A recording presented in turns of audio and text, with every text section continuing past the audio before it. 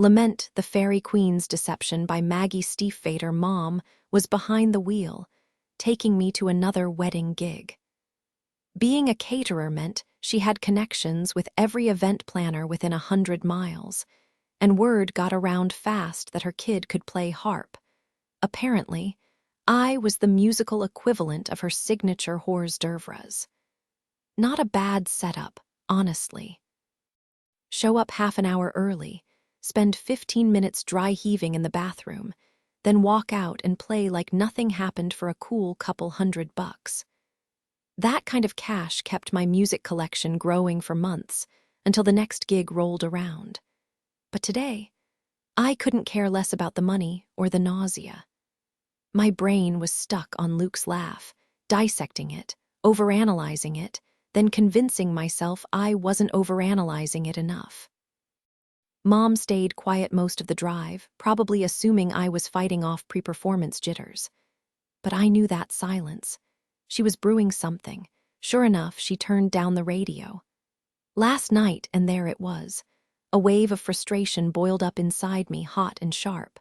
"I don't want to talk about Luke," I snapped. The words hit her like a slap. She actually touched her lips like I'd struck her. Normally, I was supposed to sit there, take the lecture, nod, and obey. Not today. Screw that. Actually, screw her. I yanked at the hem of the stupid blue dress she'd picked out, some frumpy thing that made me look like I'd raided my grandma's closet. Throw on some gaudy pearls, and I'd fit right in at a retirement home bingo night. And Luke, what was his deal?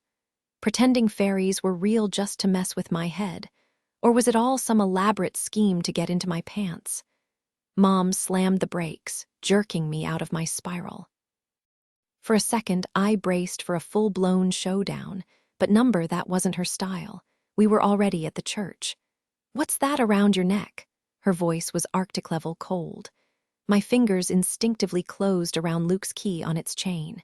"It clashes with the dress," she added. Wow, she never swore, not even mildly. I'd really gotten under her skin. Whatever. Like I even wanted to wear it now. I unclasped the chain, letting the key curl into my palm. "Put it in your harp case so you don't lose it," Mom said, popping the trunk. "And take your phone." I grabbed my phone. "You're not staying." Her tone dropped another 10 degrees. "Grandma can pick you up. I've got work. Call her when you're done." "Fine, see you later." I matched her frostiness, pulling my harp from the trunk and tossing Luke's key into the case pocket. By the time the heavy oak church door swung shut behind me, Mom's car was already peeling out of the lot. Inside, the lobby was dim, the air thick with that old church smell, wax, wood, and decades of whispered prayers. The red carpet underfoot was plush, swallowing my footsteps as I headed toward the sanctuary. The venue buzzed with activity. Clusters of guests debating floral arrangements, song selections, and schedules. And suddenly, my stomach twisted into a familiar knot of nerves. "You must be the harpist," chirped a woman with unnaturally stiff blonde hair, appearing beside me like a heavily scented surprise. Her grin was as immovable as her hairspray. "Marianne, wedding coordinator." I gave a stiff nod, afraid if I spoke, I'd ruin her perfectly shellacked updo.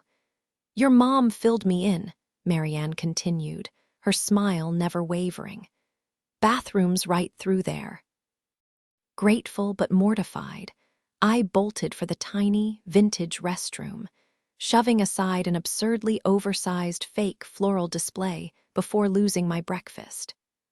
Instantly, the nausea faded, leaving only the lingering unease from Luke's bizarre rabbit conversation earlier.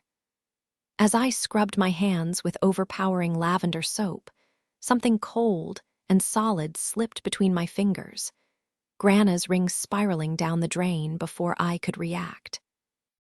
I cursed, jamming my finger into the ancient sink's gaping pipe, but it was long gone. Of course, Grana was my ride today. She'd lose it, just perfect. Back in the lobby, I mechanically agreed to Marianne's performance schedule, nailed the gig, and pocketed my $175 check. Small talk with strangers, hard pass. I ducked outside, dialing Grana. "You're done already," she answered. "Apparently, I'm more efficient than your physician," I muttered. A loud clunk echoed through the phone. "What are you even doing?" "Arguing with a dresser that refuses to be painted," she grunted. Another thud. "Give me 30 minutes. The church sidewalk radiated heat, but the nearby birch grove offered shade. Better than air conditioning and forced conversation. Leaning my harp case against a trunk, I wandered deeper. The trees stood in perfect rows, their leaves so thick the branches blurred together. The grass beneath was impossibly green, like stepping into a painting. For a moment, the absurdity of the day, the puking, the ring, the rabbit drama faded. Then my phone buzzed. Grana was early. Of course I couldn't sit. My grandmother's old lady dress would have been ruined by grass stains. So I leaned against a birch tree, studying the way its bark curled away, revealing smooth, pale wood underneath. Pretty, but the air smelled off. I wrinkled my nose. Something sweet and cloying, like overripe fruit left in the sun. Not the trees, though.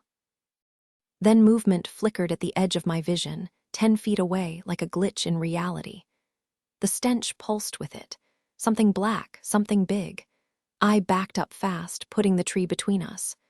I wasn't naive enough to dismiss it as my mind playing tricks. Not after everything. Another blink. Closer now, 5 feet away. The afterimage burned into my retinas, a massive, shadowy creature, low to the ground but coiled like a spring. Ready to, the impact came from behind, slamming me into the dirt. My shoulder hit first, but pain didn't register. Just the weight crushing my ribs, stealing my breath, and that smell like decay, like I was already rotting. A distorted feline face lunged for my throat, jaws too long, too wrong. I barely got my arm up in time. Teeth sank deep, effortless. The thing shook me like a rag doll, tossing me aside. I gasped, but no one would hear. The woods might as well have been another world. My arm burned where its teeth held. I jabbed my free hand into its eye. A snarl. A release. Then blink, it was behind me, claws raking my back. Blink beside me, toying with me like prey. Blink back on my arm, agony flaring where its jaws clamped down. I scratched, punched, kicked. Useless. Its muscles were like stone. This wasn't a fight, it was a game, and I was losing, all because I'd been stupid enough to flush Grana's ring. I was going to die for that. The cat suddenly twisted, dragging me with it. Then another figure. A hand gripped my arm, another seizing the beast's skull. "Don't," I choked out. "It's not." "I know," Luke snapped. Oh hell, what was he doing here? The cat wrenched one way, Luke the other. Claws flashed. Blood. With a final snarl, the creature dropped me and lunged at Luke, bigger, heavier, standing taller than him on its hind legs. This was going to be ugly. But before I could even stand, Luke had the thing by the throat. As it swung a paw at his face, he pulled a knife from nowhere and drove it up through the beast's jaw. Just like that, his face was eerily calm, the same detached expression he'd worn when talking to a leaner, completely unshaken. The movement was smooth, almost second nature. The cat dropped lifeless at his feet, its body somehow more massive in death. My eyes locked onto the unnatural tilt of its neck, the dagger buried deep beneath its skull. Luke yanked the blade free, wiped it clean on the grass, and slid it back into the sheath strapped to his calf. I couldn't move, still haunted by the cold precision in his eyes when he struck. He studied me, cautious, like you detest a skittish animal, waiting to see if it would bolt or let you near. Then his earlier question echoed in my head. "Do I scare you?" My throat tightened, but I managed to force out the words. "I lost Grana's ring. It went down the drain." That was all he needed. In an instant, he was beside me, gripping my shaking arm, using his shirt to dab at the blood. His fingers traced the bruises blooming on my shoulder, the scratches along my neck, before he pulled me into a crushing hug. His breath was uneven against my skin, his hold so tight it ached. Then, just as suddenly, he let go. "Where's the key? The ring?" I swallowed hard, my pulse racing, though probably not for the reasons he thought. I told you the ring's gone, washed away. And the key, I glanced down. Mom made me take it off.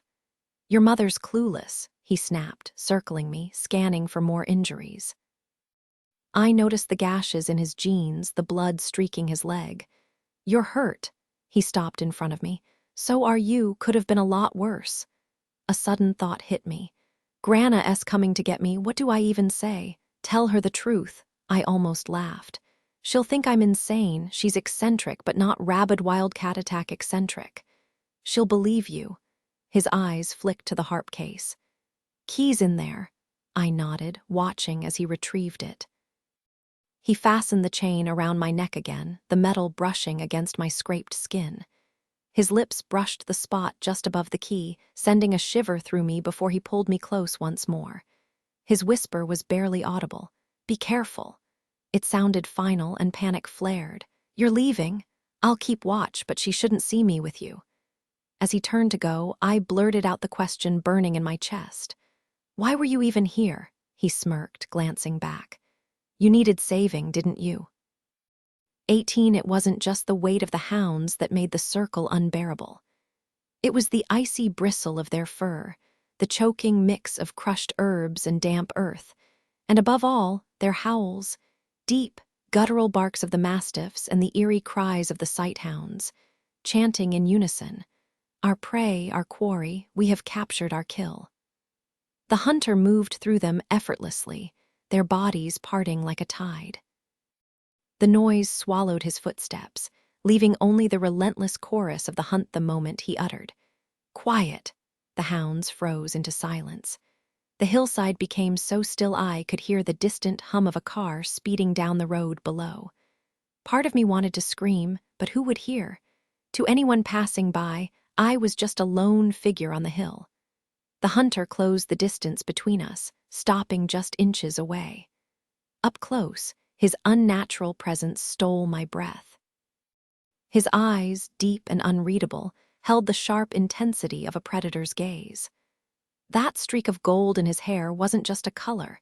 It was actual gold, each strand rigid and gleaming against the dark brown.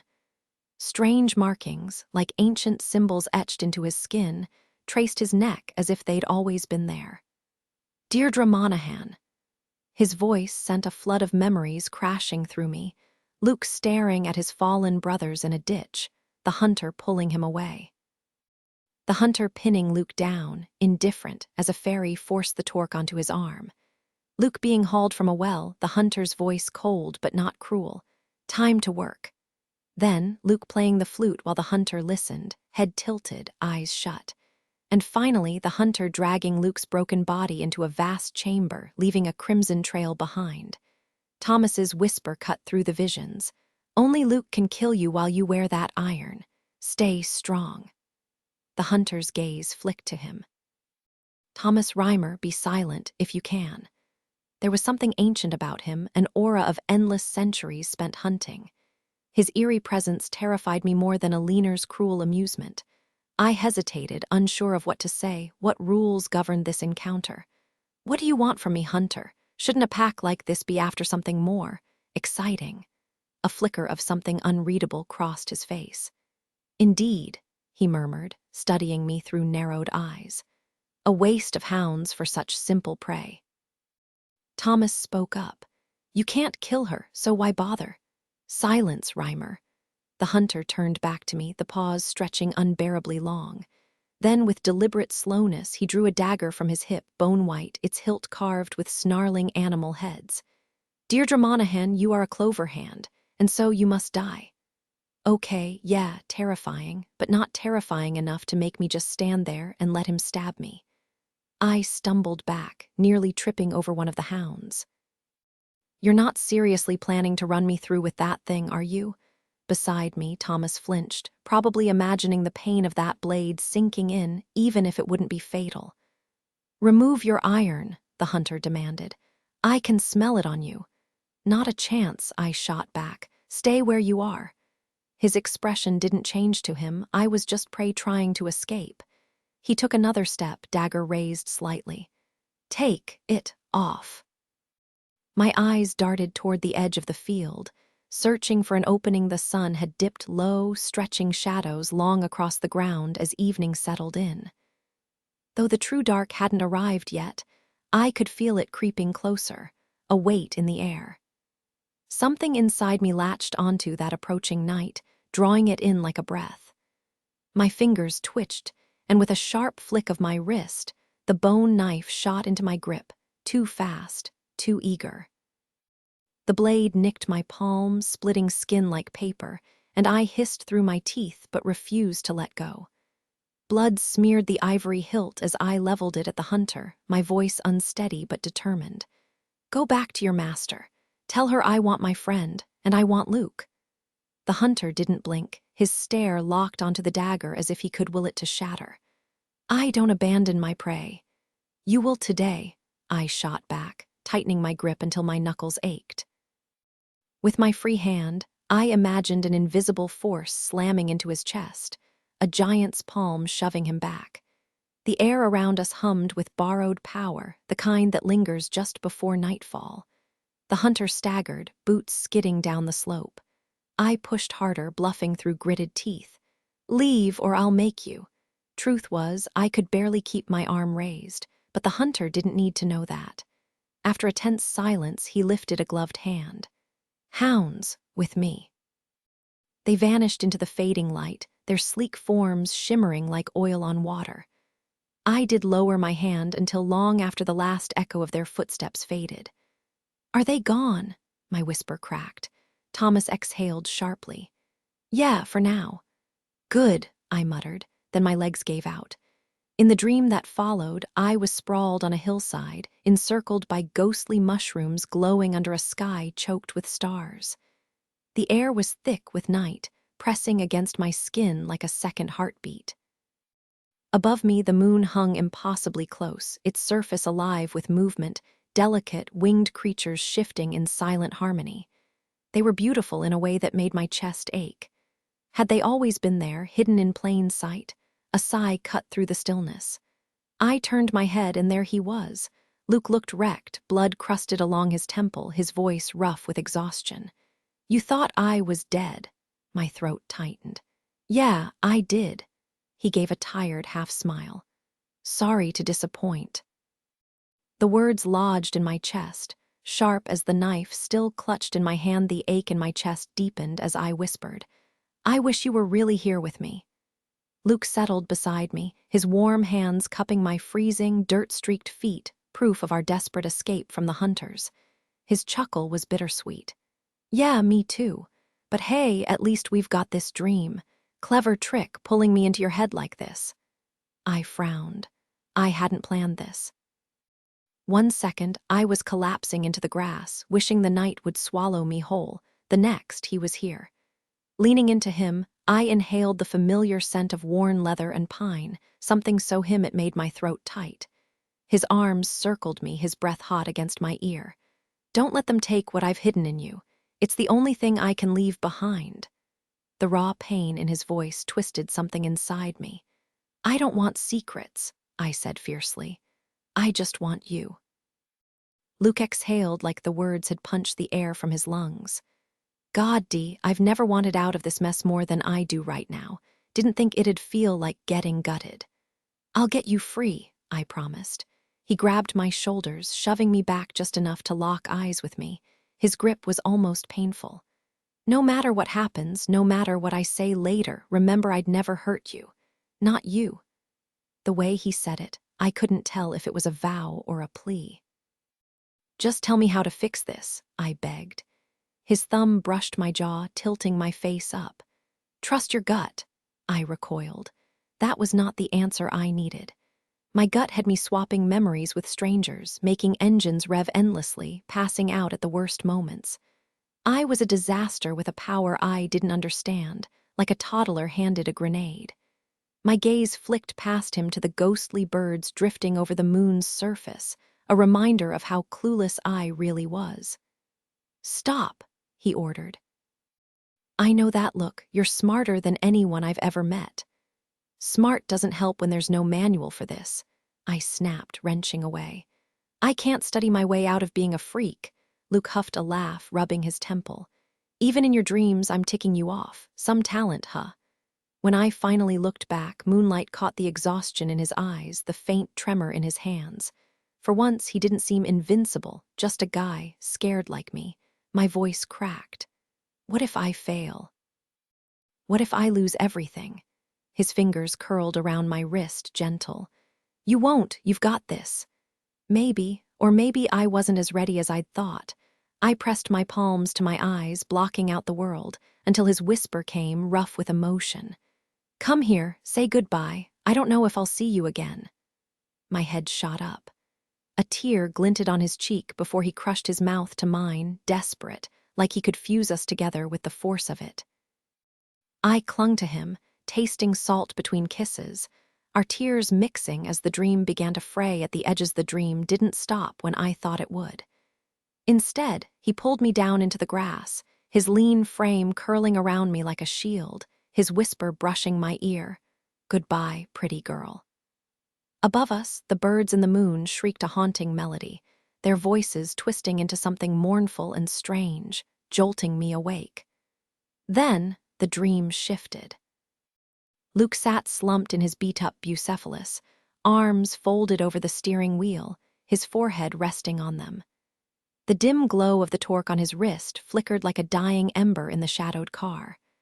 I wasn't there, but I could see him, like some ghostly spectator perched on the gearshift. His lips barely moved as he murmured, "I am Luke." The silence that followed stretched into eternity. Outside, mist curled against the windows, leaving smudged trails like ghostly fingertips. Then softer, "It's been 1,348 years, 2 months, and 1 week. Please don't forget me." The mist carried a slow, hypnotic hum, seductive as the pull of sleep when you're too exhausted to fight it. Luke reached for the radio, twisting the dial.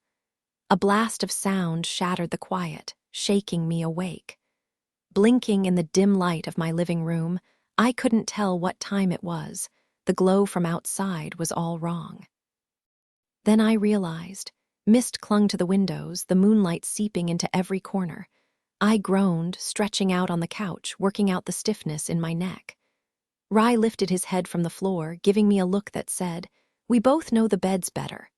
"But there's weird stuff up there," I whispered. The clock read 2 a.m. Sleep felt impossible. Before I could wonder what had yanked me from the dream, a soft tap echoed against the glass. Rye shot up, hackles raised. I flinched more from his reaction than the noise. A face pressed against the window, fogging the pain. Even before Rye's growl deepened, I recognized him. Luke. He squished his nose against the glass, making a ridiculous expression. I held up a finger, 1 sec, and bolted to the kitchen, hastily pulling on jeans and a long-sleeve shirt, suddenly self-conscious about my ratty pajama top and wild bedhead. Rye trailed me to the door, still grumbling. That's when Grana's warning slithered back into my mind. That nagging little voice, the one that always sided with Mom and Grana and Delia, whispered Faerie. "Playing with you. Immune to iron, stay away." But it didn't matter. The second I saw Luke at the window, I knew I'd go to him. No logic, no fear, nothing could stop me. My pulse already raced just knowing he was out there. Pathetic. Absolutely. But knowing it didn't change a thing. The back door creaked open, revealing a world transformed by moonlight. A thick mist clung to the air, softening everything into shades of silver and blue. Luke waited just beyond the steps, his dark sleeves hiding the torque beneath, hands shoved deep in his pockets. The glow of the night made him look almost unreal, like something out of a half-remembered dream.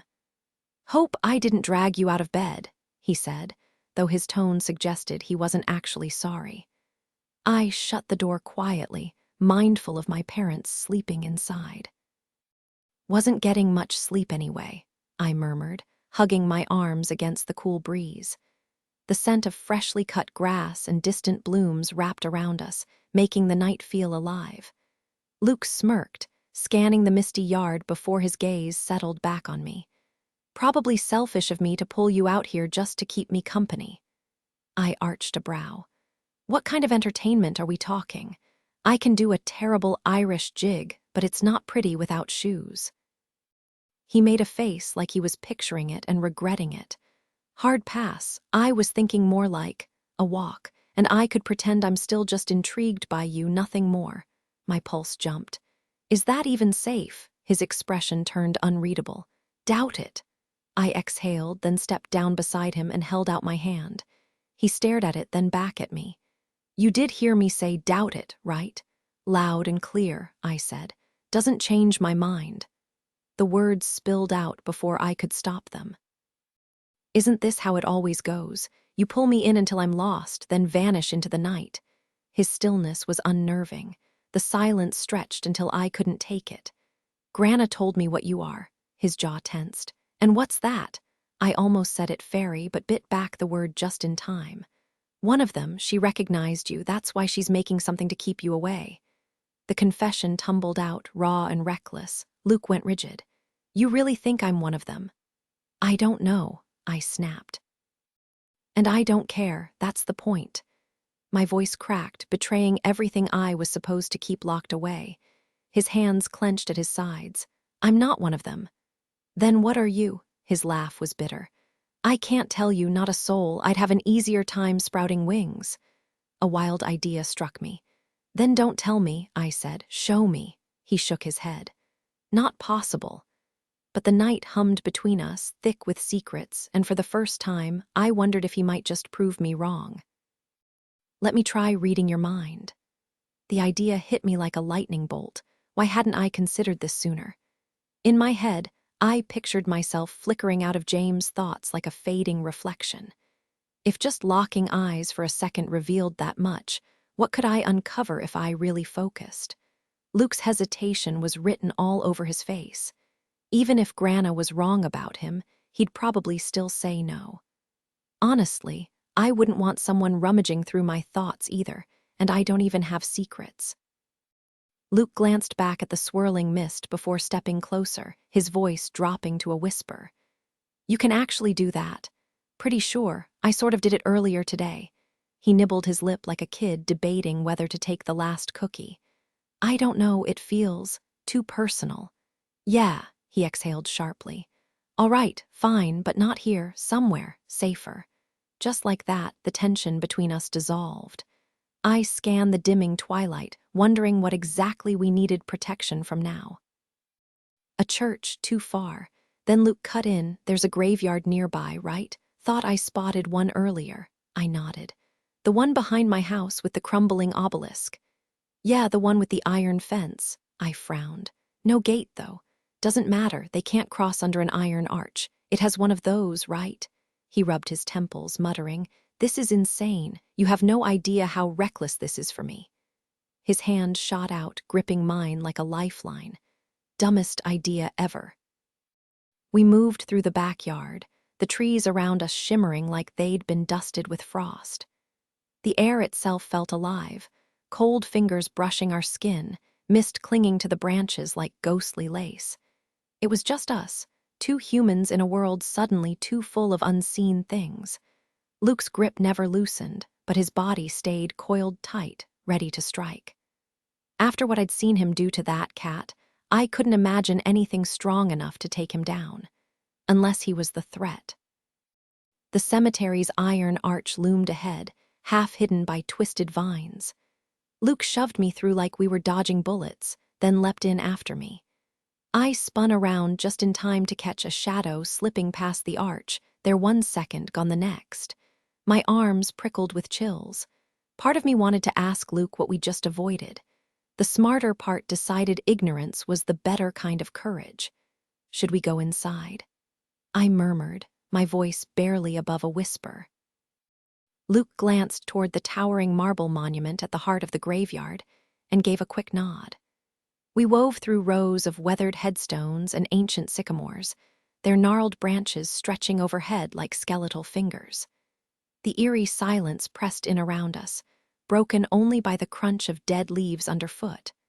Oddly enough, the cemetery felt safer than the open streets, like the dead themselves were shielding us. The monument loomed ahead, its pale marble gleaming faintly in the mist.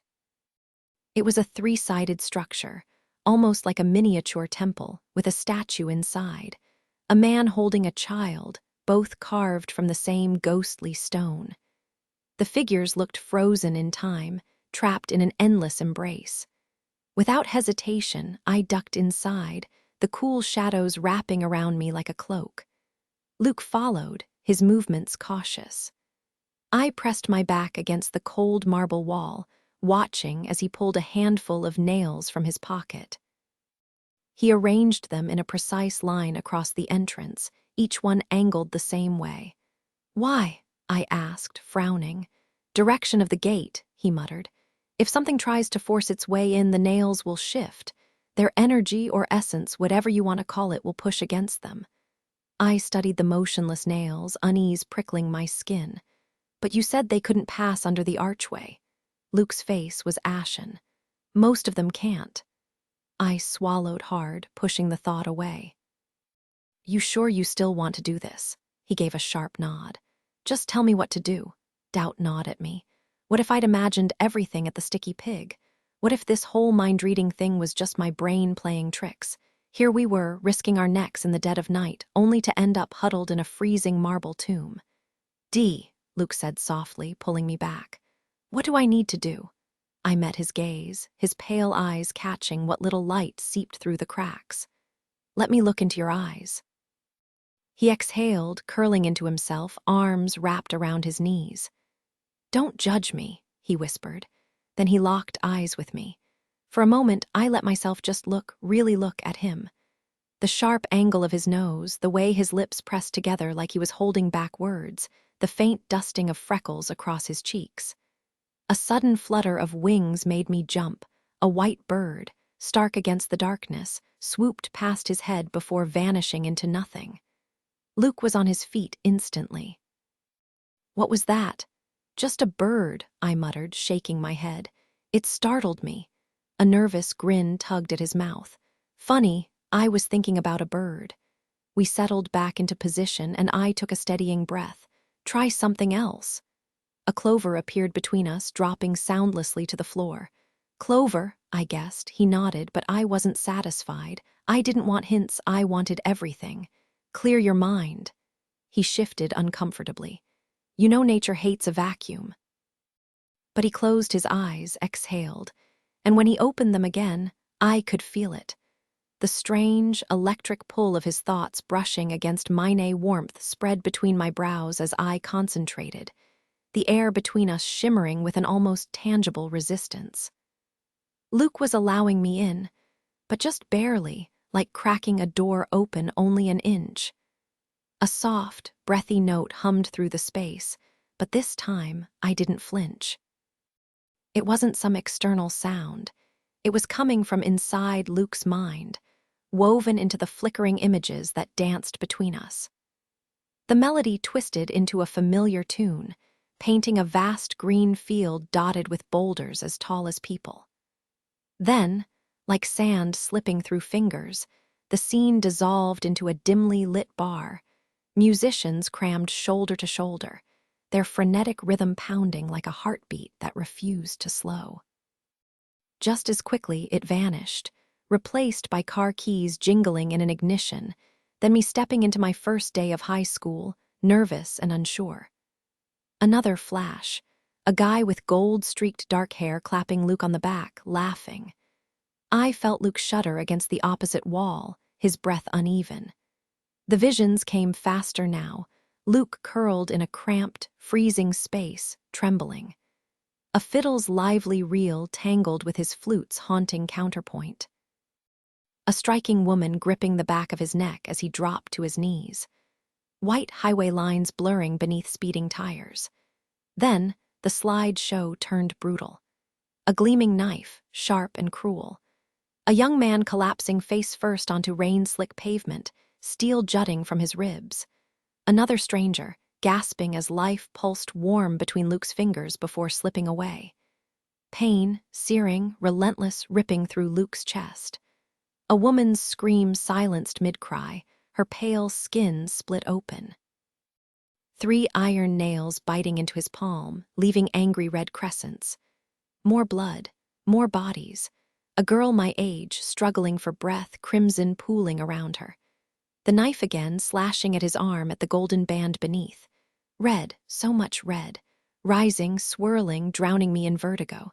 My knees hit the cold marble, my breath shallow and far apart. The cuts on my arm burned. Enough! Luke's voice was barely a whisper. Across the room, he slumped against the wall, his face ghostly pale. A single tear, dark red, trailed down his cheek, staining his skin. I hadn't just read his mind, I'd lived his nightmares. 15 minutes later, I wanted nothing to do with the party.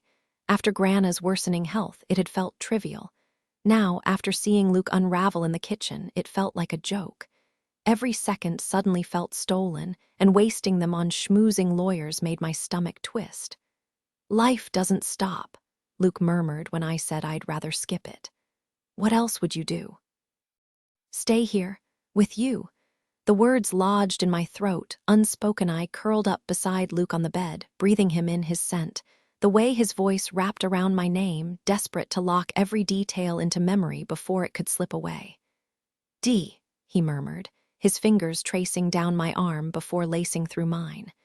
"You have to keep acting normal. If you don't, they'll step in to finish what I couldn't." We loaded my harp into the car and headed toward the Warshaw's place. Just like Luke had said, the storm had vanished, leaving behind nothing but crisp air and a sky so clear it felt like glass. Lost in his own head, Luke drove in silence while I hunched in the passenger seat, thumbs flying over my phone as I poured everything out to James in a text. We'd always done this, sent walls of words when things were too heavy to say out loud. I remembered one late-night message from him, debating whether guardian angels were real, another questioning if introversion was some kind of disorder. And me? I'd once spent an hour typing out a theory about music bending time. This message was shorter, but just as raw. "James, I should have told you sooner, but I was scared. I've been with Luke a lot, and I think I'm falling for him. Yeah, it's insane, but I can't stop it. There's something else. He's tangled up in this fairy mess, and I saw his memories. He's killed people, but I think he had no choice. He was supposed to kill me too, but he won't, and now I'm terrified they'll hurt him instead. Maybe I'm the one who's supposed to save him. Please don't hate me, I need you." I exhaled hard and erased it all, flipping my phone shut. Turning to Luke, I nudged his shoulder. "What's going on in that head of yours?" He smirked, shaking off whatever dark thoughts had gripped him. "Just wondering if my life story gets the tragic ending or the epic fantasy treatment." I snorted. "And if they'll cast some heartthrob to play you. More like whether it ends with a kiss or a dramatic slow-mo shot of empty fields," he said, fingers brushing my hand before returning to the wheel.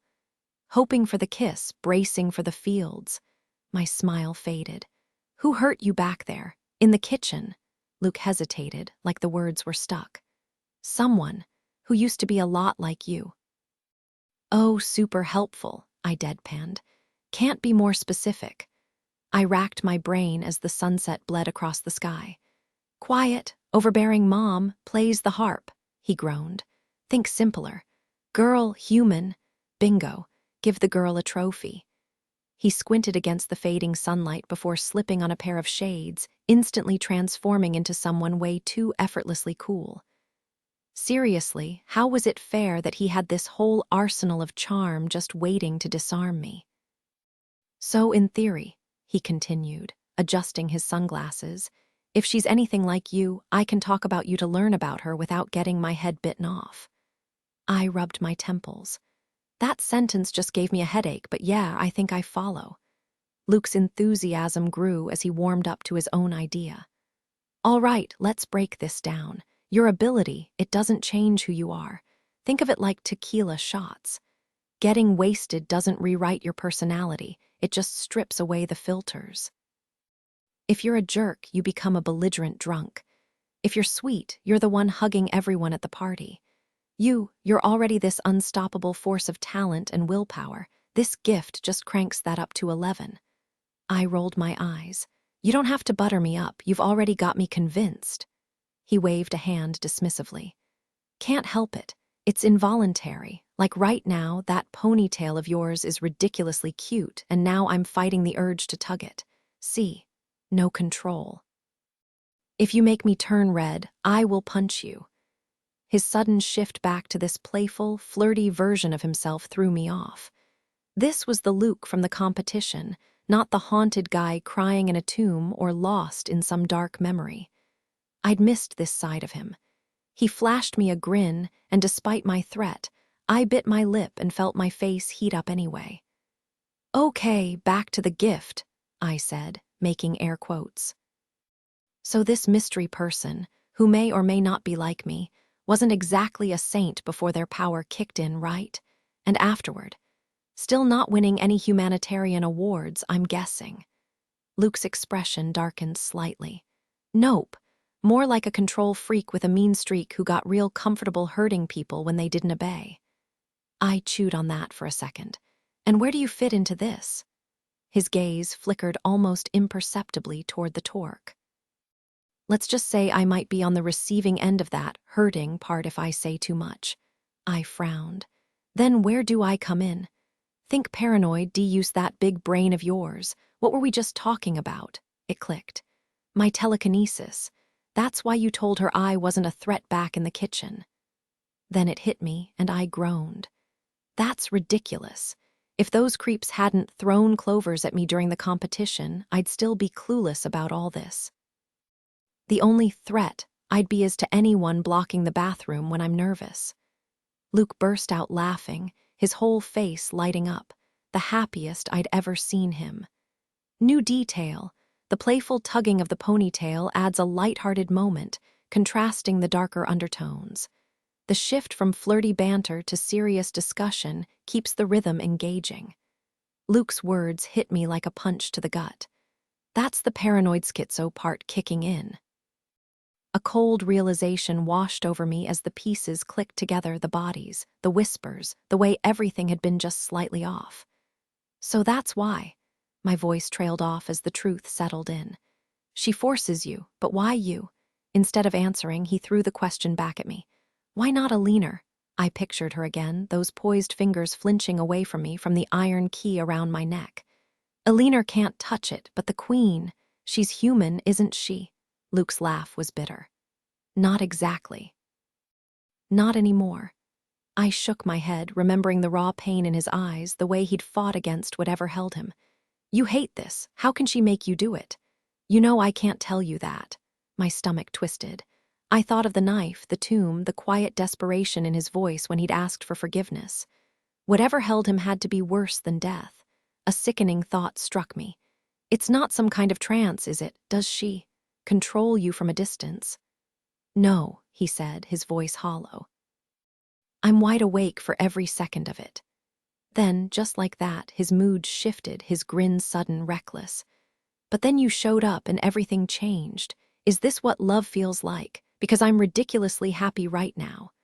Before I could respond, he slammed on the brakes. This the place? I glanced up. Yeah.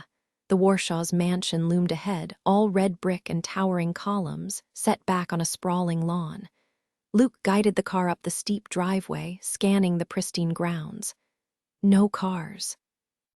You sure we're not early? I checked the dashboard clock. It's 7:30. Mrs. Warshaw said to come before 8 and set up in the rotunda. I've been here before her daughter's wedding. Mom knows them. Your mom has friends. Don't be a jerk. He smirked and parked near the house, grabbing my harp while I slung his backpack over my shoulder. His fingers laced through mine as we walked around back, past manicured hedges and a frankly ridiculous fountain, some cherub peeing into a pond. Note to self, if I ever strike it rich, no tacky lawn decor. The yard was empty except for stacks of tables and chairs. The rotunda stood ahead, its white dome glowing in the fading light. Luke unfolded a chair for me, then perched on the edge, watching as I tuned my harp. After a long silence, he dropped the bomb. I know about your brother. My hands froze on the strings. My brother. Luke rummaged through his worn-out backpack and pulled out his flute case. From one of your memories. How old were you when your mom lost him? I could have pretended not to remember, but the truth was, I recalled every detail, the exact date, the overcast sky, even the soggy cereal I'd eaten that morning. It made me wonder what other pieces of my past Luke had unearthed. 10. His fingers moved quickly, assembling the flute while his gaze darted around the yard, always alert. Does it bother you to talk about it?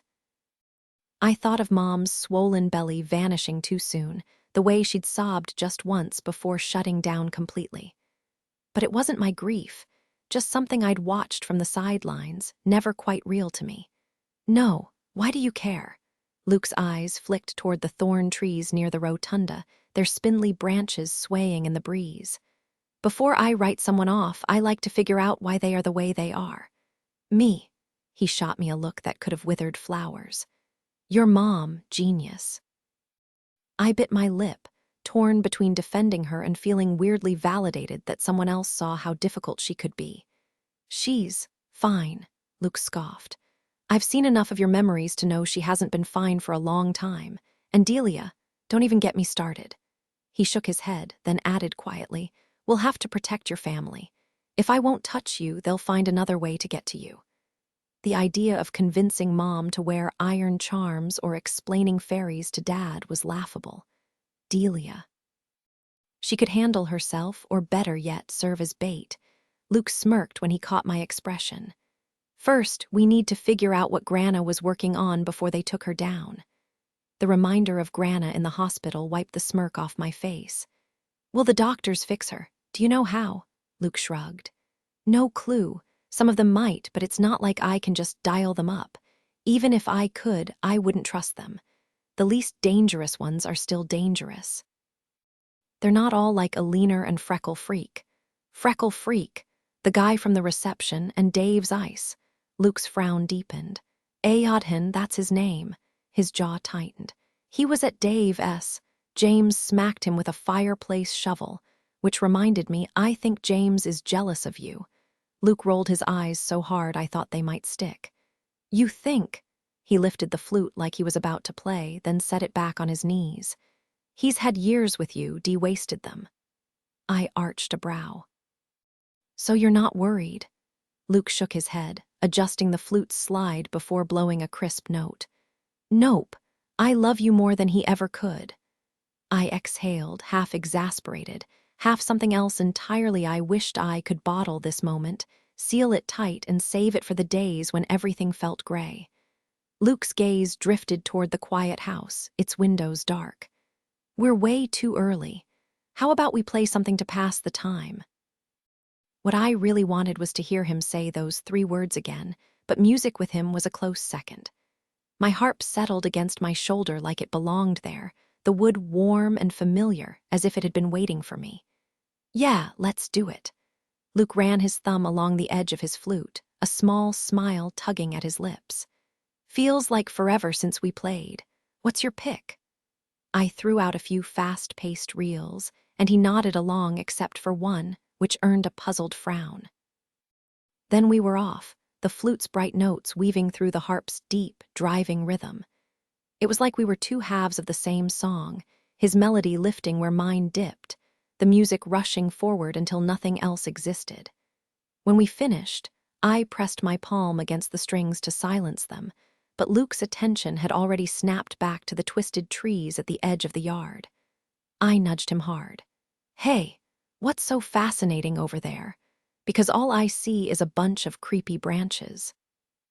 He shook his head, but his voice dropped low. If you really looked, you'd see them too, but right now, there's nothing. Right now, that didn't sound reassuring. His hand swept toward the steep slope of the yard, the gnarled trees, the storm-charged air. This place, this weather, it's practically an invitation for the Dina Shi. The name sent a shiver down my spine like something half-remembered. Who? The forever young. Fairies who live for music, Danu's followers. He hesitated, searching for the right words. Our music, and if anything would draw them out, it'd be what we just played. My fingers brushed the key around my neck. Should we be running? Probably not. They hate her as much as we do. She's made sure they're barely strong enough to cross over. but the way he kept watching the trees told me he wasn't entirely convinced. I raised an eyebrow and he added, "Then again, no fairy's ever safe. Some would slit your throat just to keep your voice in a jar." I studied the thorns, unease prickling under my skin. "I won't let anything happen to you," Luke murmured. For a second, I almost believed him, until I remembered him bleeding out on the floor, killed by something we never even saw. Still, I adjusted my harp and met his eyes. "I know. Want to keep playing something?" I asked, my fingers still hovering over the harp strings. Luke grinned, his flute catching the fading light. "You make me want to play until my hands cramp, sleep for 5 minutes, then dive right back in. So yeah, absolutely." I shifted the harp against my shoulder and started a slow, haunting reel, the kind that curls around your ribs like smoke. Luke caught the melody instantly, his flute rising to meet it.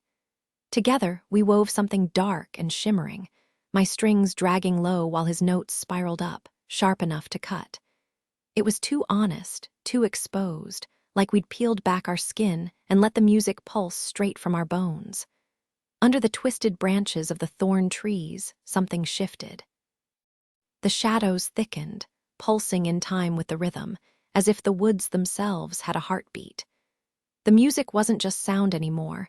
It was a living thing, stretching into the dark like threads of spider silk, pulling something forward.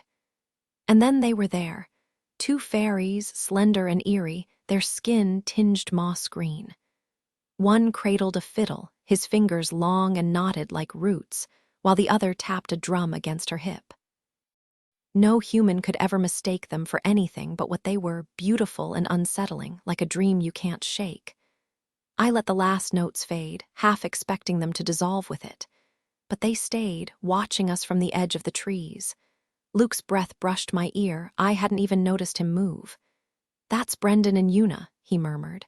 "Brendan and Una," I echoed. "Fairies don't give out their real names," he whispered. "Think it makes them vulnerable. And stand up, it's disrespectful not to."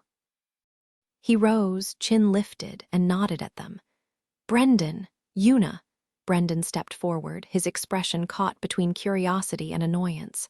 "Luke Dillon knew that miserable sound was yours." He started to approach but recoiled, shielding his face. "Still carrying that thing around, I see." I thought he meant Luke's hidden knife, but his glare was fixed on the key hanging from my neck. Luke's jaw tightened. "More than ever." Brendan lifted his fiddle, its surface etched with swirling vines and blossoms. "Was going to ask for a tune, but you know I can't stand that cursed metal. Take it off just for a little while." Luke shook his head, his eyes flicking to me. The way he looked at me like he'd fight the whole forest to keep me safe sent a rush through my chest. "Not happening this time, sorry." From the shadows, Una let out a laugh, or maybe it was a scoff. Her braids coiled like snakes atop her head. "Figures," she said, drumming her fingers against the stretched hide. "Humans and their trinkets." Brendan's gaze lingered on me, his expression unreadable as he studied my harp. "So you're the one whose music drifted through the trees, almost as skilled as one of our own." Luke's sharp glance told me just how rare that praise was. I stood, scrambling to recall anything from old stories about dealing with the Fae, something about politeness, avoiding their food, and leaving out clothes for brownies, though none of it seemed useful now. Flattery had always worked with my mom's clients, so I tried that. "I doubt I could ever match your kind, but thank you." A flicker of amusement crossed Brendan's face, and I exhaled, relieved I hadn't offended him. "You'd have a far better life making music among us than in your world," he mused. "Surely you've noticed Luke and his songs aren't like the rest of your people." Una appeared beside me, startlingly close. "He had the finest teachers," she said with a sly grin. I turned just as Luke moved behind me, his arms tightening protectively around my waist. His tone stayed light, though his grip didn't. "No offense, Una," she laughed, spinning in the grass. "Oh, Brendan, look at him, he's practically shielding her." Brendan's expression darkened. "So this is Deirdre." The whispers in Tir na Nog speak of Luke Dillon's rebellion, the man who swore off love now tangled in it. Luke's voice was quiet. "They're not wrong." Brendan mirrored his solemnity. Defiance is admired among us, but it won't save you. The queen doesn't forgive easily. His eyes locked onto mine. Do you even know what price he'll pay for sparing you? She never asked me to, Luke snapped. Una drifted closer, unfazed by the iron, her emerald eyes pulling me in. Then she smirked. Do you love him? The air went still. Every logical part of me screamed to deny it, but the truth slipped out in a nod. Luke exhaled sharply. Brendan's frown deepened in the dappled light. Fascinating. Humans are impossible to comprehend, even you, Luke, and you're nearly one of us. Una twirled back to Brendan, tracing her fingers along his shoulders. Didn't you hear them play? Have humans ever made music like that? That's love, isn't it? Luke's voice softened behind me. That's exactly what it sounds like. A human affliction, Brendan muttered, though there was something almost wistful in his tone. You're both reckless. I pulled free of Luke's arms. Explain why. Can you tell me about Luke, since he can't speak for himself? I felt their surprised stares, but I didn't back down. Who controls him? What stops him from being free? You must know. Remembering Faerie's value manners, I quickly added, please. Una's ever-present smile widened as she glanced at Brendan. Oh, Brendan, do, she teased, mocking the names Luke had given them. She might actually have a shot if she knows, and that would delight me. Brendan scowled, looking like a sulking child. Nothing's delighted you in centuries. Una twirled closer, her laughter light but sharp. This will, just look at Luke standing by her side despite the Queen-S. Enough, Brendan snapped, sounding so modern it almost made me laugh. Why give it away for free? He turned to me, eyes gleaming. What's your offer if I tell the tale? I hesitated. What could a fairy possibly want? Nothing good, I was sure. Then Luke's whisper brushed my ear, a tune. Una gasped dramatically. Cheater, hush. Brendan shot her a glare, but she just grinned, reveling in his irritation. Do you ever stop talking? I swallowed hard. I'll give you a song, not just any song, one I wrote myself. Brendan pretended to think it over, but his eagerness was obvious. Fair deal, begin. I glanced at Luke, who gave a small nod. My fingers trembled slightly as I sat at the harp, but I played flawlessly, fast, intricate, breathtaking. When the last note faded, I stood, meeting Brendan's gaze. Impressive, he admitted, genuine envy in his voice. I remembered Luke's warning, some would kill for such a gift. You're also tall, Una giggled, spinning away before darting back. Neither's likely to change. Brendan ignored her, his eyes locked on Luke. Shall I tell the whole story? Without waiting, he launched in. Once, there was a brilliant young man, a king's only son who refused to slaughter his father's enemies. His soul wandered in dreams. His music made even fairies jealous. Golden-haired, handsome enough to tempt a queen. Poetic, Luke muttered. Brendan smirked. Fine, how about this?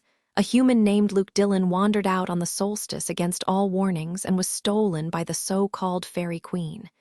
Come here, she commanded. Kiss me, Una screeched, banging her drum for effect. Love me, I wither in my own prison. Quiet, Brendan hissed. He refused her, something no one had ever dared. Driven by the cruel whims of her wandering heart, she tore his soul away and locked it in a distant prison, far from his body. The memory flashed before me, Luke collapsing to his knees, a hand gripping the back of his neck, his breath escaping in the shape of a dove. She forced the man who refused to kill to become her assassin, just to savor his torment.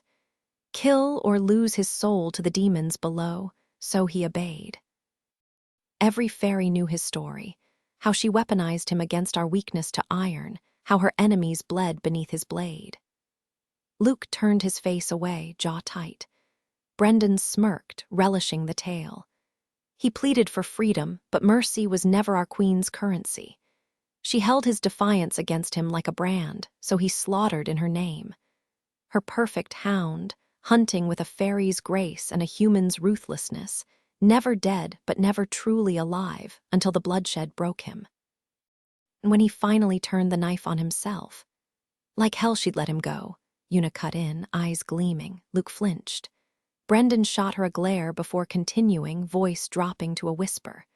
Rumors say she sacrificed her own daughter in some twisted ritual to drag him back. Whatever dark magic she used, it worked. He kept killing, his soul rotting in its cage, until the day she sent him after a girl who bore her name. A pause.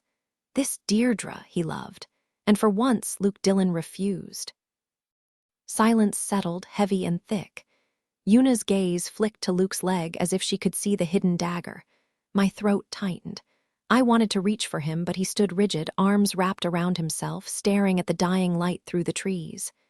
"You'd really risk hell for me," Brendan scoffed. "Risk, there's no question. The Queen doesn't forgive." Luke's reply was hollow. "I don't care."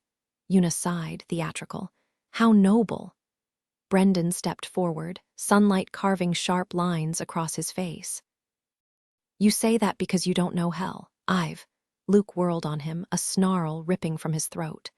"Don't. I've been in hell for 1,000 years, 1,000 years wishing I'd never existed."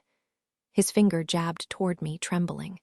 "She is the only reason any of it mattered. A few months, a few days, it's more than I ever dared to want. You think forgiveness waits for someone like me? I'm damned either way. Let me have this, let me pretend just once that something good might last." I pressed my hands to my face, tears seeping through my fingers. Outside the rotunda, Una leaned in, curious. "Can I have one?" I met her gaze, lips pressed tight. The air between us crackled, fragile as the last rays of sunlight. I swallowed hard, forcing the words out. "What's in it for me?" Una didn't hesitate. "A favor, and trust me, you're gonna need all the help you can get." I wiped my face, then stretched my arm past the edge of the rotunda. A tear rolled off my fingertip, and Una, standing way too close, caught it in her palm before flashing me that same unsettling grin and vanishing into the thorns. My gaze shifted to Luke, his expression empty, like he was already miles away. "Kiss me," I demanded. When he didn't react, my voice cracked. "Please." He moved so fast I barely had time to breathe before he pulled me against him, his face buried in my shoulder. I clung to him, both of us frozen in the silence. Finally, he lifted his head, his lips brushing mine, soft, hesitant. The metallic tang of blood lingered from where he'd bitten his lip earlier. "Deirdre," we jerked apart at the voice. Squinting into the dim light, I barely made out the figure looming over us, twice the size of Brendan or Una, Mrs. Warshaw. "Yes, what on earth are you two doing out here?" She frowned, clearly baffled. My brain scrambled to catch up, reality crashing back in. I weakly gestured toward the harp. "For the party." Mrs. Warshaw gasped, pressing a hand to her mouth. "Oh, honey, the party isn't until next week. You've been waiting here since 7:30. Oh, I straightened, scrambling for an excuse. "My mom swore it was tonight, the tables. Those were for last night's wedding. Goodness, were you just standing here all this time with Luke," I blurted. "My boyfriend. My ridiculously hot, tragically doomed, supernatural boyfriend." "Well, come inside at least. You must be starving. We just got back from DC. And heard voices out here. "Thanks, but we should go," I cut in. "My grandma's in the hospital. That's probably why my mom mixed up the dates." Cue the flood of sympathy. "She herded us through her ridiculously fancy house, seriously, who has a private chef, shoved a bag of gourmet cookies into my hands, and made us promise to update her before practically pushing us out to Luke's car." The second the door closed, the air between us thickened. Luke exhaled, long and slow. "Well." I shot him a look. I kinda liked Una. His smirk was faint but real. "Yeah, she liked you too." As we drove through the sleeping town, streetlights casting eerie halos over deserted sidewalks, it hit me. This night looked like every other summer night, but it was. Not even close. The usual post-gig ritual, sneaking fries at the Sticky Pig with my bandmates, felt like a lifetime ago. Instead, here I was, starving, next to a guy who shouldn't exist, in a world that suddenly felt too big and too small all at once. No gig meant no cash tonight, and I'd left my wallet at home like an idiot. After everything with Luke, I couldn't bring myself to ask him to spot me for food. And digging into the trunk for those fancy cookies from the private chef gig. That felt like a backhanded way of begging for a meal. So I just sat there, stomach growling, replaying Mom's weird mix-up with the party date. That wasn't like her. She never missed details. Other parents forgot stuff, but Mom, she thrived on precision. The sudden blare of music from my phone made us both jump. Unknown number, but the name flashing on the screen was unmistakable. Sarah Madison. I shot Luke a look. "It's Sarah." Swallowing hard, I answered. "Hello? Deirdre, please tell me this is Deirdre's phone." Her voice blasted through the speaker, way too loud without her usual over-the-top presence to balance it out. I held the phone slightly away. "Yeah, it's me." "It's Sarah," she said, steamrolling ahead. "Okay, be straight with me, was that some messed up prank at Dave S? Because I've been losing my mind since I got home. I need to know." No way was I lying, not when Freckle Freak might still be lurking around. "No prank, Sarah, you know I wouldn't do that." "Right, duh, it's just, how do you even process that?" He turned into a freaking, I'm never petting a rabbit again. Luke's mouth twitched, and I snorted despite myself. "Listen, Sarah, watch your back around them. I don't know what they're after. Maybe you'll never see one again, or maybe you will. Keep something iron handy, it throws them off." "Yeah, got that memo after the shovel incident. So what, they're all creepy dudes?" My stomach let out an embarrassing growl. I coughed. "Nah, some look like supermodels, like unfairly hot." "Right, so me," Sarah deadpanned. The silence stretched until I realized she was joking. I finally laughed and she exhaled. "Okay, kidding, but they're real. I'm not hallucinating and in need of a padded room." "Totally real," I said, surprising myself with how firm I sounded. "The rest, up to you." Another pause, then Sarah cracked up. Were we on such different wavelengths that our jokes took forever to land? "Okay, cool, thanks. I feel less insane now." I glanced at Luke, who was now fully smirking. The tension in the car eased, but my stomach still ached. Maybe I should have just asked for those cookies. "Hey, let me know if you spot another one, okay?" "Yeah, sure thing." The call ended, and I just stared at my phone for a second. Was the universe playing some kind of joke on me? Sarah Madison, queen of ignoring my existence, was suddenly calling me to chat about fairies like they were the latest high school drama. Honestly, the fact that she even had my number was more shocking than the whole supernatural angle.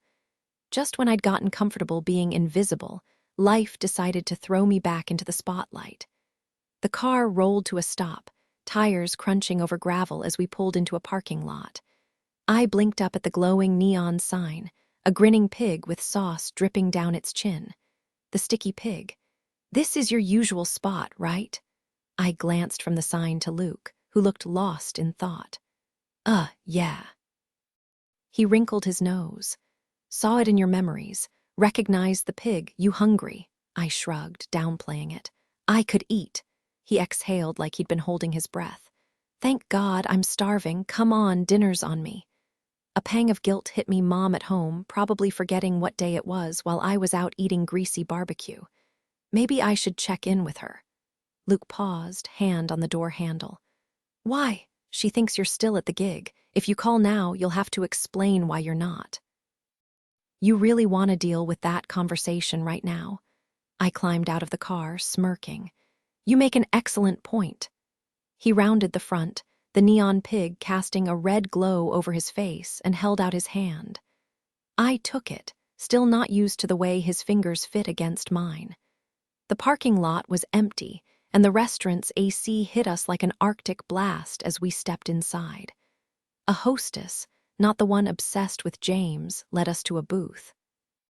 Luke slid in, and I hesitated, torn between bold and awkward. He raised an eyebrow. "What?" Decision made. I plopped down right next to him, shoving him hard against the window. "Steamroller," he wheezed, laughing as his face smushed against the glass. "Weirdo.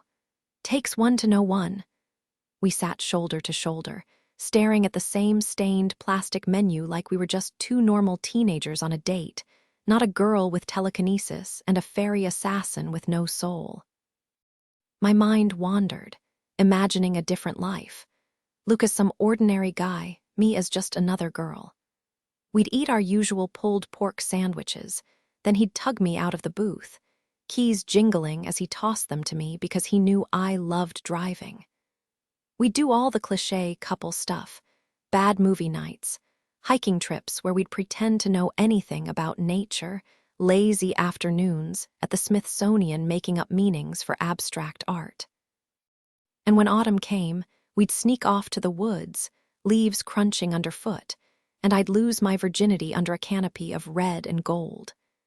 By winter, he'd be holding my freezing hands, swearing he'd never let go. But reality was a little less poetic. The menu had ketchup stains, and the booth vinyl was peeling. Still, for a second, I let myself pretend I stared blankly at the laminated menu in my hands, the words blurring together for the 10th time. Across the booth, Luke's voice was quiet but loaded with meaning. "So this is it, huh?" He didn't need to elaborate. I knew exactly what he meant. "Yeah," I murmured, glancing up at him. "Our spot." The dim glow of the diner's neon sign flickered against his face, and the night pressed in through the window behind him, making everything feel too close, too intense. That piece of me, the part that had tangled with his thoughts, hummed under my skin like a live wire. He tilted his head, studying me. "Your ability, does it get stronger at night?" Was that why my nerves felt like they were sparking? "No idea. Why?" "Her power peaks at sunset," he said, fingers brushing mine before pulling my hand toward him. "But you, right now you feel like someone cranked your voltage up to max." I stiffened at the comparison to her, the queen who still had her hooks in him. My tone turned icy. "And does she give you that same peculiar feeling when she's at full strength?" "Not even close." His grin was unrepentant. "But then again, I didn't go swapping brainwaves with her. You, on the other hand, are basically haunting me." A laugh escaped me despite myself. "Okay, fine. I do feel weird, and I haven't been sleeping much. You think that's connected?" "Could be." He shrugged just as the waitress swooped in, pad in hand. Neither of us had bothered with the menu, so I rattled off 2 pulled pork sandwiches, my usual, and she vanished toward the kitchen, clearly eager to clock out. The second she was gone, Luke's expression turned serious. "You should train more with your gift." I nearly choked on my iced tea. I thought the whole point was keeping it secret from her. He hesitated, choosing his words carefully. "That was before. If she realizes you're the reason her control over me slipped, it's over. But if you practice quietly, she won't see you coming until it's too late." "Too late for what?" "Too late for her to realize you're not someone she can push around anymore." I wasn't convinced a few psychic drills would magically solve everything. But before I could argue, Luke leaned in, his lips grazing my cheek. His breath was warm, sending a shiver down my spine. "It's what I want," he murmured. I tilted my face toward his, eyes closed, but my stomach twisted. He hadn't said a word about his own survival. If the queen dragged him under, what happened to the piece of me tangled up in him? Then his whisper tickled my ear. "Start my car." My eyes snapped open. "Tell me you did not just say that." Luke's smirk was infuriating. "You want me to lie?" I groaned. "Yeah, because handing me the keys would be way too easy."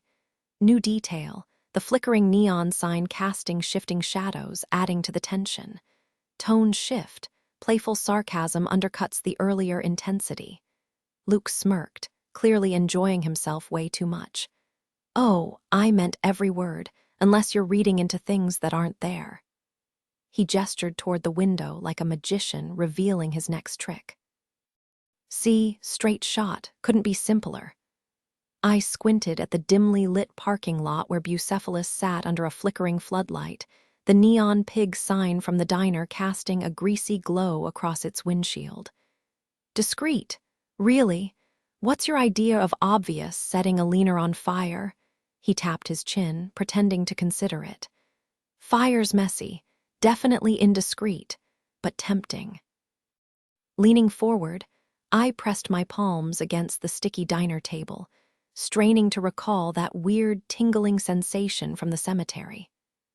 Outside, the darkness pressed against the glass, and for a second, I swear I saw the car's silhouette burned into my vision.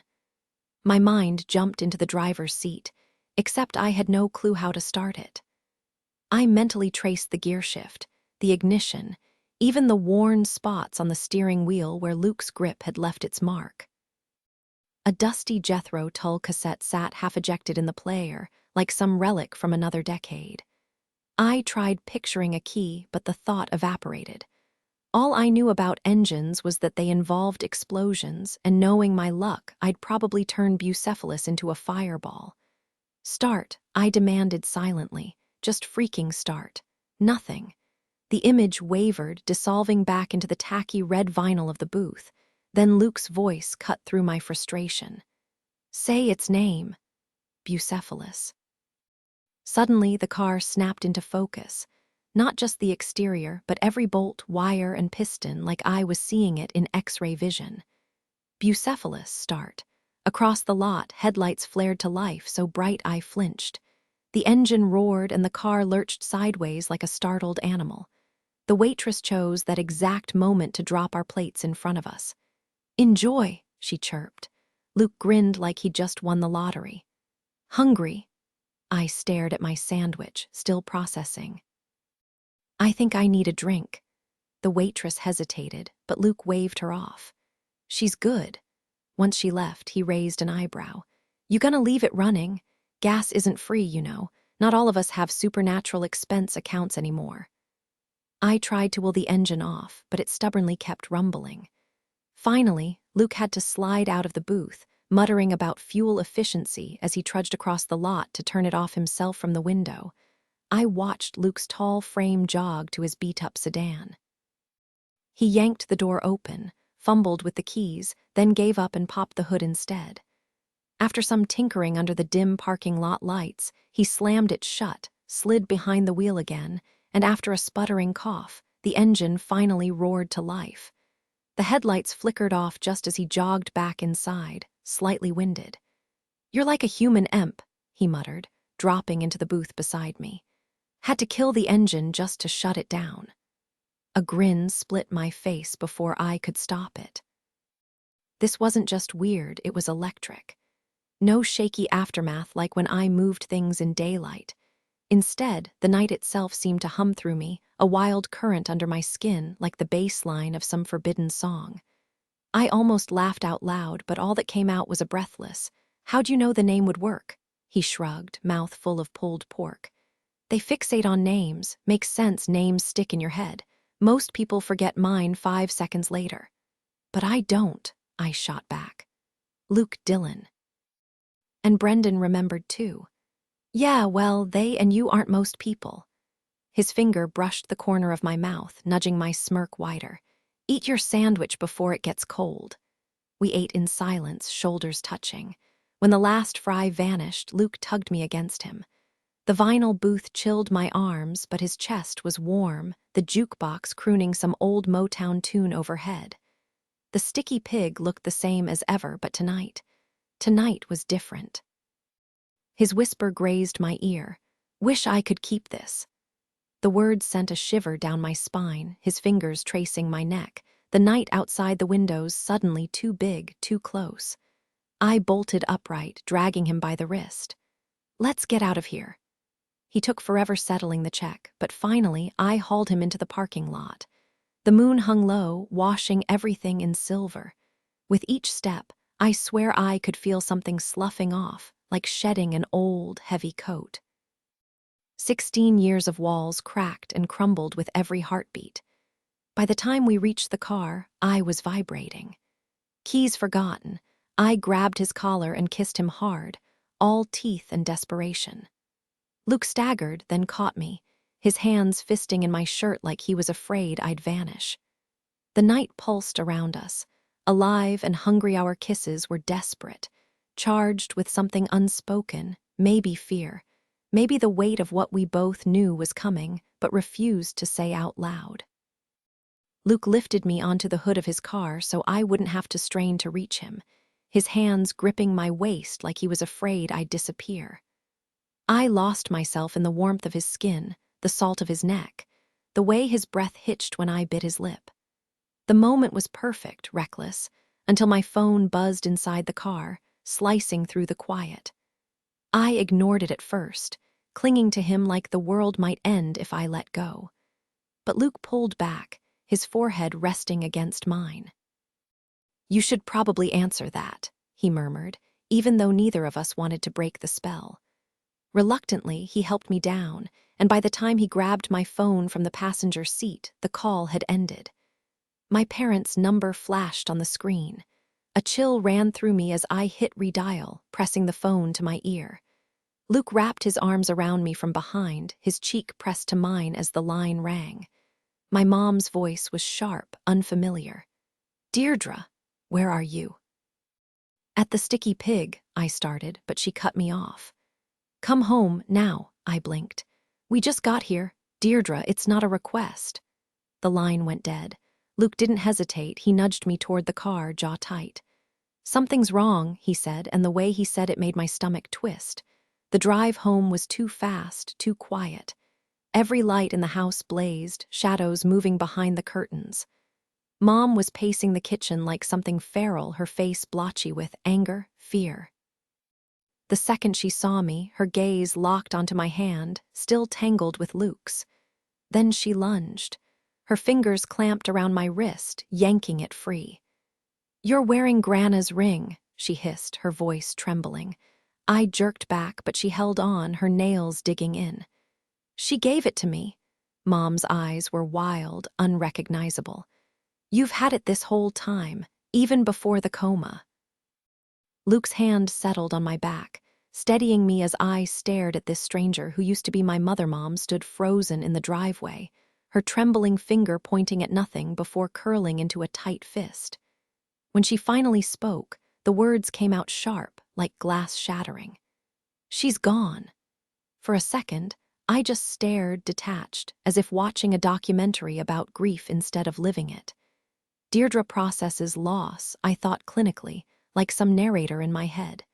She should be crying. She should be terrified for everyone else. But all I felt was numb, like Mom had just scolded me for forgetting to take out the trash. "Did you hear me?" Mom's voice cracked, her eyes wild, barely registering Luke beside me. "The hospital called. Dad's on the phone with them now." "How?" I forced the word out. "Does it even matter?" she snapped. "Terry," Dad's steady voice cut through from the living room. "Need you in here." Mom stormed off, leaving the kitchen eerily quiet. I couldn't bring myself to look at Luke. What if he saw how empty I was? My phone buzzed in my pocket, oblivious to the fact that the world had just tilted sideways. Luke grabbed my arm, turning me toward him. "The tears will hit later, Dee. Right now, I need to find what she left behind, something to keep your family safe." His grip tightened. "I'll bring it back." Panic flared where sadness should have been. "Don't leave, please." "You'd beg me to stay, but what if it was your dad next?" He tilted my chin up, reading the fear in my eyes. "Yeah, thought so." Tears burned, but not for Grandma, for him leaving. He kissed me softly, then slipped out the back door. In the other room, Mom's shouts tangled with Dad's low murmurs. Alone under the flickering kitchen light, I pulled out my phone. One delayed text from James, sent hours ago, subject line "Deep Thoughts," our code for the heavy stuff. "D, I love you." I crumpled onto the cold tile, pressing my palms into my eyes. Mom's screams echoed, but the pain still hadn't sunk in. Hands shaking, I dialed James. It rang endlessly until his voicemail chirped. "You've reached James. Congrats, you're officially 10% cooler for calling. Boost it to 20% by leaving a message. Later." I dropped the phone. The silence was worse than the screaming. Hearing his voicemail for the first time sent a chill through me. No matter how late it was or where he'd been, he'd never missed a call before. The silence left me feeling hollow, like I'd been cut loose. By Thursday, I was back at Dave's ice, tugging on the same old penguin-printed tee. Sarah, my ever-chatty coworker, kept things painfully surface level through the morning rush. But as the sky darkened and customers thinned, she pounced. I tried dodging her by pulling out my Thorn King Ash application, scribbling my name with deliberate slowness, hoping she'd take the hint. No such luck. "Spill it," she demanded, suddenly way too close. My grip on the pen tightened. Since when did anyone care about my life? Part of me wanted to frame this moment Sarah, actually curious. "About the application." I played dumb. She rolled her eyes. "Please, the guy you brought in the other day, are you dating?" "Yep," I lied instantly before my brain could catch up. The last thing I needed was her thinking he was up for grabs. I'd already thrown a punch at Luke last night, no need for a repeat. Smirking, I filled in my address. "No offense," she blurted, "but I never pegged you as someone who could land a guy like that." I turned, arms crossed. Funny how condescension sounds when you're on the receiving end. She backpedaled fast. "Not that you're like unattractive, you're just plain. Plain, I was anything but. Guess he didn't think so," I shot back. Sarah drummed her glittery nails on the counter, inspecting them like they held answers.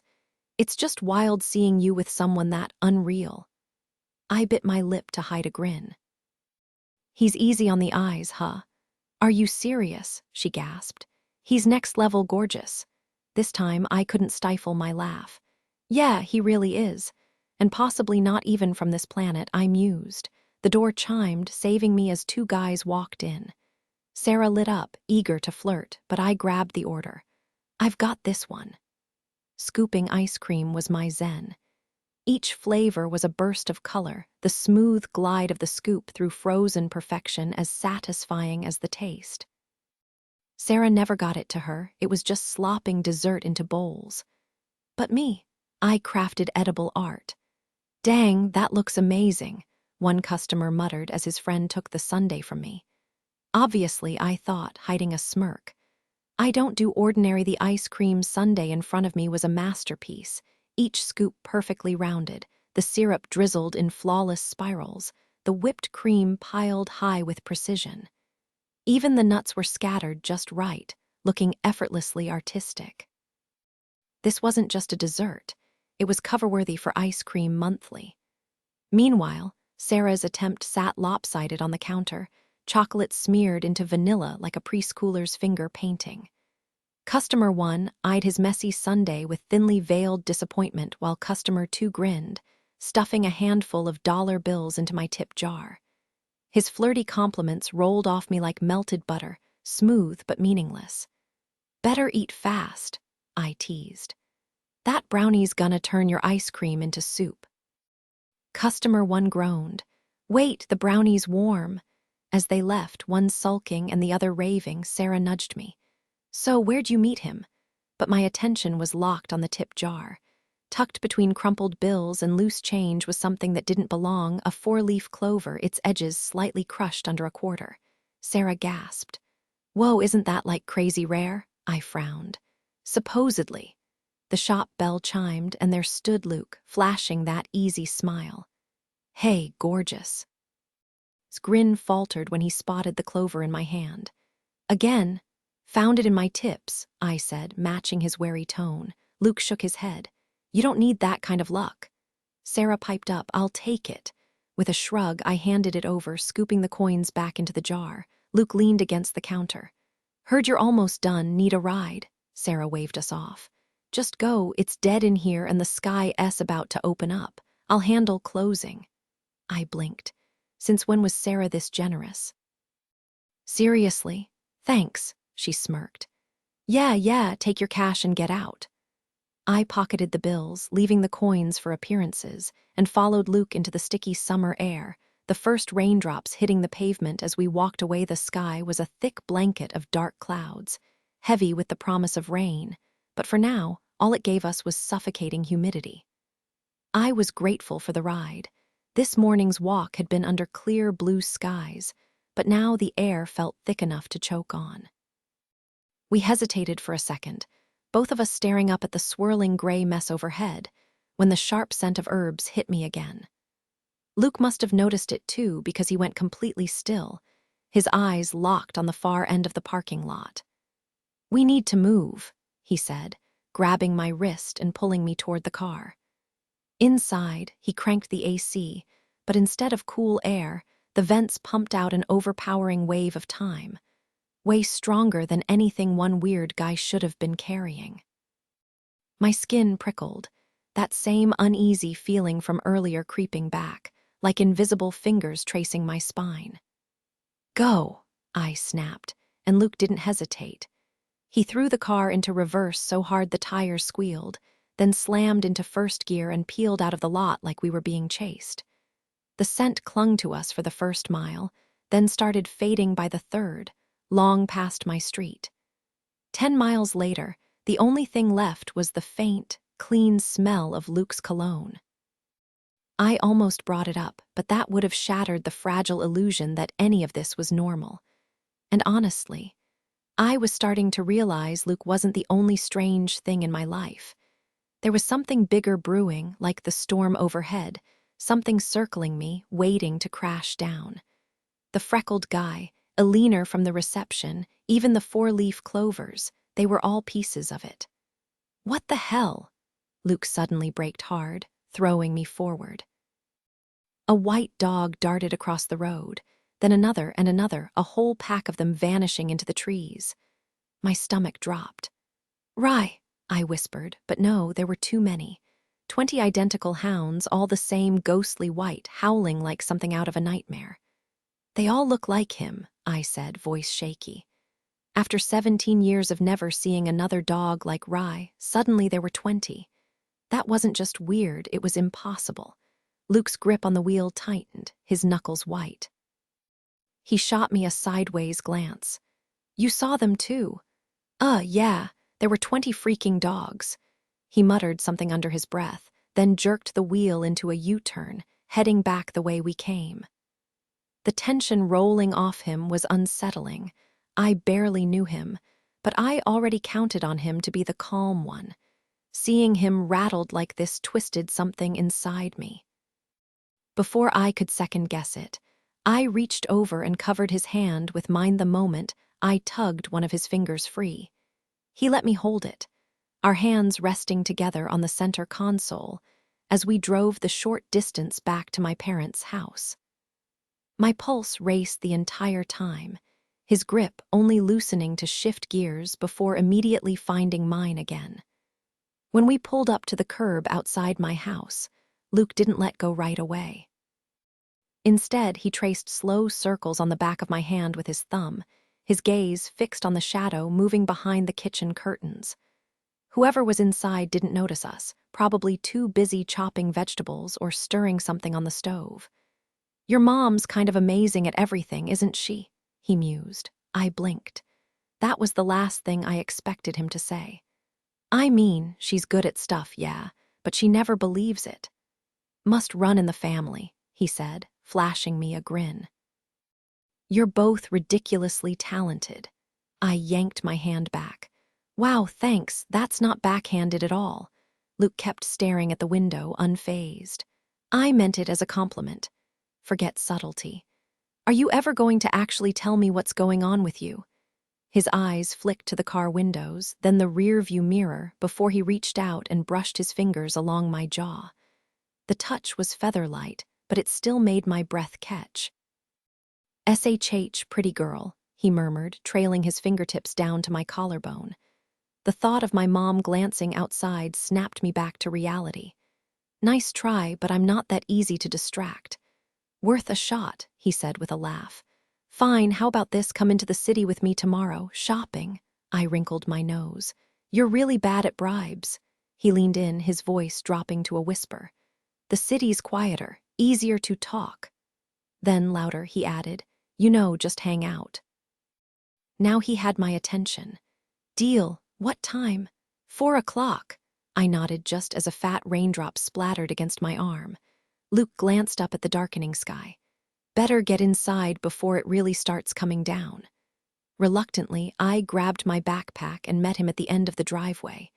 Thunder rumbled in the distance, and another raindrop hit a leaf on the lawn, bending it under the weight.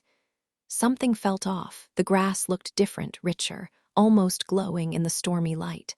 Then it hit me. "Luke," my voice was flat. He turned, following my gaze to the lawn now completely covered in four-leaf clovers. We stood there, silent, as the rain picked up, drops sliding down our necks. Finally, Luke tilted his head and called out to the empty air, "You're not fooling anyone." The grip on my hand tightened as he pulled me toward the house. "Use your head until morning," he muttered, glancing at the darkening sky. "This storm isn't just weather." With that, Luke turned and jogged down the driveway, stopping beside his car. I pretended to head inside but doubled back, crouching behind the azaleas. His voice carried faintly, laced with something unfamiliar, frustration. Fear. "She spotted the hounds. She's figuring things out faster than you expected. Stop wasting time with these childish games. She's past that." A pause, no response, just the steady patter of rain and distant thunder. Then Luke snapped, "I don't need a babysitter." "You think this is my first time?" My nails dug into my palms. His next words were sharp. "I'm not convinced she's even worth your attention." Another beat of silence. "Fine, I'll handle it, just back off." The car door slammed, the engine roared, and I hurried inside, shivering despite the summer heat. That night the dream came, vivid, unsettling. Luke stood alone on the high school soccer field under a stormy sky, rain lashing down. He tore off his shirt like a madman, arms outstretched as if waiting for lightning to strike. His lips moved, counting something, years, centuries, before thunder drowned him out. Then he dropped to his knees in the gravel, head thrown back like some ancient sacrifice. I jolted awake to the real storm rattling the windows. Disoriented, I fumbled for the light. The yellow glow revealed my room mostly. In the far corner, a shadow flickered. Just my imagination, I told myself. But Rye, my dog, stiffened beside me, ears pricked toward the darkness. My fingers found the key around my neck, Luke's secret. Then the shadow moved. A figure barely there watching me. My breath caught. The storm outside. Real, the dream. Maybe not over yet. My eyelids clamped shut, but the image burned behind them. I forced them open. Still there, a dark silhouette barely distinguishable from the shadows. Rye's gaze remained fixed on it, but he just let out a tired huff and flopped his head onto his paws like it was just another Tuesday. Maybe it had always been there, lurking. My fingers fumbled for my phone on the nightstand, dialing James before I could second-guess the 2 a.m. call. Each ring stretched longer as I watched that motionless shape. Voicemail loomed, then his sleep-rough voice cut in. "D." Suddenly, my panic felt ridiculous. "Yeah. You don't call at this hour for chit-chat. Spill." I blurted out Luke's one-sided conversation, then the shadow in my room. "It's like it's been here the whole time, and I just noticed." My breath hitched as I squinted at it. Was it looking at me? One blink gone. "James," it vanished. I yanked the covers up, heart hammering. Real shadows don't poof into thin air, which meant it wasn't real, or worse, it was something else entirely. "Shadows don't pull disappearing acts," James deadpanned. "Need me there? God, yes, but my parents would lose it." What I asked. Rye lifted his head, gave me a seriously look, and flopped back down. His indifference was weirdly comforting. "I'm good," I lied. "If it was dangerous, Rye'd be losing his mind." James exhaled hard. "You can't drop a horror movie cliffhanger and then bail." "Sorry, rain check for tomorrow." "Always." After hanging up, I stared at the empty corner, waiting. Nothing. Exhaustion won. Tuesday bled into Wednesday. James showed up, but his jokes and burnt coffee couldn't fill the gap. So what if I could levitate spoons or race clovers across my nightstand? Grandma had scared off the one thing I wanted back, and part of me wondered if he'd left because it was easy. Mom barged in, scowling. "Deirdre, you've skipped practice all week." I didn't move from my bed, eyes glued to the ceiling as James, techno gift, vibrated the lamp off the table. New details, expanded Rye's reaction, added the techno CD shaking the room, and Dee's internal conflict about the easy departure. Tone shifts from frantic to resigned. Mom hit the power button on the stereo, cutting off the pulsing techno beat. Since when are you into that kind of music? Since now. My voice came out sharper than I meant, but it wasn't a lie. I'd never given electronic music a chance before, but the relentless rhythm mirrored the restless thoughts spinning in my head, time slipping by, pointless and unchanging. She pushed the door open wider. Don't sulk. Go practice. Sitting around like this makes me antsy.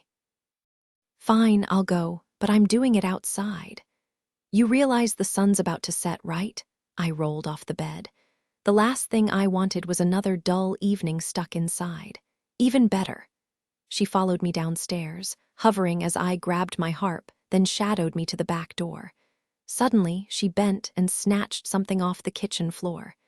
Deirdre, if you're going to hoard these, at least press them in a book. She shoved a 4-leaf clover into my palm.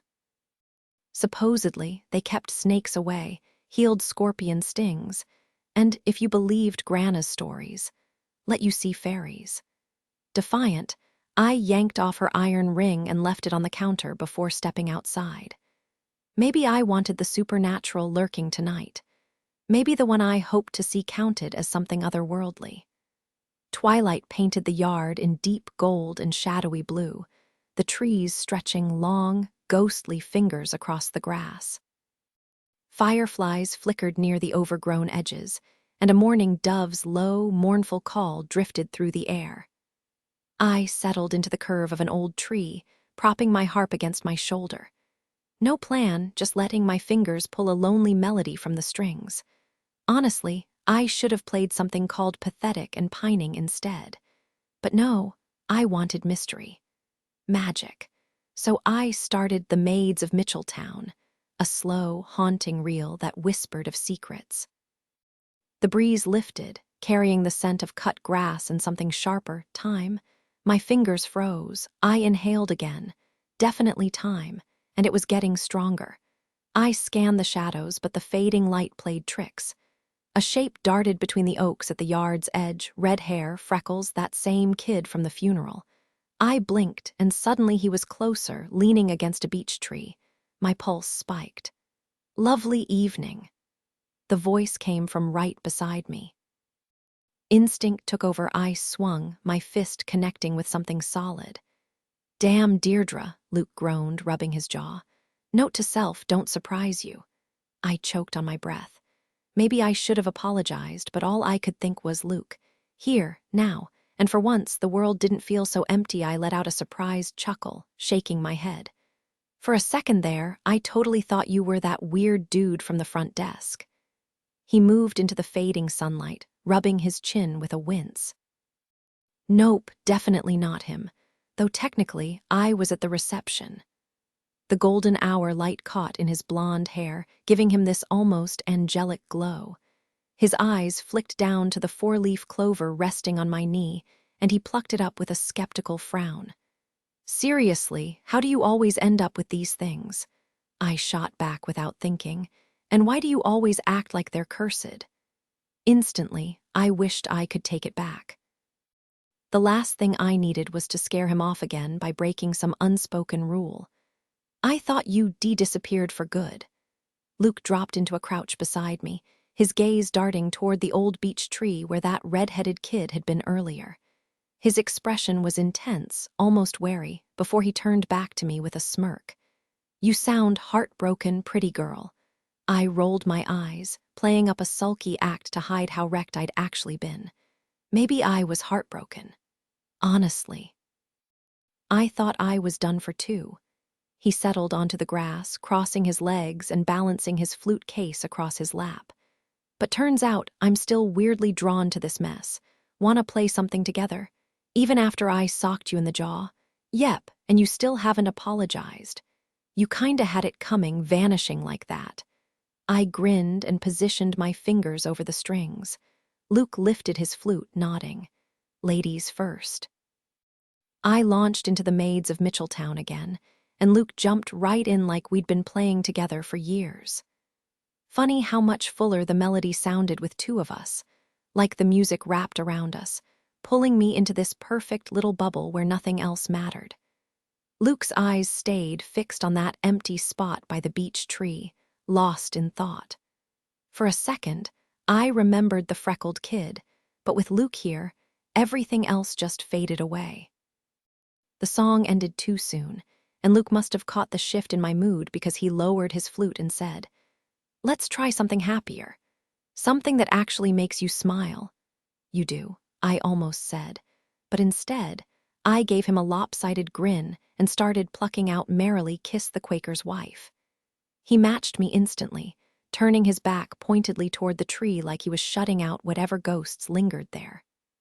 Lightning flickered inside the massive storm clouds, swallowing the last scraps of blue sky.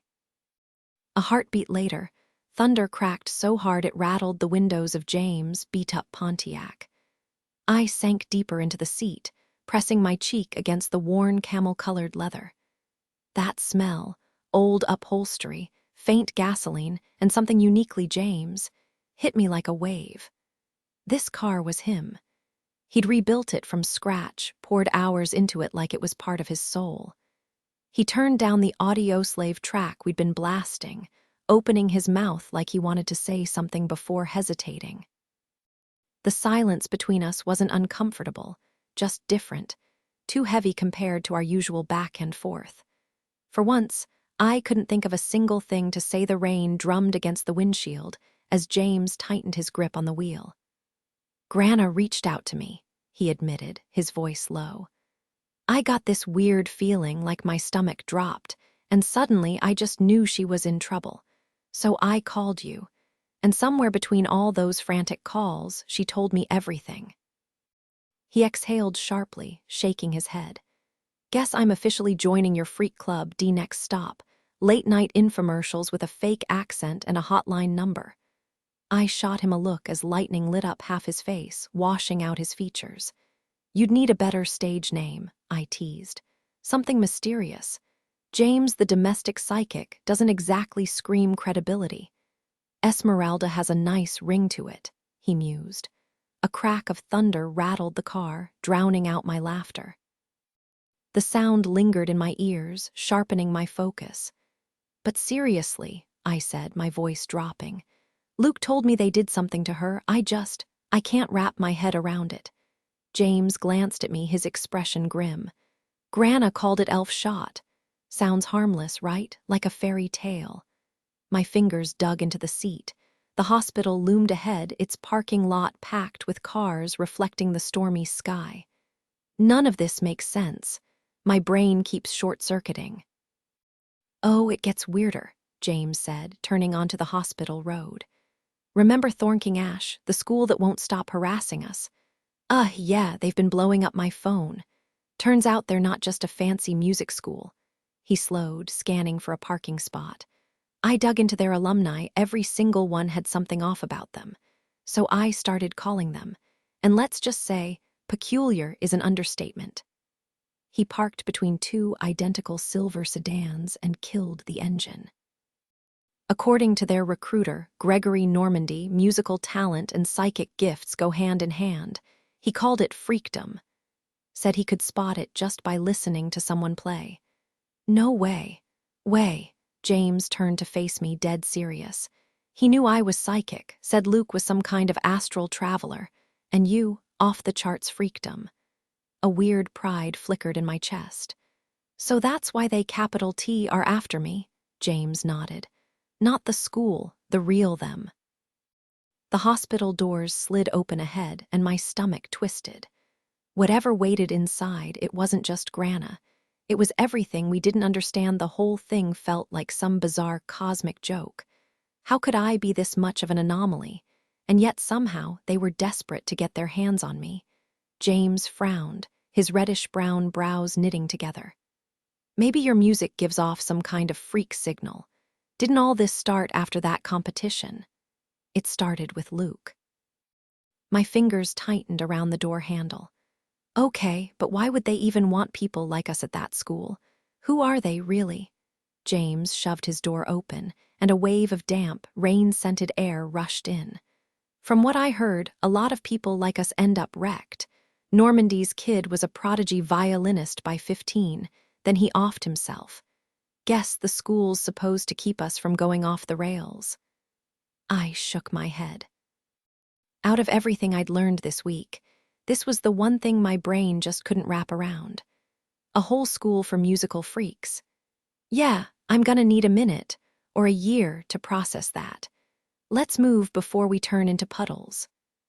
We bolted across the parking lot, asphalt shimmering under the dim glow of overhead lights, and ducked into the hospital, a depressing, boxy building that looked like it had been stomped flat by a giant.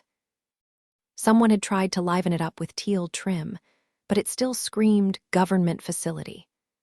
Inside, the air reeked of bleach and mothballs. The low ceilings and sterile stench made my thoughts shrink down to nothing, just the squeak of my sneakers on linoleum, the buzz of a printer, the hiss of AC, and the canned laughter of some sitcom playing in the waiting area. The receptionist flashed us a polished smile. "How can I help you too?"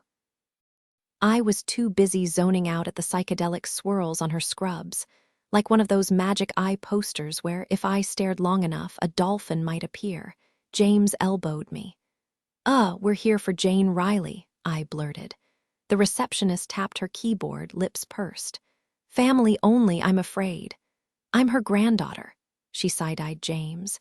He grinned and crossed his fingers. "I'm her pool boy. We're tight like family." She snorted and waved us through. We followed the numbers down the hall, past generic inspirational landscapes, until Mom's sharp whisper cut through the hum of the hospital. I froze. "This isn't right," she hissed. Delia's voice dripped sarcasm. "She fell, Terry. What's so weird about that?" "No, it's like your dreams," Delia mocked. "The ones that made you pee the bed." Mom's voice turned venomous. "I didn't wet the bed, that was them. Their feet were always wet." "Sure, Terry, whatever helps you sleep at night." The air in the hospital room felt thick, charged with tension. Delia's laugh cut through it like broken glass. "You really think I told you they were dreams, Terry? I was dying, remember?" Mom's fingers clenched at her sides. "I remember, and I wish I didn't. Stop grinning like that. You're in on this, aren't you?" Delia rolled her eyes. "Oh, please."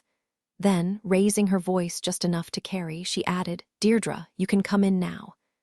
James and I exchanged a glance before stepping inside. The sterile glow of the overhead lights washed out Mom and Delia's faces, making them look ghostly. Mom's expression was wild, her gaze snapping to me the second I entered. "Deirdre, I didn't expect you so soon." "James drove me," I said, gesturing toward him. Delia stretched her arms lazily. "I'm gonna grab a bite unless you need me for something." She flashed Mom a grin that was all teeth. Mom's glare could have melted steel. Delia didn't wait for a response, just vanished down the hall. The moment she was gone, I moved closer to the bed, my stomach twisting. Grana lay motionless, swallowed by tubes and wires. No bruises, no cuts, just stillness. "You told me she fell," I said, sharper than I meant to. Mom flinched, stepping back like I'd burned her. "She didn't, she just slipped into this. The doctors don't know why. All the tests, Immerse, scans, everything's normal. They say she could wake up any second. Or never." The thought slithered through my mind. I stared at Grana, numb. It didn't feel real. Like I was watching some twisted drama unfold on a screen, detached from the horror of it. Then, without warning, the room dissolved. Suddenly, I was standing in a ditch at dusk, staring at a tangle of limbs half submerged in murky water. My breath caught. A hand gripped my arm, pale fingers tight beneath the glint of my torque. The guy beside me, his brown hair streaked with gold, tugged urgently. "Luke, move." The bodies lay motionless, and all I could do was stare, numb and hollow inside. Part of me was grateful I couldn't cry. If I did, my vision would blur and I'd lose sight of them. I'd waste hours crafting the drops just to see them again, hours wondering what they did while I was unaware. "Luke," someone said, voice tight, "there's nothing you can do now. If I'd been here, instead of running errands for her, then you'd be dead too," the man with sun-streaked hair muttered, tugging my arm harder. "Come on, we'll help you forget." "I don't want to forget." Luke squeezed his eyes shut, but the image of his brother's broken forms still seared behind his lids. Deirdre, James is talking to you. It took me a second to snap back, to swap the stench of damp earth and blood for the sterile hospital air. Flustered, I shook off the memory and turned toward James by the door. What? I said, sorry, but I can't stay, he repeated, rubbing the back of his neck. Got a gig with the pipe band tonight. Can't bail. Mom's expression darkened suddenly. Deirdre. The Warshaw's party, it's tonight. I thought it was Sunday. Today is Sunday. How did I forget? She paced, her usual composure cracking for the first time. James shot me a confused look behind her back, but I got it. Mom had every detail of our lives mapped out in some mental spreadsheet. For her to slip up meant she was really rattled by Grana's condition and admitting that wasn't her style. How are you getting there? Delia's off doing who knows what, and Dad's working late. I don't have a car here. I'll take her, James offered. Mom waved him off. No, you have your gig, I scoffed. Mom, it's just a party, I'll cancel. They can play Spotify or whatever. Grana S in the hospital, who cares about some dumb event? She froze, eyes sharp. The Warshaws planned this for months, you can't just back out. Life doesn't stop because, she gestured at Grana's bed, her hand unsteady. Frustration boiled up. If you'd let me get my damn license, I wouldn't need a chauffeur. Shocking, right? A 16-year-old driving herself. Mom's lips thinned. Don't be absurd, Deirdre, you're not ready. James inched toward the door like he was dodging shrapnel. That's bull, I snapped. I parallel park better than you just want to track my every move. God forbid I have 1 ounce of freedom. My pulse pounded. Why was I picking this fight now? But the words kept tumbling out. Reckless and Roddy clenched her fists, biting back the words she knew she shouldn't say. But they spilled out anyway. I'm sick of living by your rules, sick of every single choice being made for me. Mom's expression turned to ice. You have no idea how good you have it. Most kids would kill for parents who actually give a damn about their future. Because yours did, the words shot out before Dee could stop them. Because Delia got to live the life you wanted. Silence. Mom didn't even flinch. Is this really the time? We never talk, Dee's voice cracked. You just shove me toward whatever you think is best. Maybe if you'd actually listened to me once in a while, we wouldn't be having this fight now. Mom's hand hovered over her phone, her jaw tight. Fine, you want me to say it. Delia got everything. I pushed you too hard. There, happy. She turned away, rummaging through her purse. Maybe I should call her. Let her deal with you. Dee's hands trembled. She hadn't meant to explode like this, not here, not now. But the words had been bottled up too long. Mom hesitated. Neither of them actually wanted Delia involved.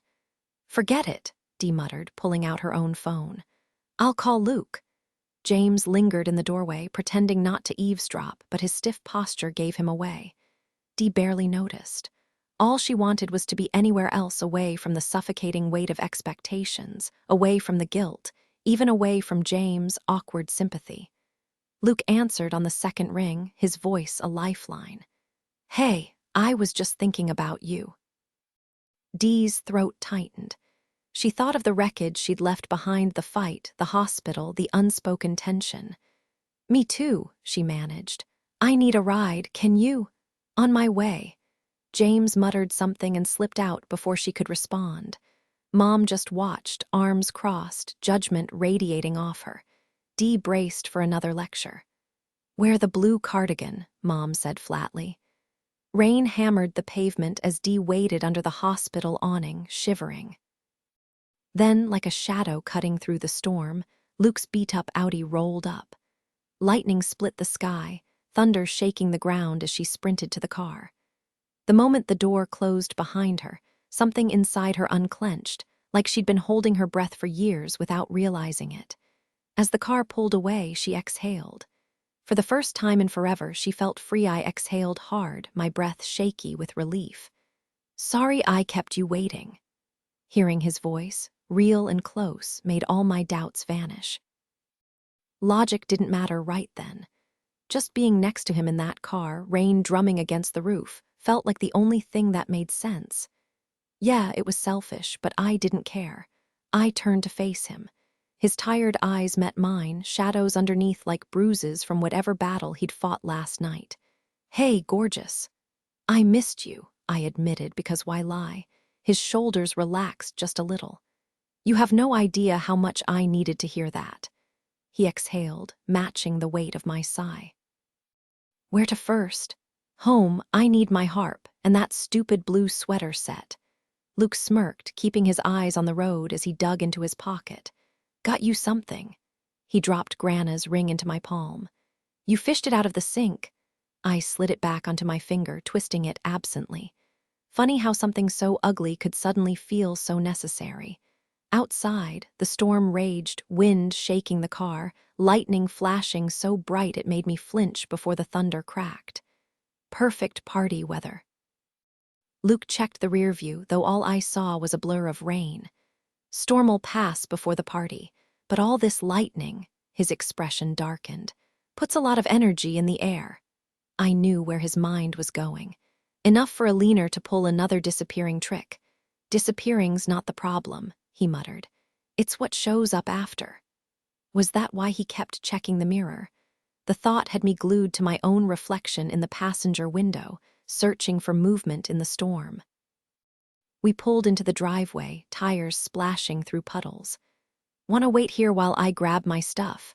Luke squinted at the dark house, barely visible through the downpour. "Not a chance, I'm coming with." We bolted from the car, rain soaking us instantly. My fingers slipped on the keys, but I finally got the door open, both of us stumbling into the kitchen. Luke looked down at his drenched shirt and raised an eyebrow. "Took you long enough. Where's the dryer? I'll toss this in while you change." The mental image of him shirtless left me speechless, so I just pointed toward the laundry room and fled upstairs. I ditched Mom's frumpy sweater for a crisp white blouse and a fitted khaki skirt, something that whispered competent but still hot, unlike the librarian at a church social vibe of her outfit. Coming back down, the house felt eerily empty, shadows stretching in the storm's gloom. No hum of the TV, no siblings arguing. Just rain and silence. The silence in the house was unsettling. No TV chatter, no Delia's booming laughter, not even the familiar whir of Mom's mixer.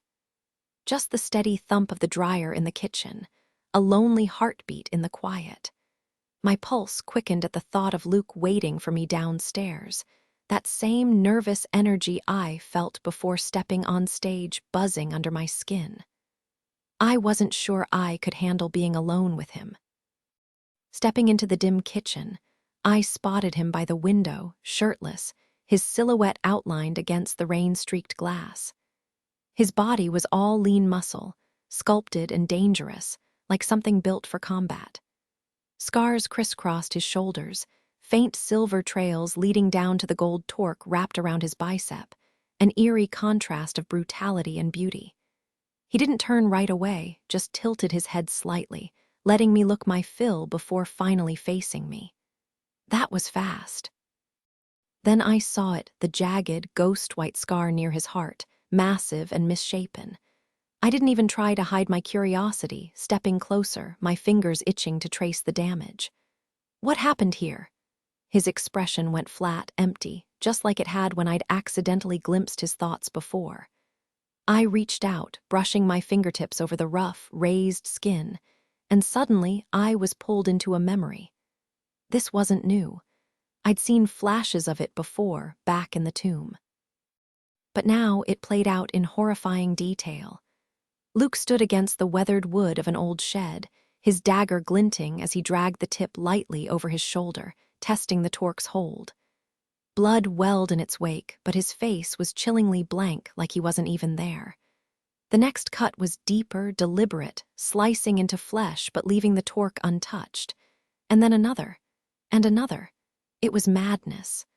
The torque didn't budge, no matter how hard he tried. His arm became a mess of crimson, the gold barely visible beneath the blood. Just when I thought he'd stop, he drove the blade straight into his own chest with a brutal twist. His body jerked, his grip faltering, head slamming back against the wood as he gasped. I wrenched myself free of the vision, blinking back tears. You tried to kill yourself." The words tasted bitter, too real now that I'd spoken them. My fingers still hovered over his scars, tracing the jagged lines. "Why would you do that?" His gaze locked onto mine, unflinching.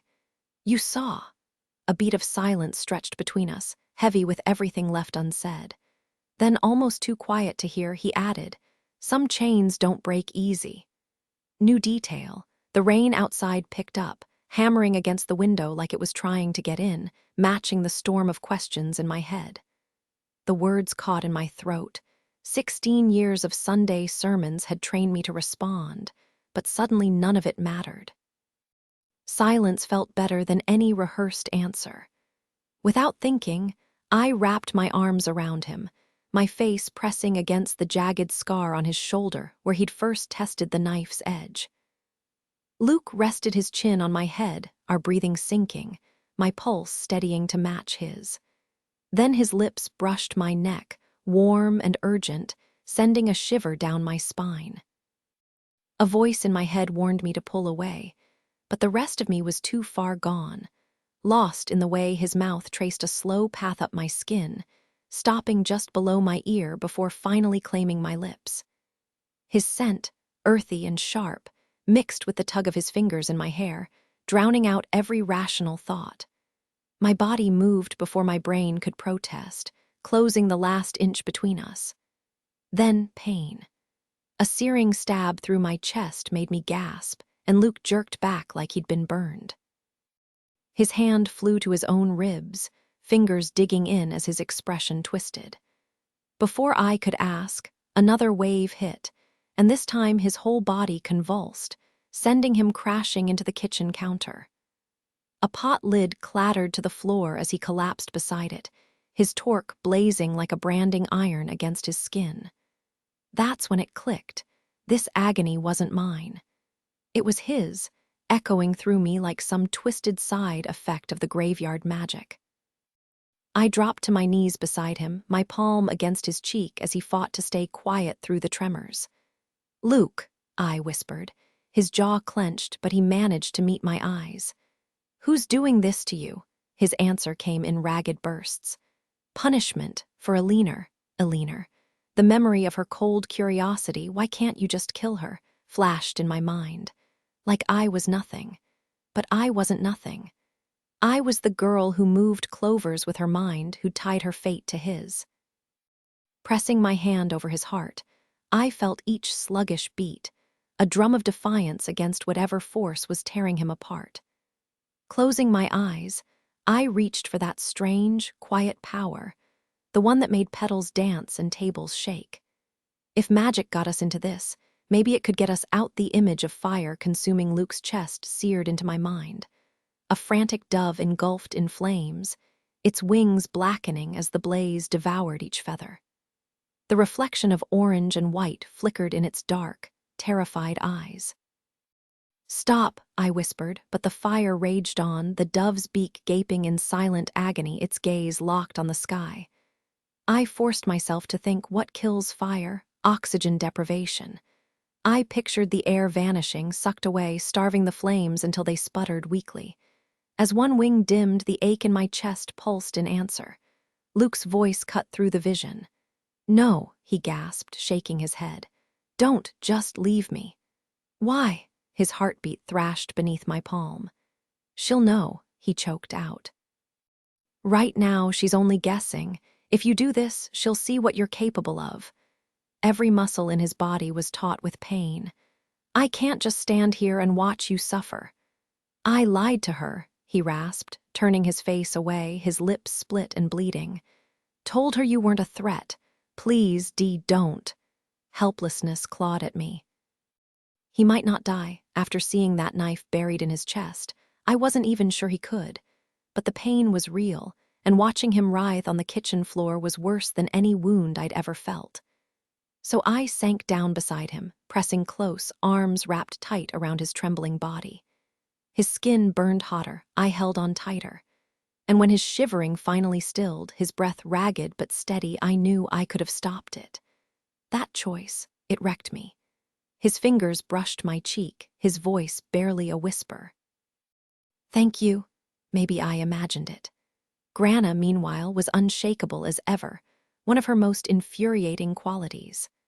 Like Mom, she kept her emotions locked away, only dusting them off for truly dramatic moments. My bloody, supernatural scratches didn't qualify. Without a word, she tossed a paint-stained towel over her car seat. Those fuzzy gray upholstery stains weren't coming out, no matter how much orange-scented cleaner she used, and loaded my harp into the back. I prodded at my wounds, weirdly proud. They looked vicious but barely stung. A shame Grana's pity was as absent as her panic. "Got any paper towels or something?" I asked, wiping my hands on my ruined dress as Grana pulled out of the parking lot. I stole a glance in the rearview mirror, half hoping to see Luke standing there, but all I got was a silent audience of birch trees. The image of that massive dead cat flashed through my mind. What would even happen to its body? "There are alcohol wipes in the glove compartment," Grana said without taking her eyes off the road. "We'll do a proper cleanup once we get to my place." "Your place?" My fingers froze mid-search in the glove box. When Grana finally turned to look at me, I caught a flicker of my mom in her expression. Same sharp eyes, same stubborn set to her mouth, just framed by deeper wrinkles. "Do you really want to explain this to your mother?" She gestured at my torn, blood-stained dress. "I've still got some of your old clothes at my house." So maybe Luke had been right. She would believe me. "What was that thing?" Her tone was eerily casual, like she was asking about my day at school. I exhaled, surprised at how easily the truth spilled out. I told her everything: the missing ring, the attack, Luke swooping in like some kind of action hero. I might have lingered a little too long on that part, just to watch her reaction after how she'd treated him earlier. I braced for her to dismiss it all, to smooth it into some boring, logical explanation, but she just stayed quiet. The only sound was the hum of tires on sun-dappled pavement. Then, with a faint smirk, she finally said, "Let's talk after you've cleaned up." Why did changing clothes suddenly make this conversation different? But questioning Grana was like poking a sleeping bear, never a good idea. The rest of the drive passed in silence until we reached her old farmhouse, its L-shaped frame rising from the middle of a cornfield. "Clothes are upstairs in the guest room closet," she said, already moving toward the kitchen. "I'll make tea." The house was always freezing, no matter how hot it got outside, and the guest room was the worst, like stepping into a walk-in freezer. Grana had tried to warm it up with a bright rag rug and abstract paintings, but nothing could shake the deep, creeping chill. The kind that settles in your bones and whispers bad memories. Dad once told me this had been Aunt Delia's room growing up, that she'd almost died in here. Even without that cheerful detail, just knowing Delia had spent years stewing in this room explained so much about her personality. I grabbed my clothes from the closet, so that's where my favorite cords had disappeared to, and changed in the bathroom. As I scrubbed the dried blood off my skin, my mind flashed back to Luke's arms around me, the warmth of him, the way he smelled like leather and something faintly smoky. My stomach twisted, not from fear, but something sharper, brighter. Where is he now? Downstairs, sunlight poured through the kitchen windows, so bright it made me blink. Grana handed me a glass of iced tea and motioned for me to sit. She inspected my arm, then locked eyes with me. "You do know what's happening here, don't you?" I swallowed. "Faeries." Her expression didn't change, but something in her gaze sharpened. Grana shot me a warning look as I opened my mouth. "Don't even think it. Say it the polite way, the good neighbors or the fair folk. That other word, it's like calling your teacher by their first name. Rude." I took a sip of bitter tea, grimacing. Grana always made it taste like punishment, something about refined sugars rotting your teeth, or whatever. If you knew about them this whole time, why not just tell me? Instead of tossing me some creepy ring like it was a spare key, her lips twitched, fighting a smirk. "Ah, so that's why it mysteriously vanished down the drain." Swear it was an accident. She drummed her fingers on the table. They've always had a thing for the women in our family, like moths to a flame, except the flame might bite your face off. Bit of a bother. I just survived a supernatural alley cat that made horror movie monsters look like grumpy goldfish. If that was just a minor inconvenience, I didn't want to know what full-blown chaos looked like. Grana shrugged like she was discussing a leaky faucet. You're at that age where they start sniffing around. Shallow creatures, no interest in anything that isn't shiny or new. So the ring. You're acting like they're just mildly annoying. Another shrug. Wear iron and they're harmless. Why do you think tabloids aren't full of fairy kidnappings these days? Iron's everywhere now. They pestered Delia and your mom too, then lost interest. I almost choked on my tea. My no-nonsense mom dealing with fairies, and Delia. I could practically hear the conversation. Faerie, come with me, mortal, eternal beauty awaits. Delia, hard pass, call me when you've got a yacht. Why not give me the ring as a baby, get it over with? Grana's expression darkened. I thought they'd moved on, then I saw him. My stomach twisted, not from fear this time, but something worse. I clung to the memory of him saving me, holding me after that monster was gone, like it was the only solid thing in a hurricane. Grana's voice cut through the storm. He's one of them, Deirdre. I shook my head. I know, I saw him 20 years ago, same face, not a day older. She didn't flinch.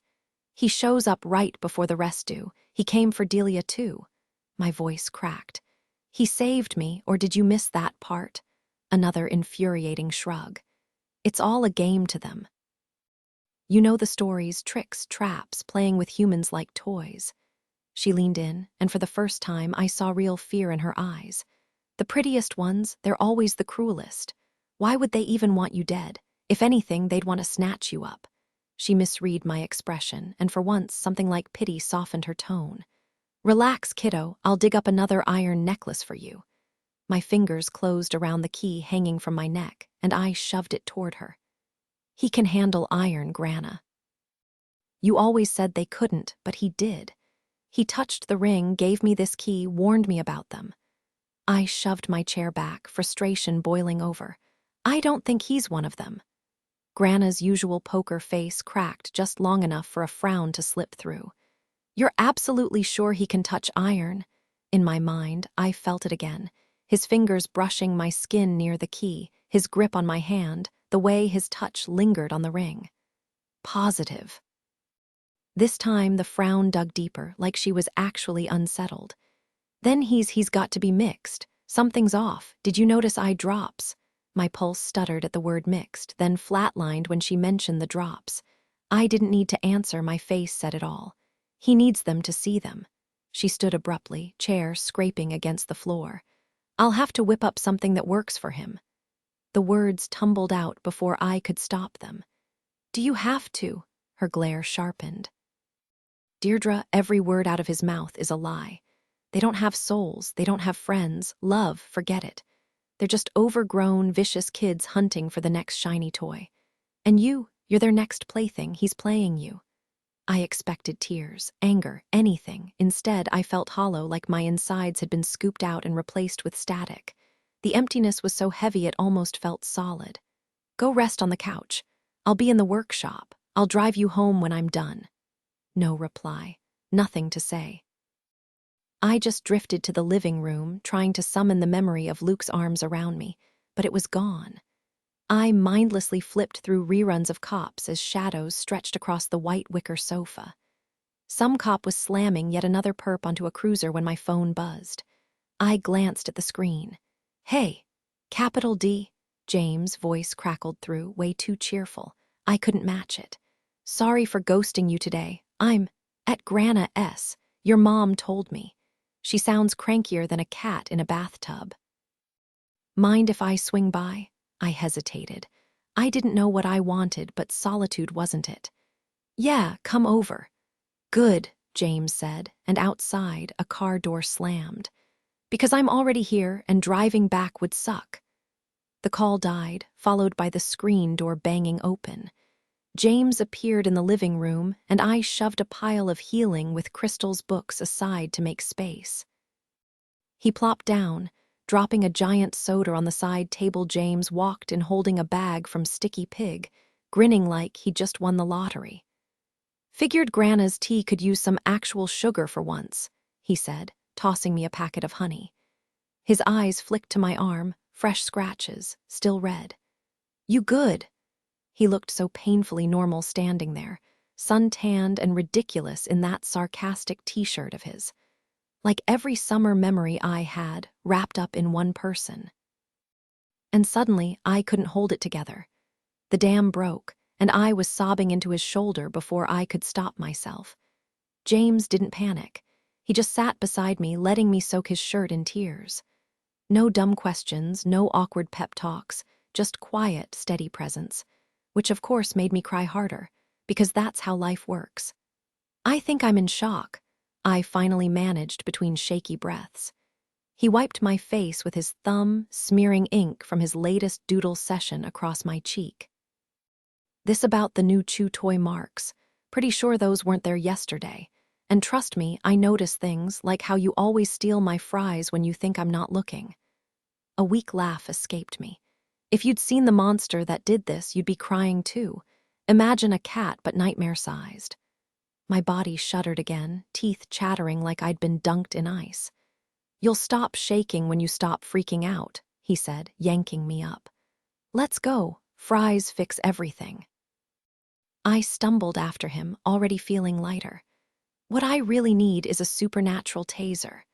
Check the combo menu. Might be next to the mozzarella sticks. Grana's voice cut through from her workshop. "James, that you?"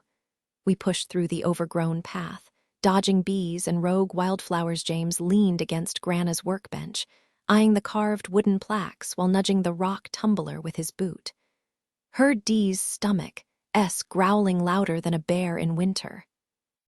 Lucky for her, I know where to score some serious comfort food. Grana chuckled, wiping her hands on her apron. She always had a soft spot for James, then again, who did? "That girl could use someone keeping an eye on her," she mused, then hesitated, watching me carefully. James picked up a holed stone, peering at her through it like a makeshift spyglass. "Wouldn't want anything. Unnatural snatching her up, right?" Grana gave a satisfied nod before turning back to her mortar, crushing herbs with the enthusiasm of a baker kneading dough. "Not one bit. You carrying any iron?" "Nah, fresh out." She slid the iron bracelet from her wrist, a simple, worn band with knobby ends that never quite closed. "Last one I've got, take it." James frowned. "You sure? Sounds like you might need it more." She waved him off, gesturing to her bubbling green paste. "This concoction'll do more than iron ever could. But if you're gonna be her shadow tonight, you'll want this." With a reluctant sigh, he stretched the band over his wrist. "Thanks." Grana pointed her pestle at me, flecks of green flying. "Use that brain of yours, and remember I'll swing by later. Don't breathe a word to your mother or she'll bake enough to feed an army." I snorted. Accurate. James tugged my sleeve toward the door, but Grana's voice stopped us. "Oh, and Dee." She fixed me with a look. "Watch your tongue around Delia." Interesting. 19 rise and shine, sleepyhead. Solstice won't wait forever. I blinked up at the sky. The moon had shifted, but the stars hadn't changed. My skin was slick with sweat, my stomach growling like a feral cat. Thomas was gone, but 3 fairies, tiny, naked, and draped in flower chains, sat cross-legged at my feet. They'd plucked the grass around me and sprinkled it over my legs like confetti, dissolving into giggles as I brushed it off. Their faces were impish, their laughter infectious. "Clever," I admitted, and they shrieked with delight, grabbing my hands. "Dance with us." I hesitated. Every story warned about fairy dances, how humans could lose hours, days, even themselves in the whirl of it. "You go ahead," I said lightly. "I'll cheer you on." One fairy reached up, stroking my hair like it was spun gold. "But you're so bright, we want to see you move."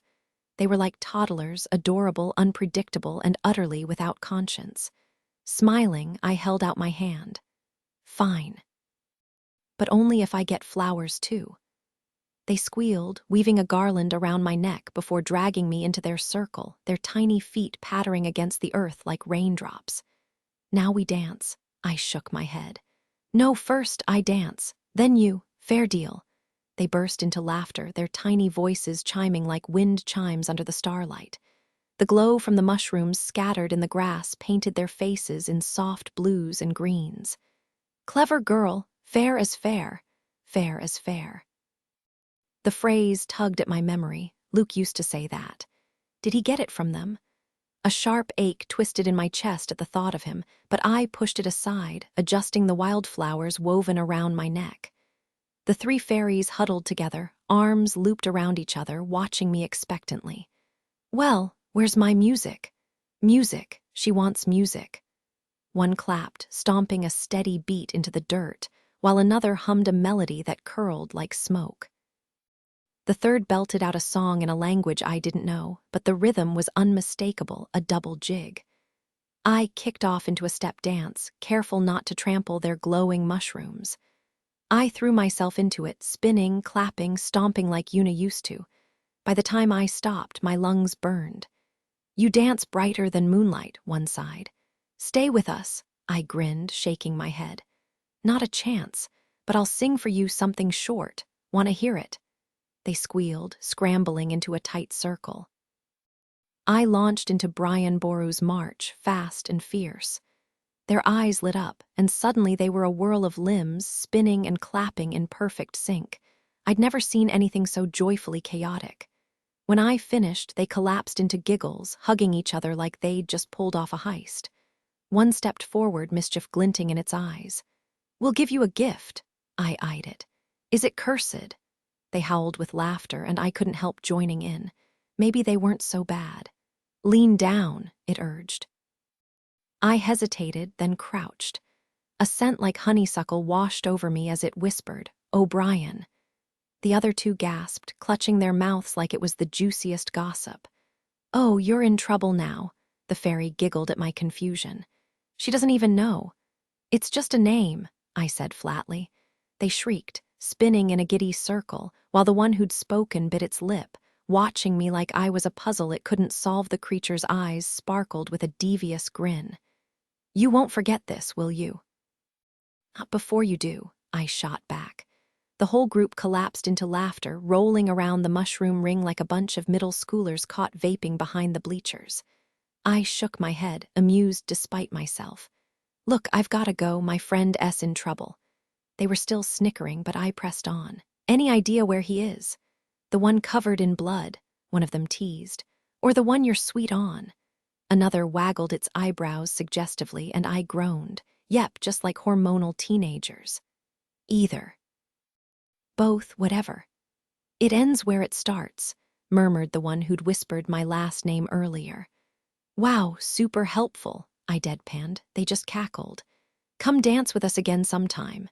If I survive, maybe, I muttered, already backing away. The night hummed with music, fiddles, flutes, something that might have been a harp, all tangled together as I hurried toward my parents' house. Glowing orbs flickered between the trees, fairy lights bobbing like fireflies on steroids. I could feel eyes on me, but no one else stepped out of the shadows before I reached the driveway. My feet throbbed. Running barefoot from those hounds had shredded them, and the walk home hadn't helped. I winced, then froze.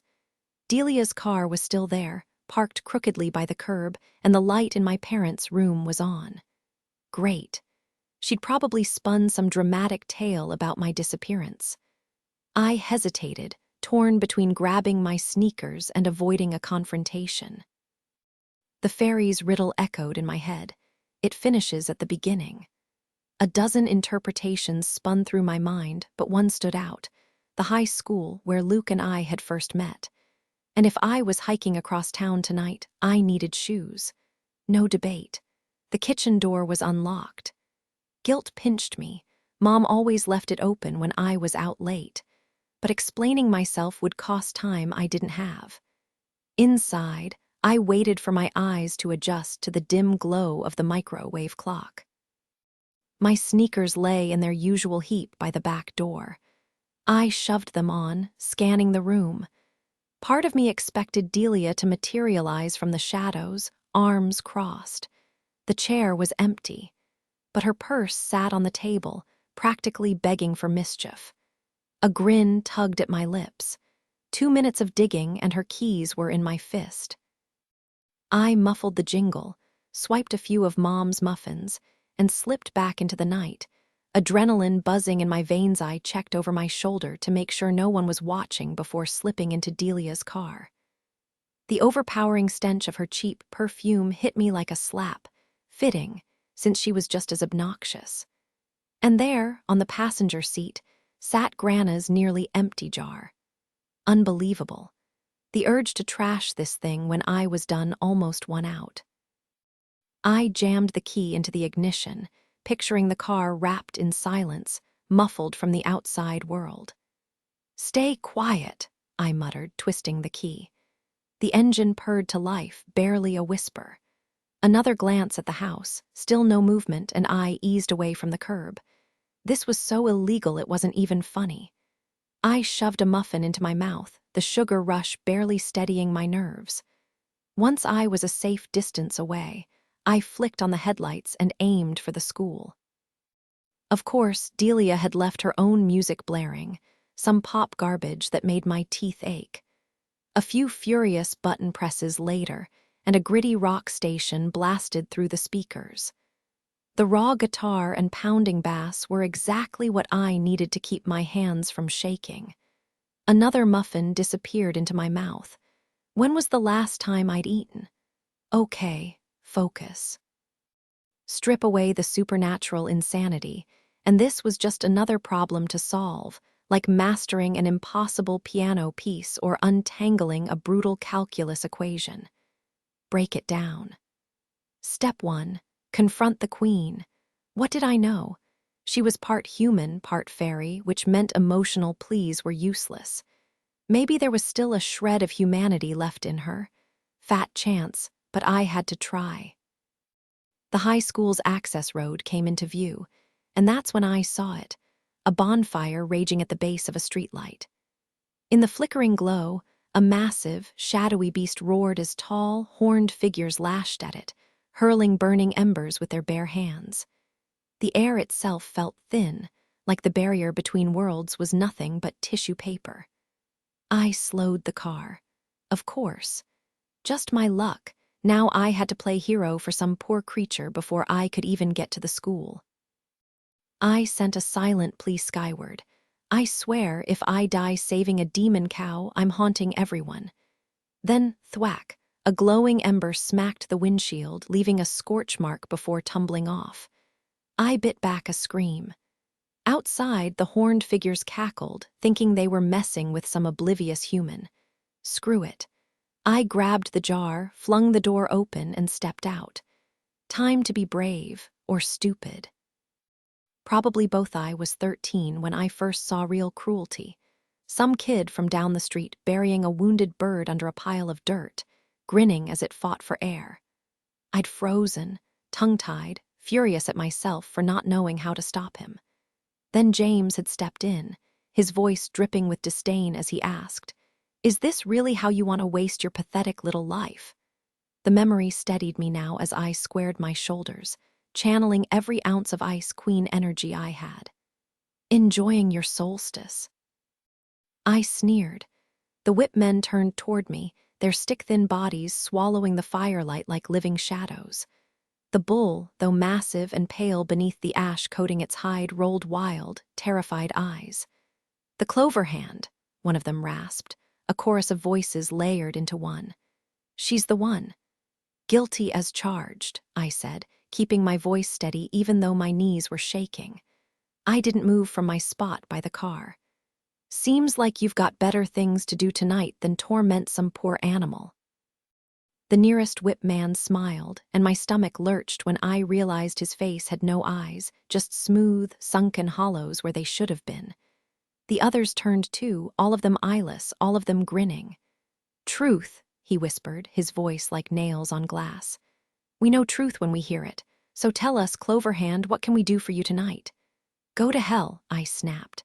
Then I almost laughed. They already looked like they'd crawled straight out of it.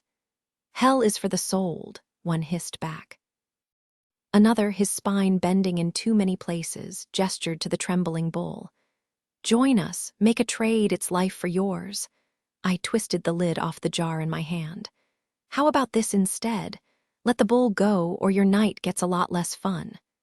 The first whip man stepped closer, his movements all wrong, joints bending where they shouldn't, feet dragging like he'd forgotten how to walk. My skin prickled. "That doesn't sound like truth," he murmured. I plunged my fingers into the jar, recoiling at the warm, slimy texture, seriously, like scooping up fresh dog poop, and flung it straight at him. For a heartbeat, nothing happened. "Grana, if this doesn't work," then he sighed. A long, endless exhale, like a balloon deflating until he crumpled to the pavement, empty. No guilt, just relief. I shook the jar at the others. "Plenty left, walk away." One of them bared needle-thin teeth. "You don't know what you're unleashing." I tightened my grip. "Try me." The bull's massive frame shuddered under the flickering glow of the bonfire and the sickly streetlight above. Its wide, terrified eyes locked onto me. This creature didn't belong here, a relic dragged into a world it didn't understand. Fear oozed from its every movement, but I refused to back down. "I'm not scared of you," I lied, stepping over the corpse at my feet. My skin crawled, half expecting cold fingers to snatch my ankle. "Get out of here." The whipmen buzzed like a swarm of angry wasps, retreating toward the flames with eerie obedience. They didn't scream as the fire swallowed them whole, just vanished into the embers, their hollow faces still grinning from the coals. The bull snorted, stamping its hoof, its gaze too knowing, too old. A pang of longing hit me for what I couldn't say. Something lost, something I'd never even had. I dipped my head.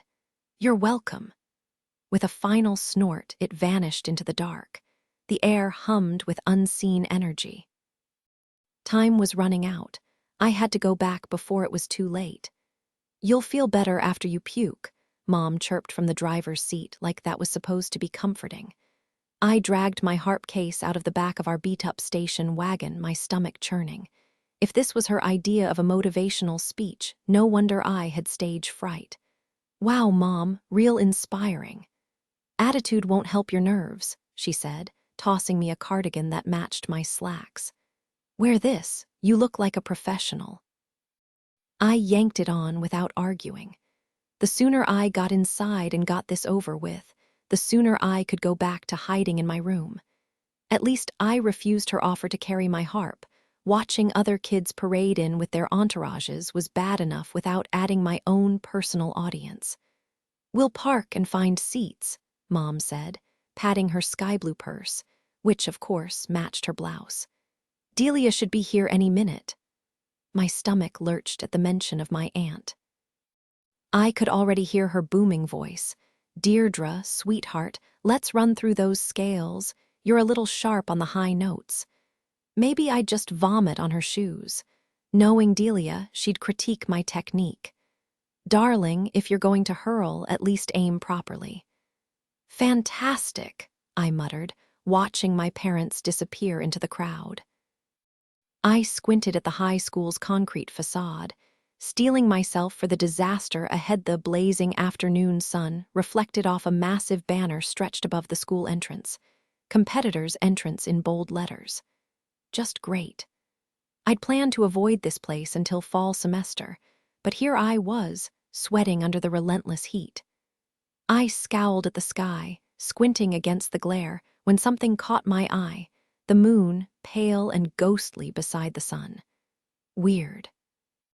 It gave me this strange, fluttery feeling, like déjà vu mixed with nerves. For a second, I wanted to stand there and figure out why it felt so haunting, but the heat was making my stomach churn. No time for moon gazing. I adjusted my harp case and trudged toward the entrance. Inside, the heavy doors swung shut behind me, and suddenly the nausea hit full force. Funny how my mom mentioning the competition had turned my stomach into a war zone. Before that, I'd been too lost in last night's dream to even think about today. Now, total disaster. A woman with a clipboard and a double chin eyed me. Name, Deirdre Monaghan. She squinted, or maybe that was just her face. Someone was asking for you earlier. Please be James. Anyone else could take a hike. I barely managed. Who? Before clamping my mouth shut. Talking too much might unleash the puke. Tall, blonde woman. Not James, not Delia either. Weird, but not my biggest concern. She scribbled something and pointed down the hall. Grab your packet at the end. Practice rooms are past the double doors. I nodded, hand pressed to my lips, and bolted before she could finish. The dim hallway smelled like old textbooks and floor wax, instantly recognizable, instantly awful. My harp case buzzed. Phone. I yanked it out and froze. A 4-leaf clover clung to the back, fresh and perfect, every leaf symmetrical. Not one of those sad, stunted ones. Huh. The ringing snapped me back. Please don't be Mom. I flipped it open. Hey, I muttered, peeling the clover off and stuffing it in my pocket. Couldn't hurt, right? Added detail, the unexpected 4-leaf clover, small but striking.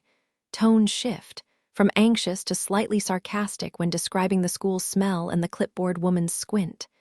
James caught the exhaustion in my voice instantly. Whoops, should have called sooner, huh? His voice crackled through the phone but still managed to soothe the nausea twisting my stomach. You sound like you're one deep breath away from starring in your own horror movie, The Exorcist, Harp Edition. Yeah, I muttered, dragging my feet toward the auditorium doors. Just distract me before I lose it. Can't stay long, he said, way too cheerful for someone running late. Gotta belt out scales in the car like a madman, then sprint inside shirtless. Been hitting the gym. Maybe the judges will be too distracted by my abs to notice if I miss a note, or they'll just assume it's avant-garde. If you show up in just your kilt, at least you'll get points for commitment. Respect the kilt, he shot back. So, any weird dreams last night? Please tell me you fought a sentient tuba again. I hesitated. Normally, I'd spill every bizarre detail, like that dream where a Harvard admissions officer interviewed me while drowning in Gouda. But last night's dream felt different. Hazy and warm like déjà vu. Then it hit me. The moon hanging in a blue sky. That's where I'd seen it before. Disappointingly normal. Didn't sleep enough to dream, I lied. Classic, James sighed. Delia's coming, I blurted. Ah, so it's sister versus sister, battle of the prodigies today. More like Mom's favorite child, the musical. Neener, neener, he chimed in. Crap, I gotta go. Try not to implode before I get there. The line died, and I shoved my phone away just as the muffled chaos behind the doors grew louder. Grabbing my competition packet, I yanked my harp forward, only for it to lurch sideways into the guy behind me. Whoa, Jesus. Andrew from orchestra caught it, flashing a grin that traveled from my chest to my face. Careful, harps have a mind of their own. If he made one more joke, I'd redecorate his shoes with my breakfast. I tugged my harp back. Sorry. Anytime, he said, winking. Seriously, throw it at me whenever. I blinked. Yeah. Just like that, his attention evaporated, and I was back to being wallpaper. Typical high school nonsense. Except the buzz of instruments and voices beyond the doors reminded me, today wasn't normal. Today was the kind of day that could change everything. New detail. The lingering déjà vu from the dream adds a layer of quiet unease, contrasting with the competition's chaos. The sarcastic edge sharpens as Andrew's cringy flirting highlights the protagonist's exhaustion. The backstage area buzzed with nervous energy as performers stretched, tuned instruments, and ran through last-minute scales before their turn at the 26th Annual Eastern Virginia Arts Festival. A shot at scholarships, a chance to impress conservatory scouts. Everyone wanted this. My stomach twisted violently, and I bolted for the basement restroom beneath the gym, abandoning my harp by the sinks. The stall reeked of industrial cleaner and desperation. the yellowed porcelain cold against my arms as I hunched over it. This always happened. Every single performance. Logically, I knew crowds weren't out to get me, but my body didn't care. James had once Googled fear of public humiliation, catagelophobia, apparently, and even dragged me to a hypnotherapist who played wind chime music. We left giggling, slightly dazed, and 0% cured. Now my stupid DIY bangs clung to my sweaty forehead, too short to tuck behind my ears, too long to ignore. Perfect. Just add vomit-streaked hair to the list of reasons I'd bomb this audition. Then fingers, warm, steady, brushed my hair back. I hadn't heard the door open. Didn't need to look to know it wasn't James. A guy's hand, a stranger's. "Almost done," he said, like this was normal. And weirdly, it felt like it was. When I finally straightened, shaky and hollow, I turned to face my witness. If this was Andrew being a creep again, I'd break his nose. But it wasn't Andrew. It was him. The guy from my dream, blonde, wolf-lean, unfairly calm, offered me a stack of paper towels. "Luke Dillon," he said, like we were meeting at a coffee shop, not a crime scene of pre-audition panic. His voice was smooth, the kind that could talk you off a ledge or into trouble. "Luke Dillon," I echoed, wiping my mouth. The dream had been fuzzy, but this, crystal clear. Pale eyes, sharper than I remembered. And way, way hotter. "You're in the girls' bathroom," I pointed out, voice still unsteady. "I heard you losing breakfast." He stepped aside, turning on the faucet. Water splashed over my trembling hands. "Better, no, but for the first time today, I believed it might be. Need to sit down or something?" I hesitated, my stomach still churning. "Yeah, no, actually, maybe." Luke grabbed a folding chair from the storage nook behind the stalls and set it beside me. His eyebrows shot up. "You look like you've seen a ghost. Seriously, are you okay?" I collapsed onto the seat, my head spinning. Sometimes after I do that, I black out. A weak laugh escaped me as my ears buzzed like static. Just one of my many delightful qualities. "Put your head down," he ordered, crouching next to me, studying my upside-down face. "You know, your eyes are kind of mesmerizing." I didn't respond.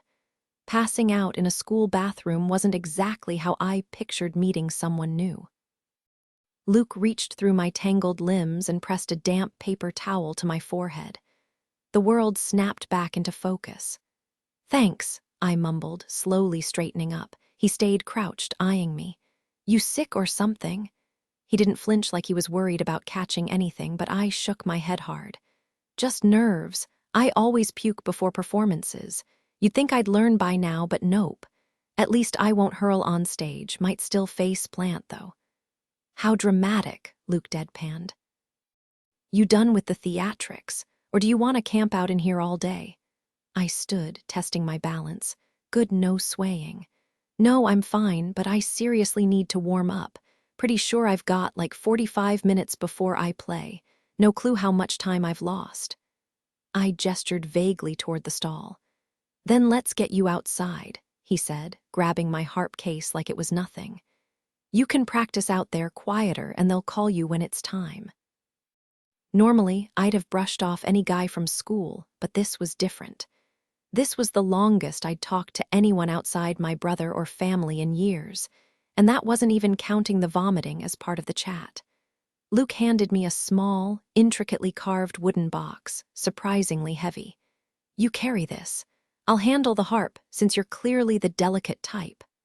I turned the box over in my hands, intrigued. "What's inside?" The question slipped out before I realized it was the first thing I'd actually asked him. Up until now, everything about him had just made sense, like we were following some unspoken script. "Flute," he said, pushing open the bathroom door and heading toward the back exit. "So, what's your competition piece?" "Oh, I'm not competing." He glanced back, flashing a grin so effortless it felt rare. "Then why are you here?" A beat. Then, with a smirk, "Came to watch you play." I knew he was lying, but I didn't care. He led me outside to the picnic tables near the soccer field, where the sun was warm and the air smelled like fresh-cut grass. A voice crackled over the loudspeaker, calling some student's name. Luke tilted his head. See. The moment stretched between us, the air thick with anticipation. Trust me, you'll feel it when it's time, he said, settling onto the weathered picnic table while I perched on the bench beside my harp. Sunlight caught his eyes, turning them translucent, almost otherworldly. So, he teased, what masterpiece are you blessing me with today? My stomach twisted. Here I was, a supposed musician, frozen under the weight of his expectant gaze. He didn't press, just smirked and turned his attention to assembling his flute with practiced ease. Let me guess, you're one of those artists who hoards their talent like a dragon with gold. That's not fair. I protested, heat rising to my cheeks. Luke chuckled, testing the flute's pitch with a soft, breathy note. Come on, I held your hair back when you were sick. Least you can do is play me something. He tilted his head. Just focus on the music, pretend I'm not even here. I eyed him skeptically. Yeah, that's not happening. Then pretend I'm part of the scenery, a very handsome picnic table. I snorted, taking in his broad shoulders and the way his t-shirt sleeves strained against his arms. You are definitely not a picnic table. Play, he said, firm but not unkind. And I knew he was right. With a deep breath, I turned to my harp, hello, old friend, tilting it back into the familiar curve of my shoulder. The strings hummed under my touch, warm and responsive in the humid air. Then, hesitantly at first, I began to play. My voice joined the melody, shaky at the edges but growing stronger as the music wrapped around us. The sun shines through the window, and the sun shines through your hair. It seems like you're beside me. But I know you're not there. Just as I reached the chorus, his flute wove into the song, seamless as if we'd played together for years. You know this one? I asked, surprised. Every word, he said, grinning. Though I'm guessing you skipped the tragic ending, I frowned. What tragic ending? Of course he dies. It's an Irish ballad, someone always dies. He adjusted his grip on the flute. Here, I'll show you. Keep playing so I don't go off key.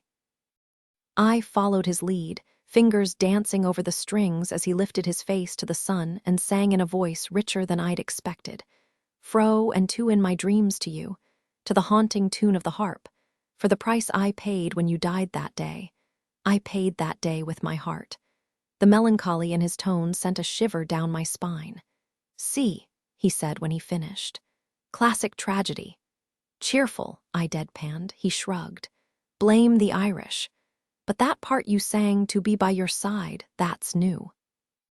Probably added later. I shook my head. I had no idea. Then, because it was true, I added, you sing beautifully, by the way. A flicker of something unreadable passed over his face before he smirked again. Yeah, well, don't let it go to your head. The moment lingered, the music still humming between us like a secret. You sound like a recording artist, Luke said with a smirk. Seriously, your voice, it's unreal, like something straight out of a studio. And that song, total princess vibes. Heat rushed to my face, which was ridiculous. I'd spent years hearing praise from music teachers, producers, even judges at competitions, so much that compliments had lost all meaning. But his words, they hit different. Princess vibes? I rolled my eyes, trying to play it cool. Luke just shrugged. Yeah, but you're coasting. You could be so much better. Right now, you're playing it safe. My good mood evaporated. Safe. I'd spent months perfecting the Faerie girl's Lament, weaving in intricate runs and harmonies that would make any professional harpist sweat. Safe was the last word I'd use. If I played it any less safe, it'd be unplayable. I shot back, voice steady. I inherited my mom's temper, quiet but deadly. Right now, Luke was skating on thin ice, and he didn't even know it. That infuriating grin of his didn't help. Don't get mad, pretty girl. I just think you could throw in something fresh, improvise, make it yours. You've got the skill, you're just not using it. It took me a second to process his words past the flirty tone. I do right, I said defensively. It just takes time, weeks, or at least days. Maybe I could tweak a section. He scooted closer, lifting his flute. Nah, not later, now. I balked. That'd be a mess. Luke turned away, exhaling. Everyone says that. Something about the way he said it, like he was disappointed before I even failed, made my chest tighten. I didn't know why this moment mattered, but it did. Fine, I muttered. But you play with me, help me figure it out. Without looking back, he played the first notes. I followed on my harp, muscle memory taking over. The first run was flawless, practiced. The second, my fingers strayed, adding a twist of my own, not just a note or two, a full rebellion against the sheet music. And the third time. Luke dropped out early, leaving me to spin 8 measures of something entirely new. When I finished, he was grinning. Smug looks aren't cute, I said. Agreed, he said, still smiling. I chewed my lip, mind racing.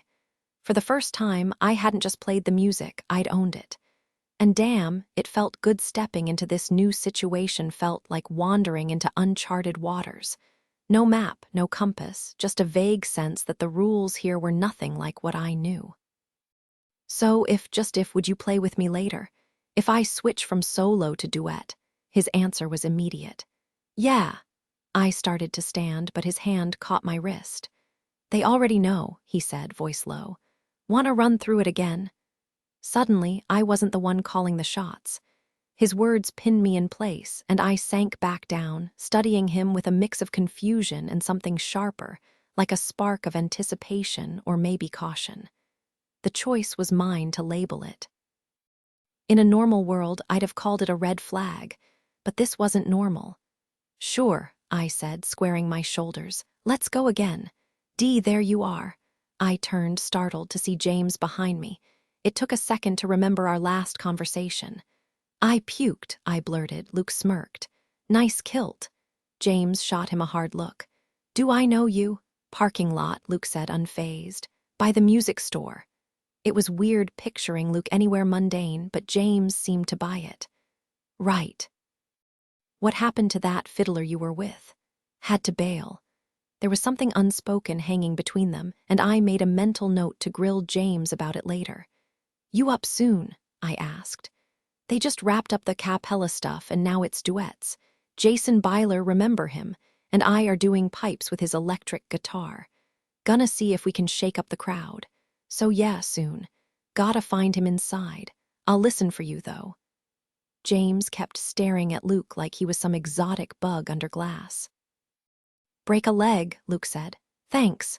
James brushed my fingers with his. Later, Dee. Once he was gone, Luke mused. He likes standing out. I nodded. Unlike you, he added. I frowned. That's not fair. I like being different.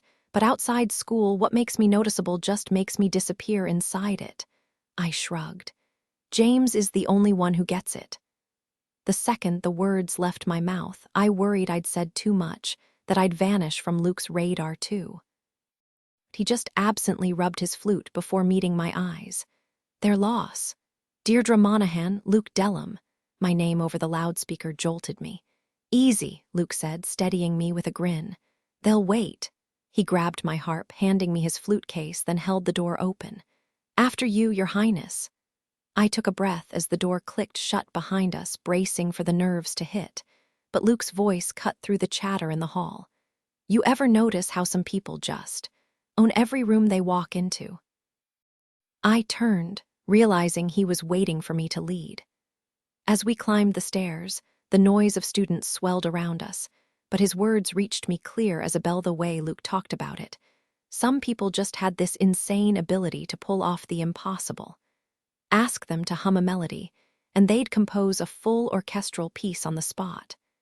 Tell them to jot down a story, and they'd crank out a novel by sunset. Even something as small as moving a spoon with their mind, done. If they wanted it, it happened. Like magic. Yeah, right, I scoffed. Unless we're talking about some cheesy sci-fi show, you actually know anyone like that? Luke's voice dropped low. If I did, I'd be first in line asking for favors. We squeezed backstage just as the last act, a trumpet duo, finished their performance. They were disgustingly good. Luke kept going. The crazy part, you could pass someone like that on the street and never even know. You wouldn't realize what you're capable of unless you tried. This is about the improv thing again, isn't it? I scanned the crowd for the event coordinator, my head starting to swim. The room felt way too warm, and I was either going to faint or throw up. I get it. I never would have known I could do that if you hadn't pushed me. Deirdre Monaghan and Luke Dill. A woman with a clipboard butchered his last name. Perfect. You're next. Wait for these guys to clear out, then they'll announce you. Keep your intro short. Like, really short. She hurried off to repeat the same speech to the next group. Luke barely missed a beat. You don't push yourself enough, he said, his tone sharp. You settle for average. That stung. I turned to face him, my jaw set. I don't want average. Luke smirked, maybe at me, maybe at something behind me, then pulled out a tiny, unmarked bottle of eye drops. Dry eyes. My eyes are weird. I want to see everything tonight. He blinked, his lashes glistening with tears before he wiped them away. But his gaze stayed intense, like he was seeing something I couldn't. And suddenly, I wanted to see it too. Deirdre thought that was you. Mr. Hill, my high school music teacher, tapped my elbow. He'd been my mentor for years, convinced I was meant for something bigger. How are you holding up? I considered it. Surprisingly okay. His eyes crinkled behind his glasses. Good, just wanted to wish you luck, not that you need it. And remember, don't force the high notes. Thanks. Oh, I'm doing duets now. Did you know? Mr. Hill's smile faded as he looked at Luke. Do I know you? Luke shrugged. Nobody does. I will. Deirdre, Lucas, you're up. Clipboard lady steered me toward the stage. Break a leg. We stepped into the blinding stage lights. Luke's hair glowed white under the glare peering out from the stage. I squinted into the sea of shadowed faces, searching for my family. The darkness was a relief. At least I wouldn't have to endure Delia's usual smirk of superiority. The folding chair beneath me still held the warmth of the last performer, and I shifted uncomfortably as Luke set down his flute behind me. His whisper sent a chill down my spine. Don't be boring. I tightened my grip on the harp. With Luke around, boring was never an option, and that thought sent a thrill through me sharper than any competition nerves. The announcer's voice boomed. Deirdre Monaghan and Luke DeLong performing on lever harp and wooden flute. Leaning in, I muttered, they always butcher your name. Luke flashed a razor-thin grin. Everyone does. Except me, right? The stage lights caught his eyes, turning them into liquid silver, and for a second I forgot to breathe. No, he admitted. You got it right. Stepping up to the mic, Luke scanned the crowd like he was hunting for a ghost. You guys pumped or what? He called, met with half-hearted applause from a few enthusiastic dads. Come on, people. This is the biggest student music showdown in like 600 miles. Your kids are pouring their souls into this. Where's the energy? The audience roared back, louder this time, and Luke's grin turned feral. That's more like it. Dee and I are playing an old Irish tune called the Faerie Girl's Lament. Hope it haunts you in the best way. Normally, this was the moment my stomach would revolt or my knees would buckle. But not tonight. Tonight, I wanted to outshine every pretentious music nerd in the room. Where was the girl who dreaded the spotlight? Because I didn't miss her. Ready? Luke murmured, and his grin was contagious. For once, the stage didn't feel like a trap, it felt like home. My fingers flew across the harp strings, still warm from the summer heat, the notes swelling like they'd grown wings. Luke's flute wove in, low and raw, like his voice when he sang, full of secrets barely held in check. Together, we didn't just play. We conjured something wild, something ancient. When I started singing, the room froze. That voice, rich, aching, nothing like my own, filled the space like a storm. The first verse ended, and for a heartbeat, the flute hesitated, waiting. Then I struck out with a countermelody, bold and untamed. This time, I wasn't guessing. This time, I owned it. The melody swelled, bittersweet and haunting, as Luke's flute wove through mine, the notes climbing higher until the air itself seemed to tremble. Then came the final verse, the one he'd taught me just hours before. Normally, lyrics slipped through my fingers like sand, but not this time. His voice echoed in my mind, turning the words into something alive, something true. Back and forth in my dreams to you, to the harp's mournful cry for the cost I bore when you slipped away I paid that day with goodbye back and forth in my dreams to you, with the shattering of my heart never again, will I sing this tune never again hear the harp. By the last line, Luke's grin was so wide he nearly fumbled his flute. My voice faded with the final note, dissolving into silence. The room held its breath. Then explosive applause. Even the judges stood, clapping. My cheeks burned as I caught Luke's gaze, his quiet pride unmistakable. Backstage, he grabbed my hand, eyes bright. "You killed it," he said, then vanished into the crowd before I could ask where he was rushing off to. That night, I crashed on the couch.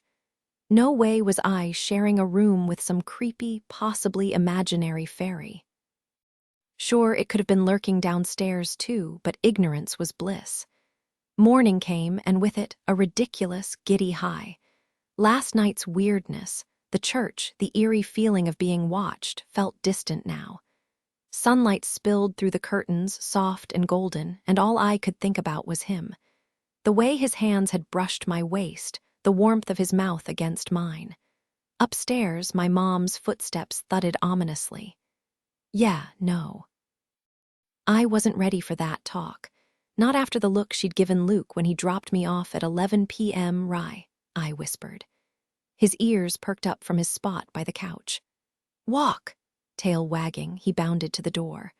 I yanked on a pair of jeans from the laundry pile, rolling the cuffs haphazardly, and stepped outside. The world was drenched in gold, mist curling over dew-kissed grass, spider webs glinting like lace. The air smelled like summer and cut grass and possibility. And all I could think. He kissed me. He actually kissed me, Rye, completely unaware of the storm of thoughts raging inside me, darted past with his tail held high, kicking up droplets from the damp grass. Wrong way, magic mutt. We're heading down the road. As if he'd heard me, his ears twitched, and he spun around, trotting obediently toward the pavement before stopping to glance back. Great. Just perfect. Not only could I mentally command a supernatural dog, but now Luke had kissed me. Barefoot and silent, I guided Rye along the empty roadside, the morning mist curling lazily over the fields beside us.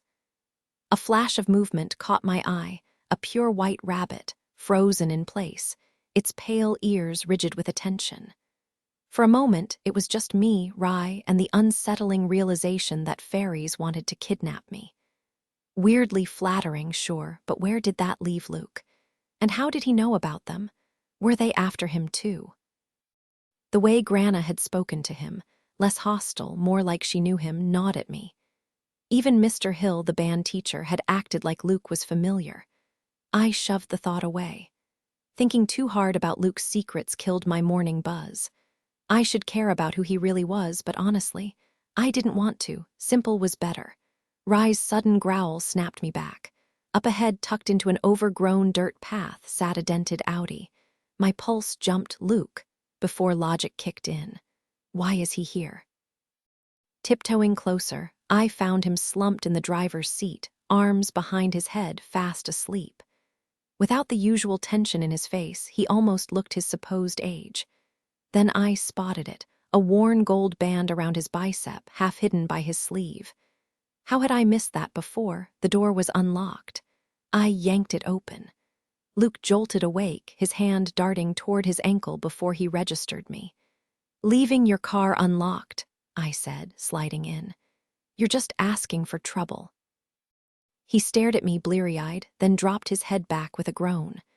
Rye huffed from the roadside, shooting Luke a glare before trotting off. "Didn't sleep in my bed either," Luke muttered, eyes still shut. The gold band glinted in the morning light.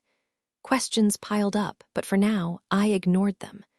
Some mysteries were better left unsolved. Trying to sleep when someone's watching you is impossible, right? I almost asked why they would bother keeping an eye on him, but I doubted he'd tell me. I also wanted to know why he was crashed in his car just down the road from my place. Though honestly, I wasn't sure I wanted that answer either. My mind flashed back to how fast his hand had jerked toward his ankle earlier. Was there something under his pant leg, something sharper than the gold band hidden under his rolled-up sleeve? His silence let my doubts pile up, but then those pale blue eyes opened, and his grin scattered them like dust in the wind. "You're a nice thing to see first thing in the morning." That stupid, giddy feeling rushed back like it had never left. I smirked. Obviously. Why did I turn into this ridiculous, weightless version of myself around him? Luke chuckled. "All right, nice thing, sing me something." No shame at all.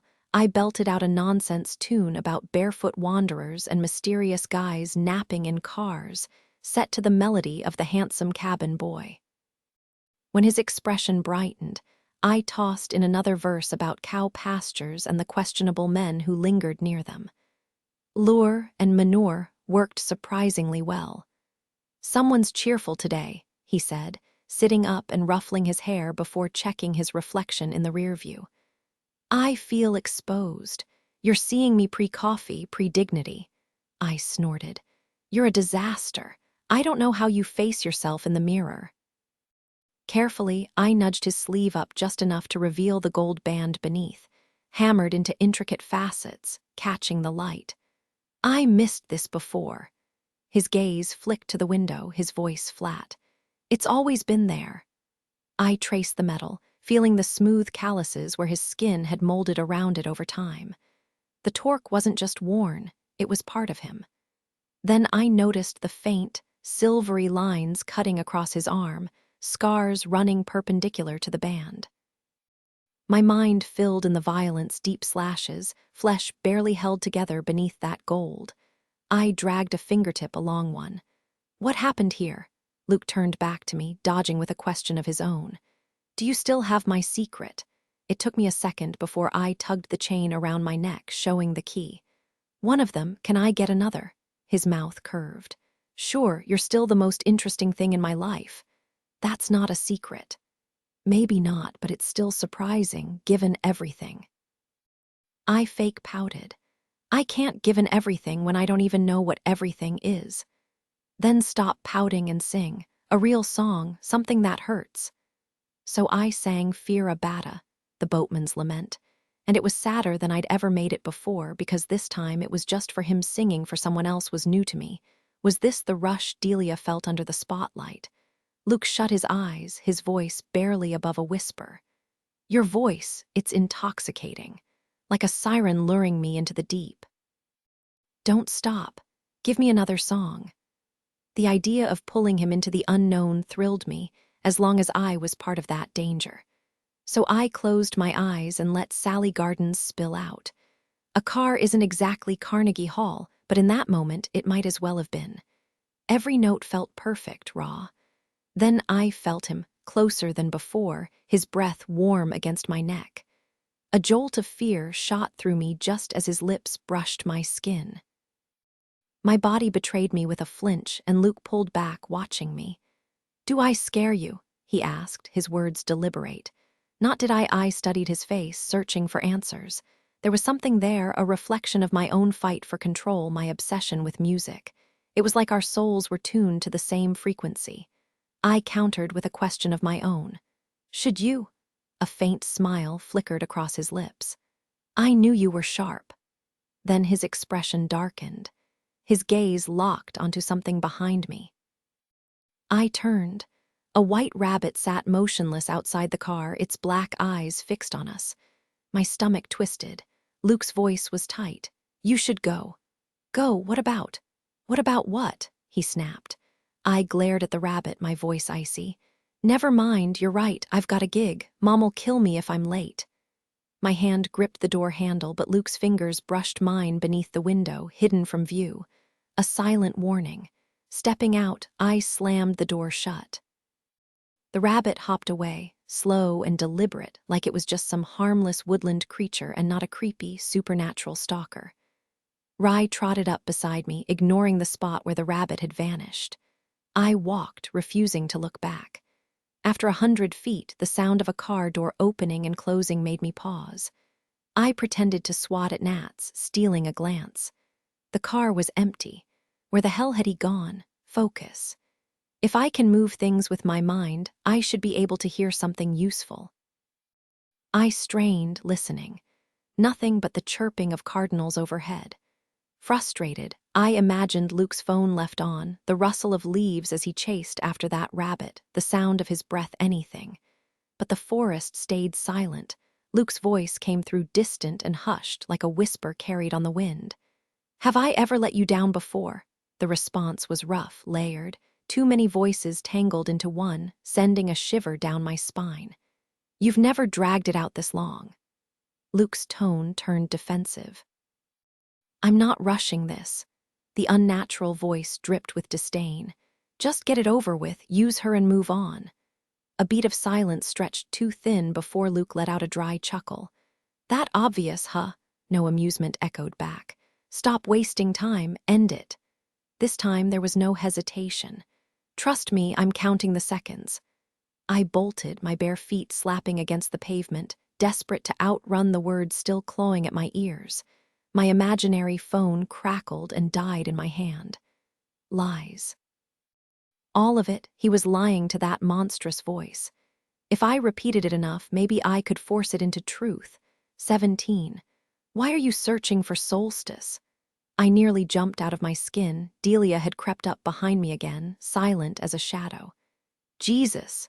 I clutched my chest, my pulse hammering. Her habit of appearing out of nowhere was getting old fast. She stood beside me, a steaming mug in hand, her sharp green eyes locked onto the screen. The sight of her hit me like a punch to the gut. She looked alive, vibrant, like someone had flipped a switch and color bled back into her. It terrified me. Maybe I didn't feel so guilty after all for leaving her shoes untouched by Grana's potion. Delia leaned in, scanning the ridiculous website I had open, the Faerie patch, complete with tips on luring fairies with milk and thyme. The article claimed the summer solstice weakened the barrier between worlds. I couldn't picture Aodhin, or that goat-legged freak, lapping up milk like some docile house pet. Who believed this nonsense? Delia snorted. What's next? Hunting for leprechauns? I tensed, debating whether to snatch the laptop and bolt. Instead, I flinched as she reached over me, clicking through my other tabs, Thomas the Rhymer's ballad, the definition of gallowglass, ancient Irish mercenaries. The glow of the screen mirrored in her eyes as she read. When she finally stepped back, her voice was too calm. Let me guess. School project. Something about the way she said it twisted in my chest. It wasn't just curiosity. It felt like a challenge. I measured my words carefully. About as believable as you pretending you didn't know Luke before the competition. The silence that followed was thick, her move in this unspoken game. I might have the perfect research topic for your school project, she said, leaning over my shoulder. Her manicured nail clicked against the keyboard as she typed how to free hostages into the search bar. The results flooded the screen, news articles, blog posts, and suddenly Delia's earlier phone call made sense. She knew what had happened to James. She'd orchestrated it so I'd find out. He must be in terrible shape, Delia mused, her voice dripping with false concern. I heard there was so much blood. If he's still breathing, he won't be for long.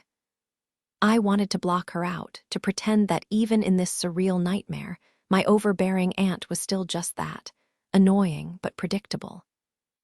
But then her hand shot out. Give me Grana's ring. My fingers instinctively curled around it. No, it's mine. It belongs with her now. I said no.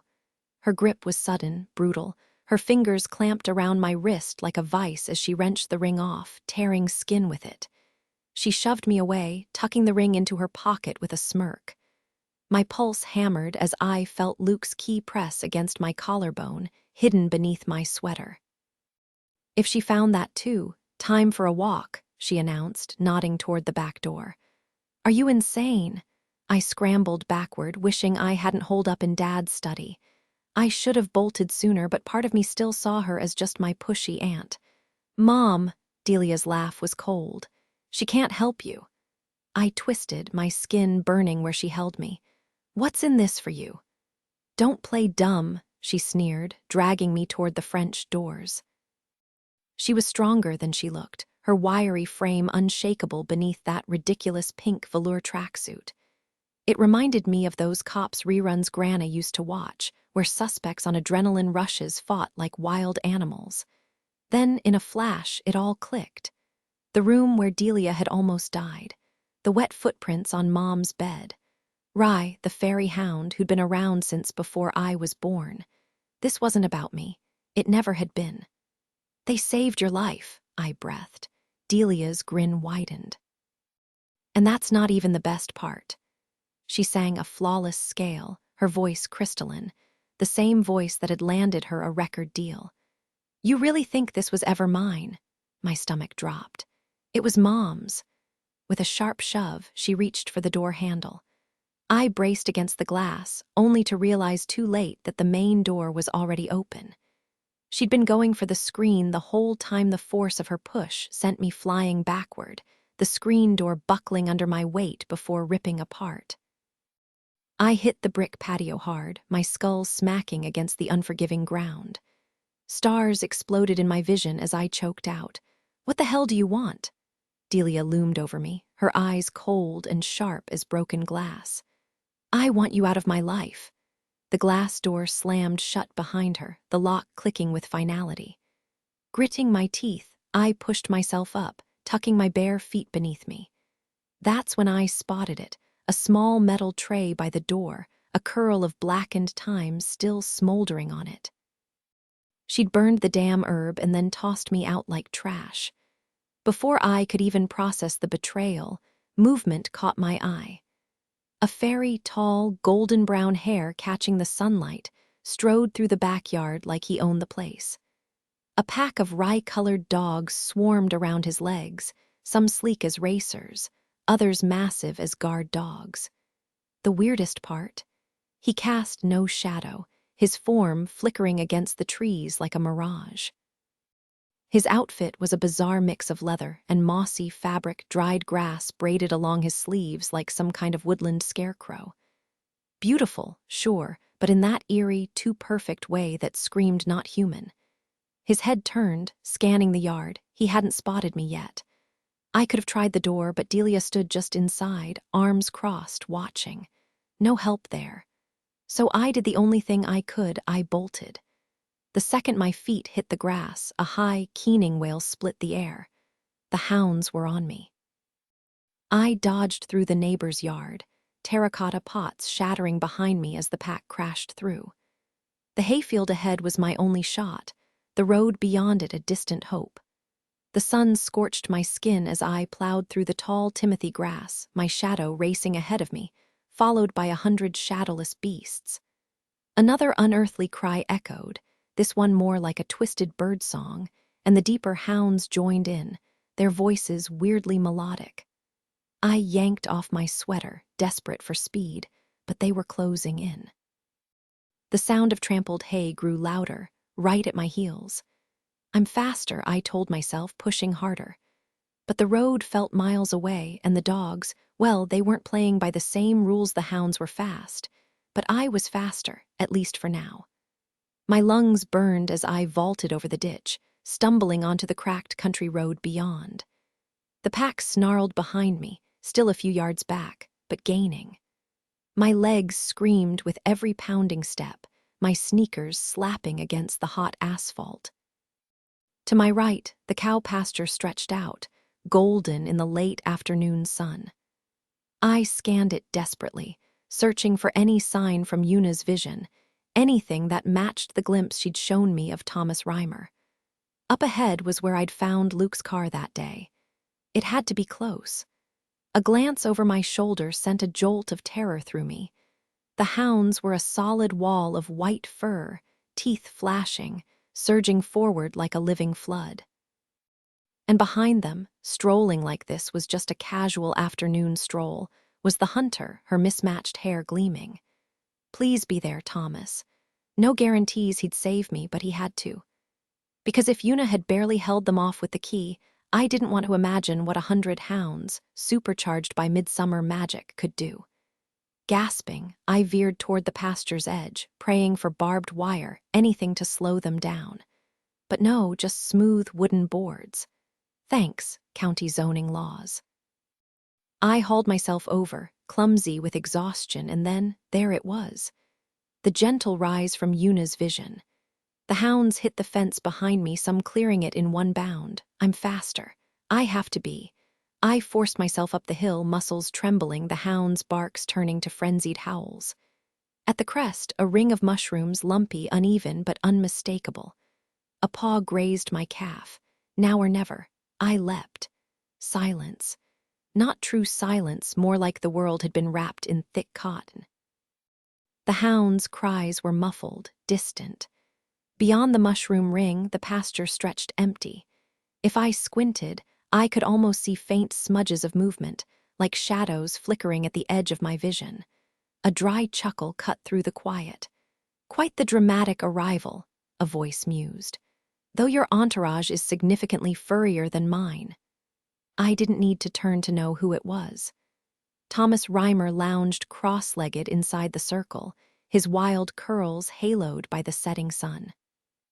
He wore a patchwork tunic, buttons gleaming, leather leggings hugging his legs. His shadow stretched impossibly long, spilling beyond the mushrooms. "You're here," I gasped. He arched a brow, amused. "Naturally, you are. You know me. Deirdre Monaghan." His grin widened. "Hard to miss." "Your reputation precedes you," he said with a thick Scottish accent, his tone disarmingly casual. Even if I hadn't recognized him, the way the spectral hounds prowled just outside the mushroom ring, unable to cross, would have given me away. I hesitated, not wanting to sound clueless. Maybe he was referring to the hounds being trapped outside the circle, or maybe it was the fact that I was being hunted by an entire pack of them. That seemed more likely. "Is it true you can't lie?" I asked. He smirked. "Aye. But then again, if I could lie, I'd say the same thing, wouldn't I?" His gaze flicked to my shadow, its edges flickering as unseen creatures passed over it. "Though, if you're skeptical, you're welcome to take a peek inside my head." Tempting, but the last thing I needed was another voice in my already crowded mind, especially one with a Scottish brogue. "I'll trust you," I said. "Una, one of the Dina Shi, pointed me here, said I should talk to you." His eyebrows lifted. "The Dina Shi don't usually take kindly to humans." He motioned to the mushroom ring, and I gritted my teeth, feeling the strain of keeping the hounds at bay. For a second, I wished they'd attacked at night, when the shadows were stronger, when I could have tapped into that raw power again. Thomas leaned back, plucking at the grass. Still, this was a smart place to find me. Word travels fast about my disagreements with the Queen. "So why do you think this fairy sent you to me?" A knot twisted in my gut. "I was hoping you'd tell me." He studied me for a long moment. "All right then, what do you want to know?" 100 questions swirled, but I went with the one that burned the most. "Why does she want me dead? If she'd just left me alone, I never would have even known what I could do." Thomas actually looked surprised. "You think it's just about your telekinesis?" He gestured to the hounds, their ghostly claws scraping at the weakening barrier. "Kid, that's just the tip of the iceberg. There are plenty of people who can move things with their minds or start fires without a spark." The word symptom stuck in my throat like a bad omen. Symptom of what? Ever stop to wonder why the fairy queen just happened to cross your path? Why so many fae suddenly took an interest in you? I shifted uncomfortably. "I figured. There were just a lot of them around." He shook his head. "They're here because of you. Fairies don't exist in fixed places like humans do. Their world moves with them." I seized the chance to pretend I wasn't completely lost. "Right, obviously." New detail.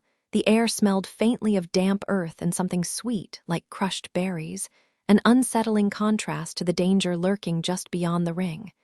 Thomas gave a slow nod, his curls bouncing in agreement. I had to resist the urge to flick one of them, just to see if it would spring back like a coiled wire. "Spot on," he said. Faeries orbit certain energies like moths to a flame. The heart of their world revolves around a human monarch, someone radiating that irresistible pull. The pieces click together. So she eliminates anyone else who becomes a magnet for them. Bingo, Thomas replied. And your telekinesis, just a byproduct of that same energy. I frowned. Is she nearby, or still back in Ireland? She's human, right? Shouldn't she be immune to whatever weird pull I've got going on? Thomas smirked. Humans like you, they call you clover hands. Like the plant, fairies can't resist it. He shook his head. But no, she's not immune. The longer we stay in Faerie, the more we become like them, drawn to clover hands like you. And yeah, she's close. Getting closer every day, especially with solstice approaching. Once the veil thins, she won't have a choice. She'll manifest right in front of you. A chill ran down my spine. I shoved the thought aside for later. What about Luke Dillon? Was he pulled in by me too? You know who he is, don't you? Thomas's expression darkened, the usual humor in his eyes vanishing. The Queen's executioner, everyone knows him. But no, he doesn't live in Faerie, so he's not tainted like the rest of us. We stay here to survive, but it comes with a price. Their weaknesses become ours. Luke, he doesn't need Faerie to stay young. Rumor has it he doesn't age at all. His voice dropped. And rumor also says he loves you. My throat tightened. And that you love him, that's a losing bet, kid. Like I had a choice, I snapped, the bitterness sharp in my voice. None of this was my call. I didn't ask to be some fairy magnet. It's beyond unfair. She takes my best friend and now Luke. What's next, my dog? Thomas stretched out on the grass, eye level with one of the hounds circling us. Their forms were clearer now, almost solid. Don't shoot the messenger, he said dryly. I'm just the scholar who got exiled for questioning her. Hence why I'm chatting with her newest enemy in a mushroom ring instead of groveling at her feet. Frustration boiled over. What about my best friend? Does she only let him go if I die? Thomas tapped the invisible barrier of the ring. It chimed like crystal. The hound on the other side whined, scratching at the air where his finger had been. The piper, he's too pure for this mess. Talent like his, it draws worse things than fairies. New detail. A sudden gust of wind sent the mushroom caps trembling, and for a split second the air smelled like burnt sugar. A sign, Thomas muttered, that the Queen was listening. New voice twist, from grim to darkly amused. Look on the bright side, Thomas added, grinning like this was all some cosmic joke. At least you're not stuck babysitting a bunch of immortal drama queens. Oh wait, that's my job. The whispers among the Fae had grown louder. Some even muttered he'd be better off dead. Like hell he would, I shot back, my fingers trembling from the strain of holding the fairy ring closed against the hound's. The effort was draining me faster than I'd expected. Thomas gave me a pitying look. I'm sorry, kid, but she won't let you live while she does. You threaten everything she is, and your humanity gives you an edge. Only one of you walks away from this. I clenched my jaw, arms wrapped tight around myself as I fought to keep the barrier intact. It sounded like some cheesy Western showdown. This town ain't big enough for the both of us, except the stakes were real. The hounds were pressing in, their growls vibrating through the air. My strength was fading without the moon's power. And just to be clear, Thomas added, voice low, I'd rather it be her. Before I could react, the ring shattered. The hounds surged forward, swallowing Thomas whole before turning toward me. The stench of time was suffocating. The next morning was crisp and clear, the storm from last night scrubbing away the sticky heat. Sitting in Luke's beat-up Audi, I could barely believe the terror of the night before, or the eerie conversation, or the freckled kid lurking in the yard. Being around Luke had a way of making the impossible seem trivial. Was this love? No, a voice in my head scoffed. It's idiocy. And don't worry, it's hereditary. For the next hour, we rambled about nonsense. Why Bill was short for William, why dogs didn't come in stripes. Just when I thought we'd run out of dumb topics, one of us would blurt something else. Bucephalus, Luke announced, tapping the steering wheel. Bless you, he grinned. That's my car's name. You named your car. I glanced at the stained floor mat peeling up at the edges. After Alexander the Great's horse, going for irony, huh? His smile widened. So you know the story. That's our story too. Yours and the car S. Exactly. I arched a brow. So what you're saying is this car threw everyone else off, left tire marks on their faces until one day little you climbed in and tamed it. His eyes crinkled, smirk lopsided. Pretty much, we've been a team ever since. I studied the faded dashboard, the scratches telling their own story. Maybe we weren't so different after all. I don't know. Maybe I'd have gone for a Maserati instead of settling for an Audi. He chuckled, shaking his head. Can't argue with fate, this one chose me. His finger tapped the window. Check it out. Richmond stretched ahead of us, the suburbs melting into glass-fronted offices and neon storefronts. The city was blinding, sunlight bouncing off white pavement, mirrored high-rises, rows of parked cars, and concrete dividers slicing through the asphalt. A few trees dotted the sidewalks, but they looked like an afterthought, swallowed by steel and concrete. I'd never warmed up to Richmond on my brief visits, but Luke's shoulders loosened the deeper we drove. You love it here, I said, more observation than question. His gaze flickered over every gleaming surface. Not the city itself, what it means. He gestured at the skyline where a church spire stabbed upward. Look at that, crosses everywhere. They can't escape it. The word human had already sent a chill down my spine. Who or what wasn't? Luke shot me a lazy grin, his tone teasing. Relax, pretty girl. Save the interrogation for later. He navigated us to Carytown, a kaleidoscope of storefronts in every shade, selling everything from vintage records to handmade jewelry. After a couple of loops, he snagged a spot under a scraggly tree. There's a bakery here with killer croissants. Hungry. Starving. My stomach growled. I'd skipped lunch in my rush to leave. Because you're an idiot, my brain supplied. We grabbed flaky pastries from a tiny cafe and claimed a wrought iron table outside. Luke smirked as I dismantled mine layer by layer. Dissecting it. Reverse engineering, I said, poking at the sponge cake. Mom's trick, she could taste something once and recreate it at home. He snorted. Weird is weird. I almost fired back with questions, but the hazelnut cream was too good to ignore. By the time I finished, he was already standing. Talk time. Walk time, he corrected, offering his hand. Feels safer. His fingers laced through mine like it was nothing. Did his skin buzz the way mine did? We strolled down the sun-bleached sidewalk, cars humming past, bass thumping from a boutique. Tell me if you want to stop anywhere, he said.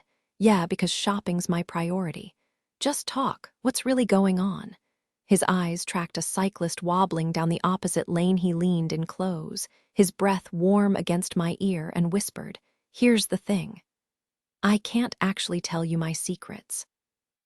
For a second, I just stared at him, processing the absurdity. Then I yanked my hand away and froze on the sidewalk. Seriously, you dragged me out here for that. A couple walking by slowed down, eyeing us like we were some street performance. I dropped my voice to a hiss. At least make up something interesting. Luke reached for me, but I folded my arms tight. He exhaled, frustrated. Look, it's true, I can't tell you, but I don't even know where the line is. Ask me anything, and we'll see how much I can dodge.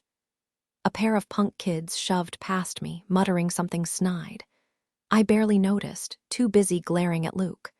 What do you mean, can't? Like you're physically incapable. His expression was pure desperation, shoulders lifting in a helpless shrug. Deep down, I already knew what he wasn't saying. Even though I could make streetlights flicker and send dandelion seeds spinning on command, my brain still refused to accept it. The irony wasn't lost on me. I'd spent years wishing for magic, and now that it was staring me in the face, I was calling it a lie. I stepped closer, voice barely above a whisper. Are you seriously telling me? This is about magic. Luke stayed silent, just watching me with those pale eyes, his lips pressed into a thin line. Fine. I shoved my hand toward him. Let's go.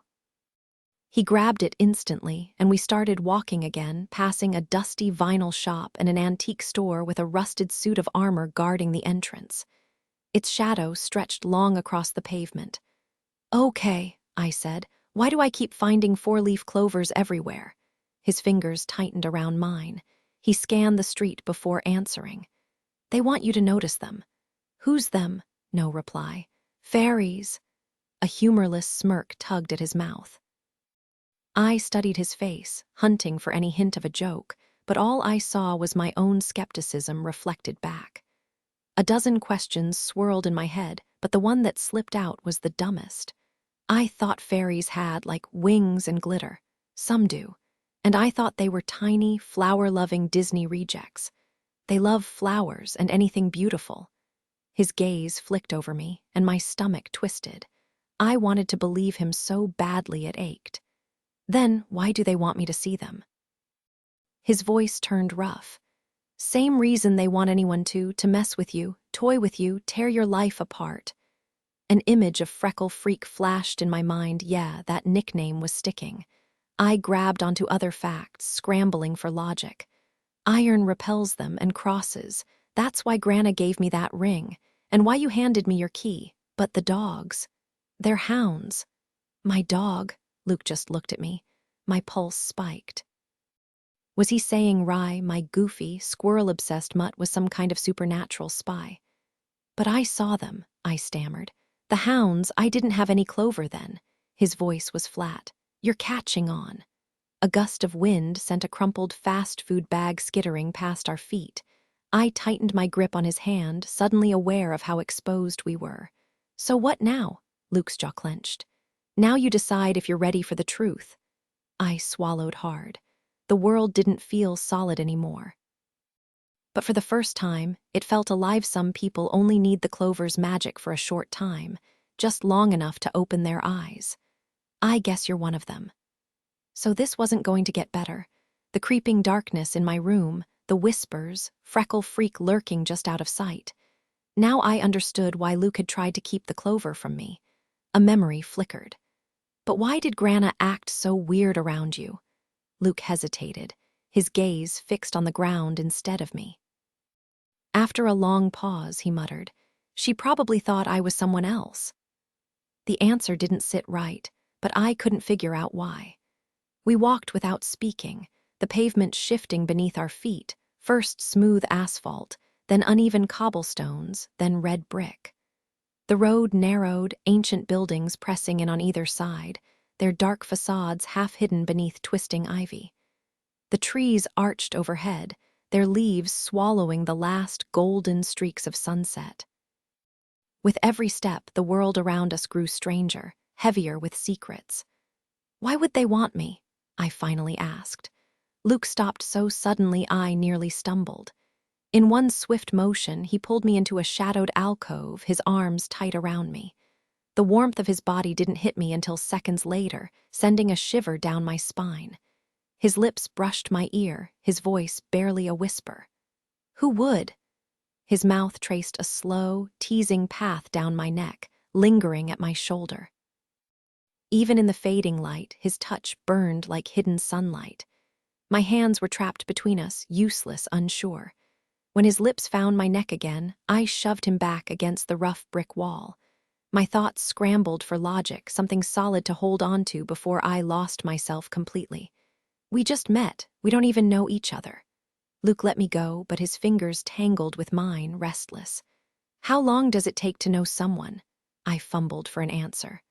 A month. Longer. It sounded ridiculous even as I said it, especially when every nerve in my body screamed to close the distance between us.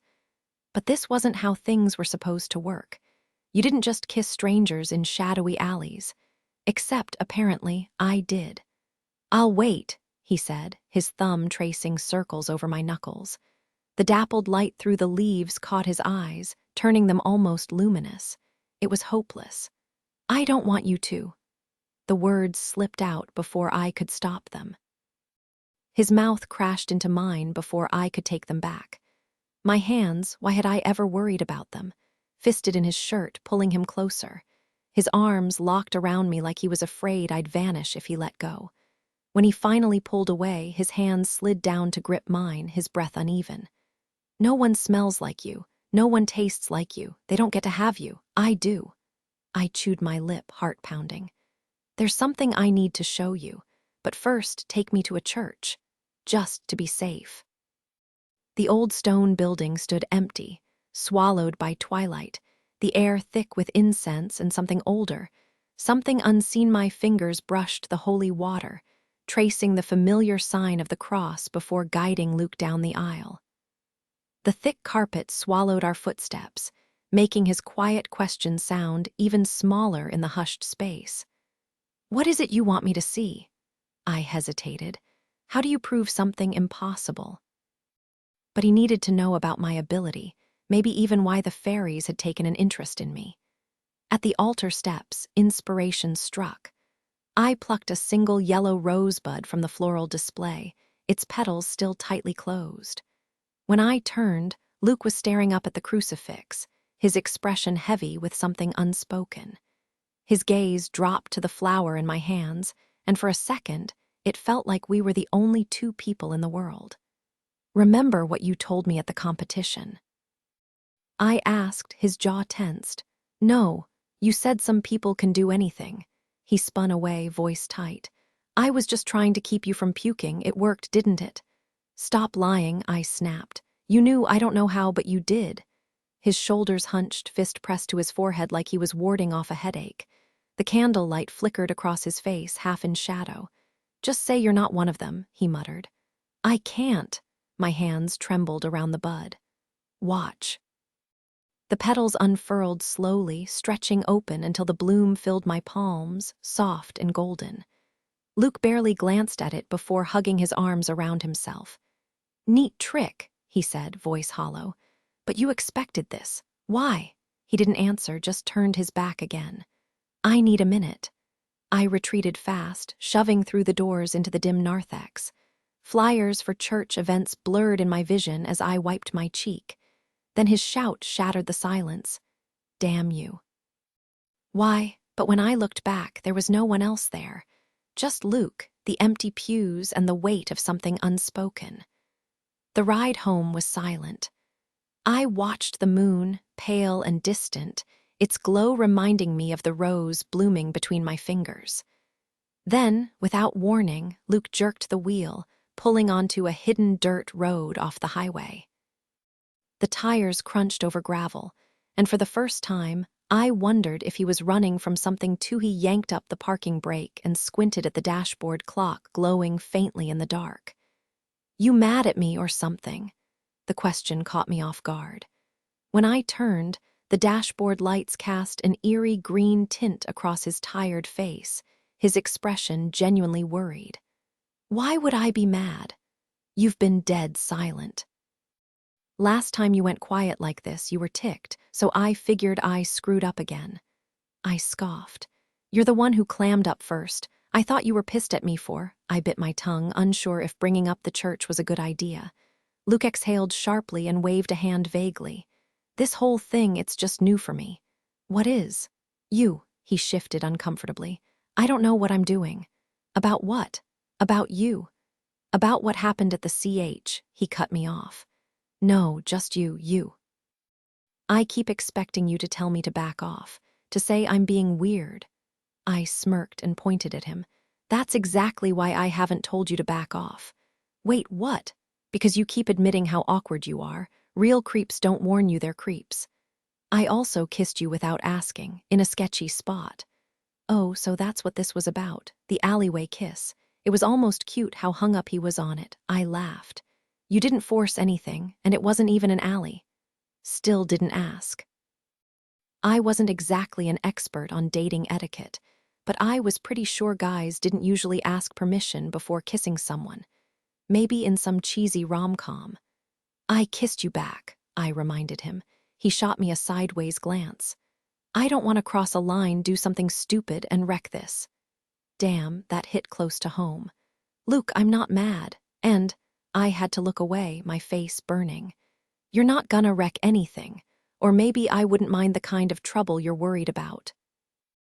The second the words left my mouth, I panicked. What if he thought I was easy? What if he took it the wrong way? What if Luke gave me a crooked half-smile, not quite amused, and reached over to brush his thumb against my chin? My breath hitched. I wanted to lean into his touch, to forget everything else. "You're a kid," he murmured. "You don't know the kind of trouble I'm capable of." I jerked back, scowling. "Excuse me," he groaned. "And now you're mad again. Gee, wonder why? You just called me a kid." Luke slumped in his seat, frustrated. It was supposed to be a compliment. "Explain how." "Because you don't act young," he fumbled, avoiding my glare. You handle everything like you've been through it before, like you get it." A beat of silence passed before I smirked. "So what you're saying is I'm an old soul," he groaned again, but this time he was laughing the way your eyes light up when you play. "Sometimes I forget you're still 16. "Oh, come on, don't stop there." Where's the breathtakingly gorgeous and genius-level brilliant part of this shameless flattery? I wanted to believe him, but my brain kept short-circuiting. How could someone who felt invisible also be desirable? "I mean it," he insisted, voice steady. "You are beautiful." I rolled my eyes. "Elinor is beautiful. I know what I look like, and it's not that, and honestly, I'm okay with it." Something flickered in his expression at her name. "Elinor different. You're stunning. Especially when you give me that 'oh my God, this guy is insufferable' look. Yeah, like that. Beautiful." The dashboard lights painted my hands in shifting blues and greens, like they were glowing from the inside. Quietly, I murmured, "You could say it again." But he didn't. Instead, he said, "You're not like anyone else." The way he said it, like being different, was the highest compliment. Like I was some rare butterfly instead of just the girl in the oversized sweater at a party full of crop tops. Luke shifted, staring out at the empty road ahead. "We're the same, you and me, observers, not the ones in the middle of everything." But in this world, the one inside his car, wrapped in the scent of his cologne and summer nights, I wasn't just watching. I was right where I belonged. My chest tightened, torn between laughter and tears. "Dee," he said softly. "Where'd you go just now?" I blinked. "Nowhere, I'm right here." He shook his head. I bit my lip. "Just imagining my life as its own little universe." Luke traced a slow circle on the steering wheel, no beginning, no end. "With very hot extraterrestrials." His fingers drifted to my hand, drawing the same shape against my skin, sending shivers up my arm. His voice was calm, almost detached, when he asked, "Still mad at me?" I barely breathed as his touch traveled higher, featherlight, setting every nerve on fire. Then he leaned in, kissing me so gently I almost didn't feel it, until I did. His hand cradled my neck, the other braced against the dashboard. Distant headlights flashed behind my closed eyelids as a car passed.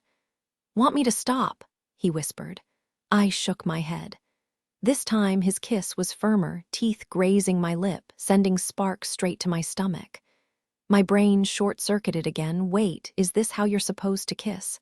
Am I doing this right? What even is tongue etiquette? But my body didn't care. It just wanted more. For a second, it was like I was outside myself, watching us from the back seat.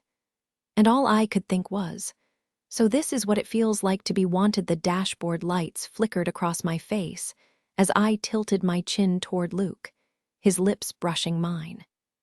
His tongue traced the seam of my mouth with slow precision, and for a moment, I felt like I was floating outside myself, watching as his hand slid down my side, smoothing the fabric of my shirt with deliberate pressure.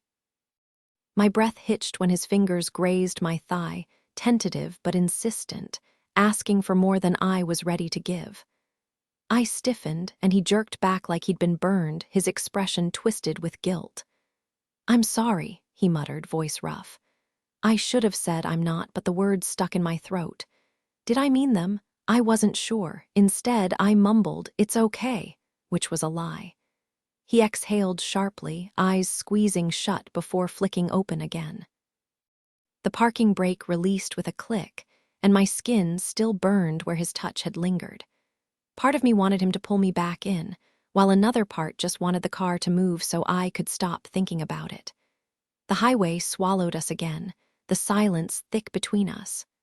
Luke's jaw was tight, his grip on the wheel white-knuckled. The dim glow of the streetlights made him look like a stranger.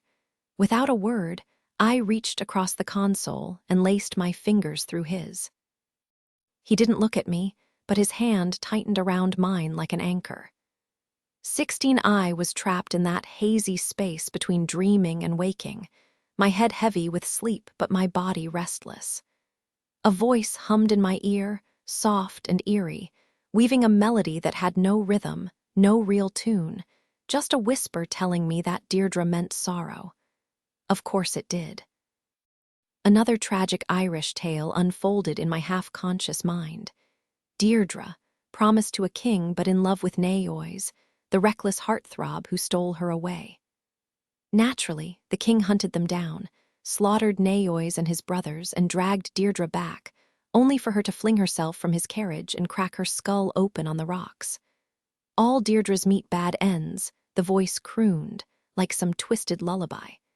At least this one had the sense to check out early. I groaned, peeling my eyes open. My body ached like I'd spent the night bench-pressing semi-trucks. My grandmother was dead, murdered by faeries. My best friend was in love with me. My boyfriend? Oh, just your average supernatural hitman working for a deranged fairy queen. And my pillow was soaked. I bolted upright, grimacing. Why the hell is my pillow wet? The room spun as I blinked at my surroundings. Reality crashing back in like a bucket of ice water. The room was a soggy mess. Sheets drenched, pillowcase soaked, even the nightstand glistening with tiny droplets. A thick layer of dew coated everything, leaving behind a weird herbal scent. I wiped my damp fingers under my nose and recoiled. Time? Seriously. My gaze snapped to the open window, then down at Rye, sprawled on the floor like a lazy sentinel, his fur sparkling with morning dew.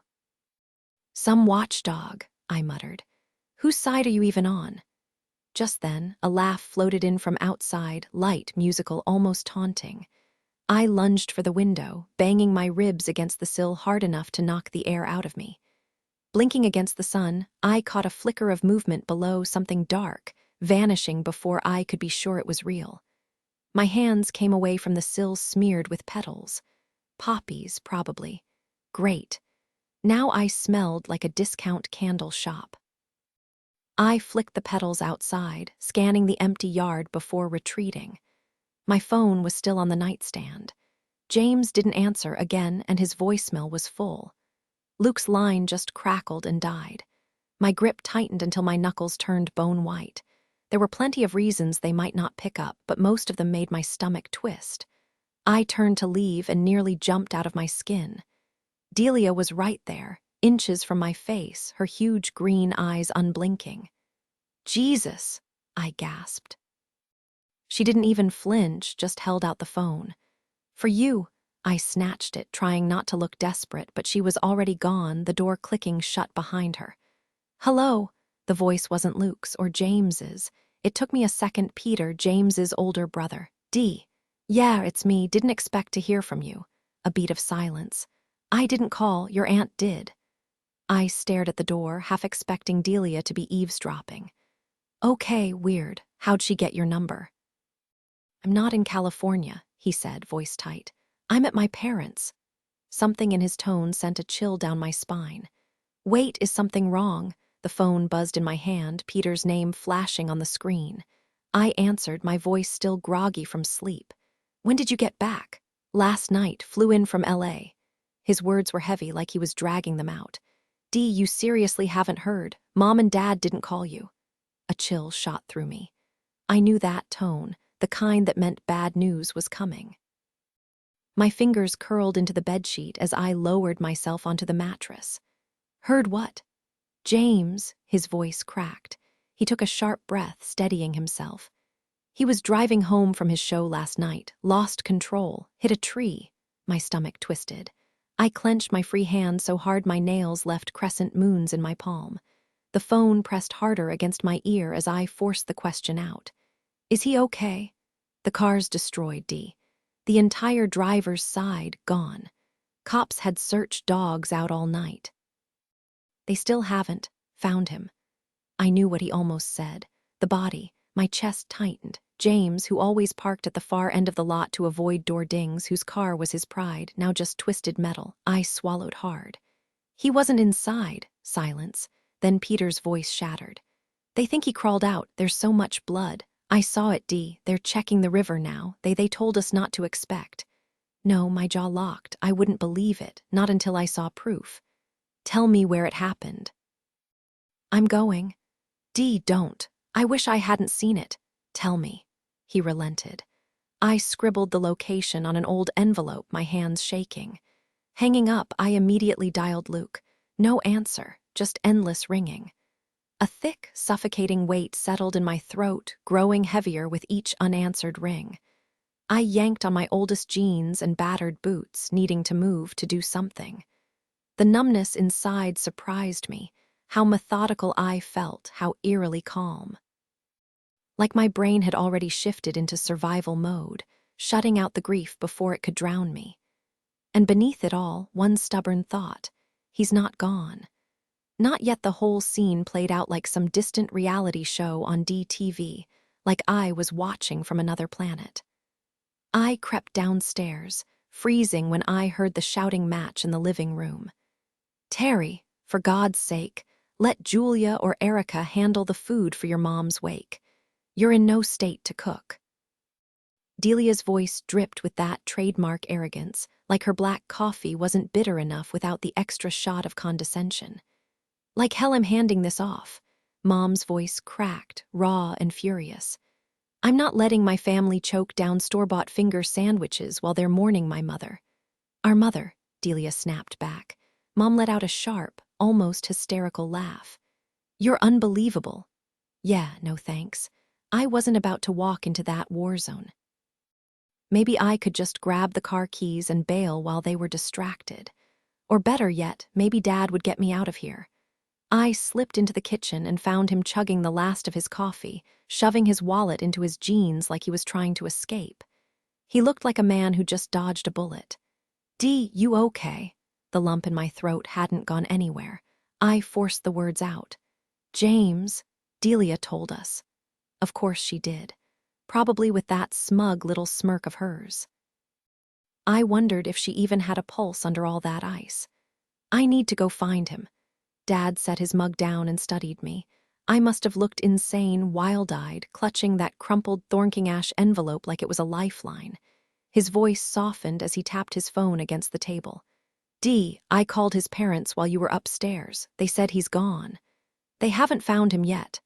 I sounded like a stubborn little kid, but I didn't care.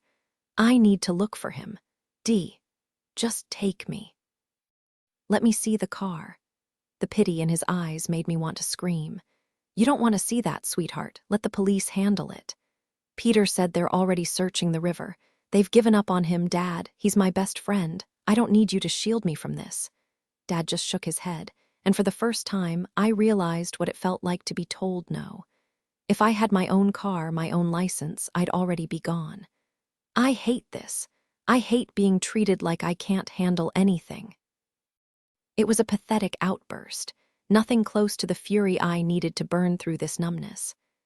I slammed the door behind me and collapsed onto the back steps, picking at a loose thread on my jeans. The sky was too bright, the sun too warm, like the universe was playing some cruel joke, pretending today was just another summer day. But it was. Nothing would ever be the same. I couldn't just sit here. I pulled out my phone, scrolling until I found Sarah's number. One deep breath, then I hit call. Yeah. Her voice, sharp and familiar, snapped me back to reality. It's Dee. Oh my God, Dee, I heard about James. He was all over the news. I'm so sorry. Something about the way she said it, so earnest, so unguarded, almost broke me. I swallowed hard. I don't think it was an accident.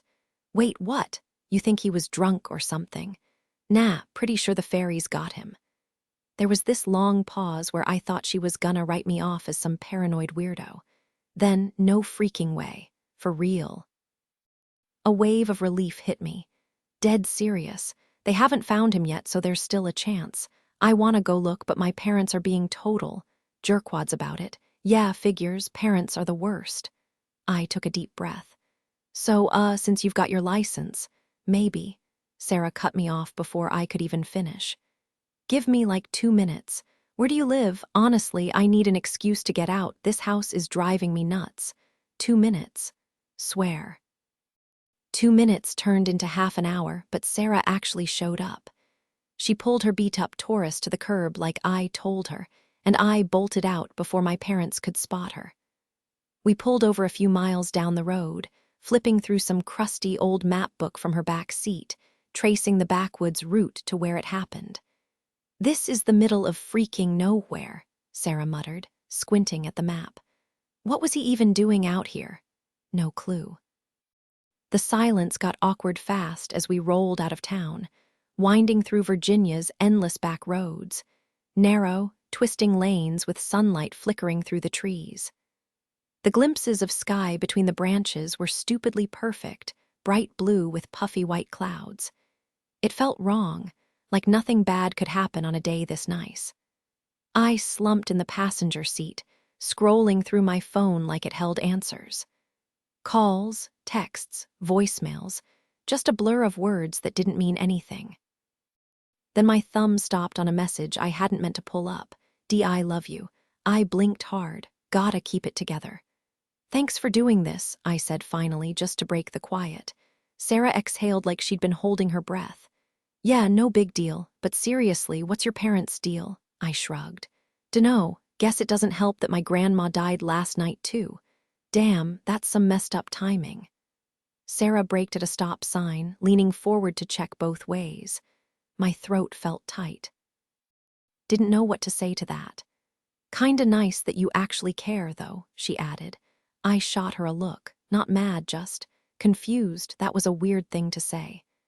My last grandma, she's basically a ghost, Sarah went on, shrugging.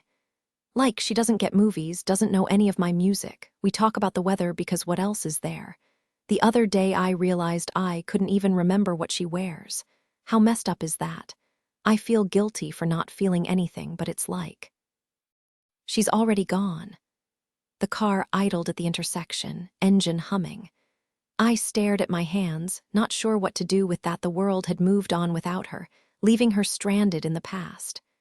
That moment between us felt raw, more intimate than anything we'd shared before. Awkward, too. I scrambled for the right words, something profound to seal our friendship forever, but my brain blanked. A beat too late, I muttered. Scary, right? Getting old, she smirked. And turning into some wrinkled hag who can't rock a miniskirt anymore. Just put me out of my misery when that happens. We both half laughed, the tension dissolving into something lighter, until I spotted the sign ahead. This should be it. Sarah overshot the turn, swearing under her breath as she swung the car around onto a narrow, shadow-drenched road labeled Dun Lane. The sunlight vanished instantly, swallowed by a dense ceiling of ancient oaks, their branches arching like the ribs of some forgotten cathedral. James' gig had been nowhere near here. Why would he have been on this deserted stretch? The car's probably gone by now, I said, my voice tight. We'll have to find the wreck site. The next 60 seconds crawled by as I scanned the dim woods, searching for any trace of the crash that had shattered everything. When Sarah pulled over beside an unremarkable oak, I didn't see anything at first. Then she killed the engine. Mind if I stay here? Blood makes me queasy. Yeah, no problem. Stepping onto the cracked asphalt, the air thick with damp earth and decaying leaves, I finally saw what she had. The scarred trunk where bark had been torn away and a lone side mirror lying in the underbrush, overlooked by the tow crew. And then the stain, dark, smeared, unmistakable, not from some unlucky deer. The shape of it twisted my stomach, uneven, frantic. I squeezed my eyes shut, forcing the image away. Focus. I moved toward the tree, my fingers hovering over the mirror before I stopped myself. It didn't matter. Only James did. Pushing deeper into the woods, the world blurred into shades of green and brown, the only sound the distant rustle of leaves and the occasional bird call. Every step was deliberate, my boots crushing ferns as I scanned the ground. Then a scrape against something solid. Kneeling, I squinted at a pale shape half buried in the dirt. My breath hitched as I lifted it, a small, unlabeled bottle. The cap twisted off with a faint click, releasing a cloying sweetness, clover. And just like that, the forest didn't feel so empty anymore. A flood of fragmented memories rushed through my mind.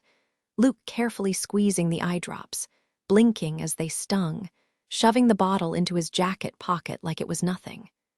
My fingers hovered over my phone screen before finally pressing call. The faint ringing echoed in my ear, then, impossibly, from somewhere nearby. The sound cut through the stillness of the woods, sharp and out of place. My stomach twisted. I should have hung up, pretended I never heard it, but curiosity dragged me forward. There it was, Luke's phone, half buried in the dirt and crushed brambles. I bent to grab it, my fingers brushing the cracked screen, and then I saw it. The dark red smeared across the leaves, my lungs locked, my legs buckled. I pressed a hand to my mouth, trying to choke back the panic, but the tears came anyway, slow at first, then uncontrollable. Kneeling in the undergrowth, thorns snagging my jeans, I stared at that single crimson drop on the phone and cried for everything I'd lost. When the storm passed, my body trembled like it did when I pushed my telekinesis too hard in daylight. Energy drained from me, leaving me hollow. Instinct made me jerk my head up, bracing for a leaner, or worse. But it was Una, perched on a fallen log like some twisted woodland creature, licking her fingers with eerie satisfaction. The dappled sunlight made her unnaturally pale skin almost glow, though she still looked anything but human. Her outfit was a bizarre mashup, a long, buttoned military coat straight out of a history book, paired with a frilly white skirt that looked like it belonged in a Victorian tea party. Somehow it worked, like she'd raided a vintage shop and thrown together the most unsettling ensemble possible. She tilted her head, watching me with amusement. "Crying again?" she mocked, voice dripping with false sympathy. I wiped my face with the back of my hand and forced myself to stand. "I'm done now." Una's grin widened, sharp and delighted. Then in a blink, her expression crumpled, lips trembling, eyes welling up until a single tear rolled down her cheek. My tear. She caught it before it could fall, tucking it away like some prized possession. "Brilliant, isn't it?" she crowed, her laughter ringing through the trees. I sniffed, my nose clogged from crying. "Yeah, way better than a human." At least she didn't sound like she had a cold. She moved with startling speed, darting around me like a hummingbird, close enough that I caught her scent, wild and sweet, like crushed leaves and honey. Her whisper brushed my ear, sharp as a blade. "I know exactly what you're after." My gaze flickered past the blood-smeared phone, and I forced myself to stay calm. "And do you know where it is?" Una laughed, light and mocking, as she sprang back onto the moss-covered log, twirling like a dancer before pausing. "Oh, it's all so tragically beautiful. I can already hear the melody, something haunting, something sharp." I clenched my fists, fighting the urge to shake the answer out of her.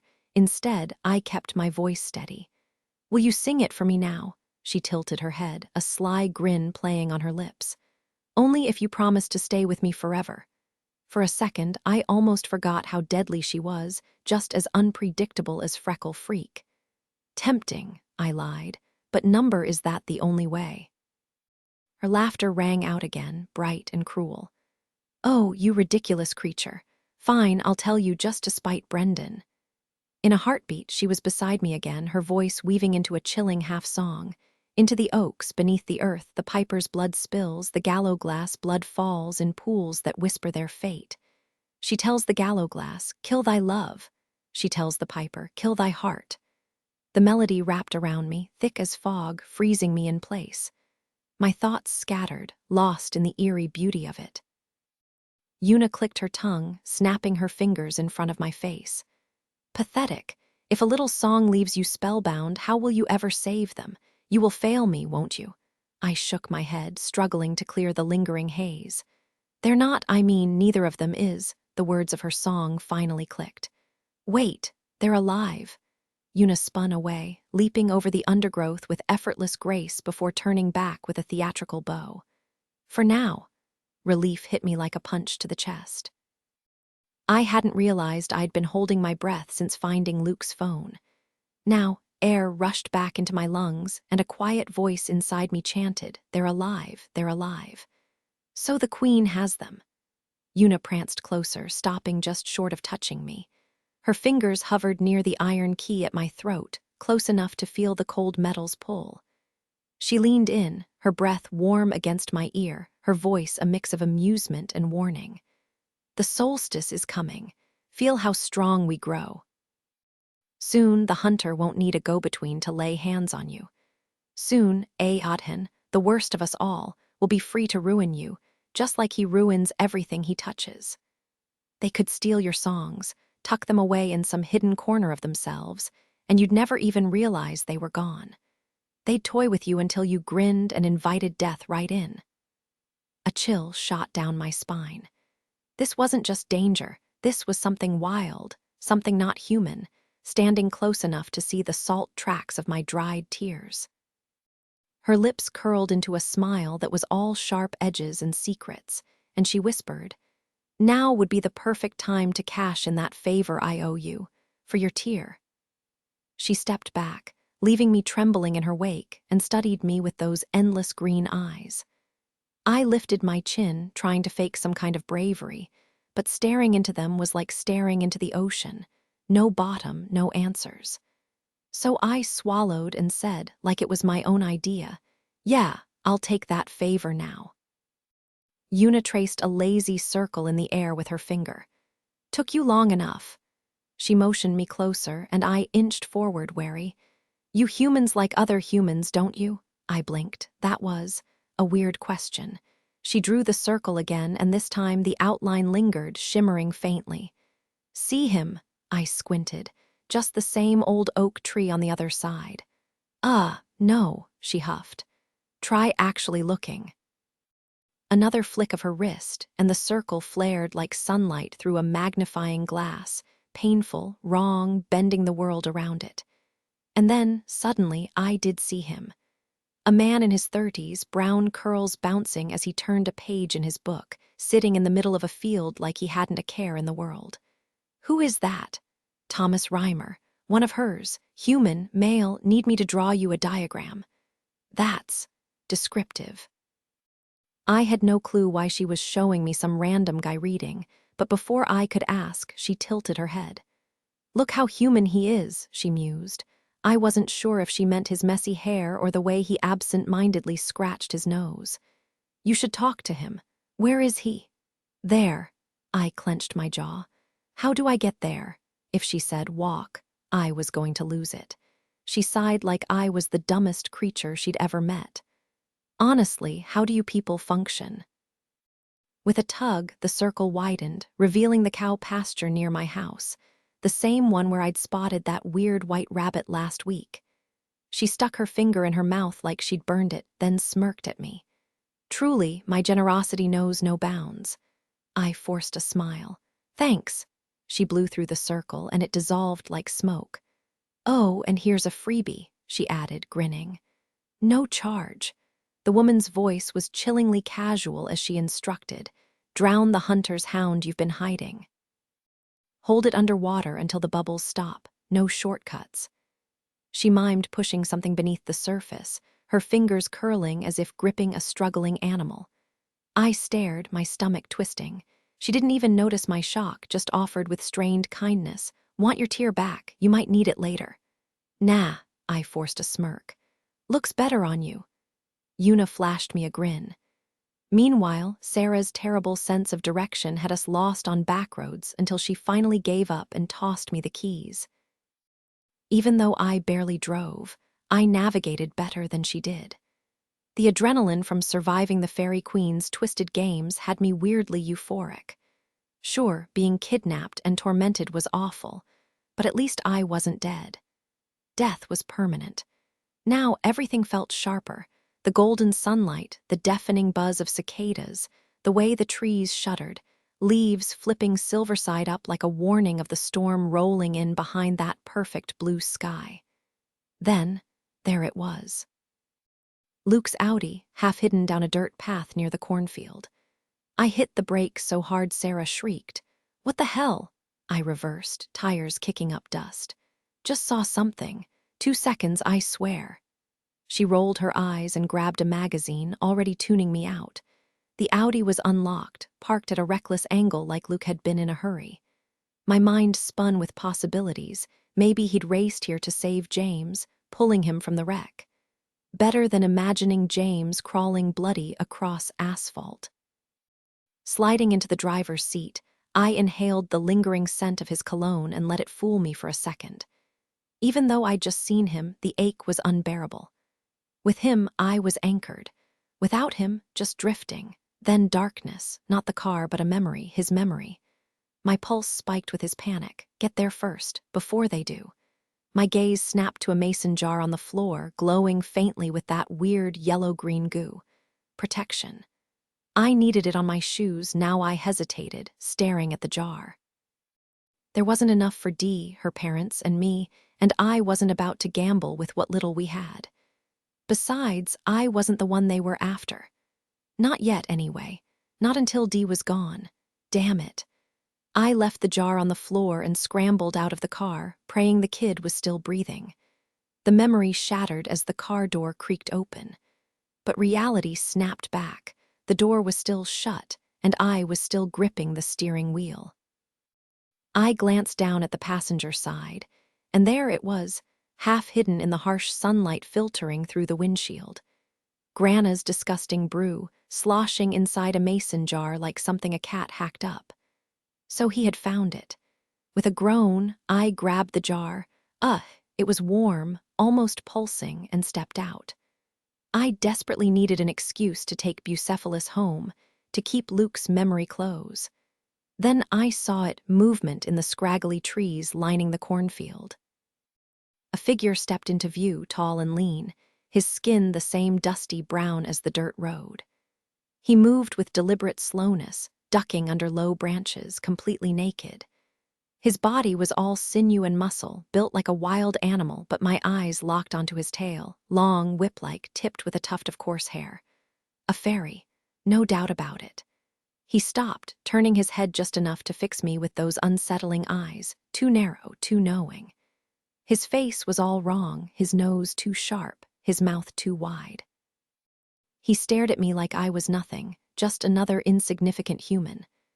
I held my breath until he vanished into the trees, then bolted for Sarah's car, clutching the jar like a lifeline. "What's that?" Sarah dropped her magazine, eyebrows shooting up. "Grana's anti-fairy potion," I muttered, nodding toward Luke's car. "Wait, Luke, the hot guy, where is he?" "No clue," Sarah shuddered. "Okay, this is officially horror movie territory and I'm not dying first. Let's bail." We peeled out, leaving nothing but dust and the ghost of Luke behind us. The Sticky Pig was its usual chaotic self, the only decent restaurant in town. Too sweltering for the patio, so we squeezed into the packed waiting area, the air thick with barbecue smoke. Standing under that grinning pig sign, I got hit with a weird wave of déjà vu. How many times had I been here? How many years had slipped by? James nudged me, snapping me back. "Get out of the spotlight," he muttered, pulling me aside. Deirdre snapped back to reality as James waved a hand in front of her face. "Earth to space, cadet, welcome back," he teased, flashing that grin that always made waitresses forget their own names. She rolled her eyes. "I was just thinking." "About aliens, probably," he shot back, winking at the hostess, who looked like she might faint on the spot. "2 for non-smoking, thanks." The poor girl just nodded, starstruck, and led them to a booth. Once she was gone, Deirdre smirked.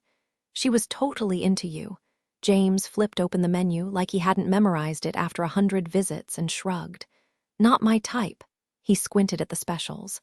Oh, sweet, they've got psychic tasers on the menu tonight. Deirdre smacked the menu down. Seriously, she was blushing. He yanked it back up, pretending to study the appetizers. Still not interested. Why not? Okay, maybe she was pushing too hard, but guilt gnawed at her. Here she was, falling for Luke like a dropped stack of library books. And if she could just get James to flirt with someone, maybe she wouldn't feel like she was ditching their friendship. James finally lowered the menu, fixing her with a look. For your info, I'm into someone else, he muttered. Didn't plan on telling you. Relief hit her like a cool breeze. Thank goodness. Let her be amazing and distracting and please human. You know you can tell me stuff like that, she said, ignoring the tiny stab of hypocrisy since she hadn't mentioned Luke.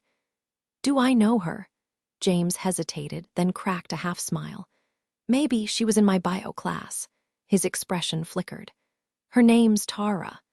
And then weirdest thing, as he spoke, something shifted around him. Like heat waves over pavement, but darker, more liquid. Deirdre blinked, and suddenly there was a face layered over his, choppy hair, gray eyes, no goth makeup in sight. At hair, James continued, oblivious.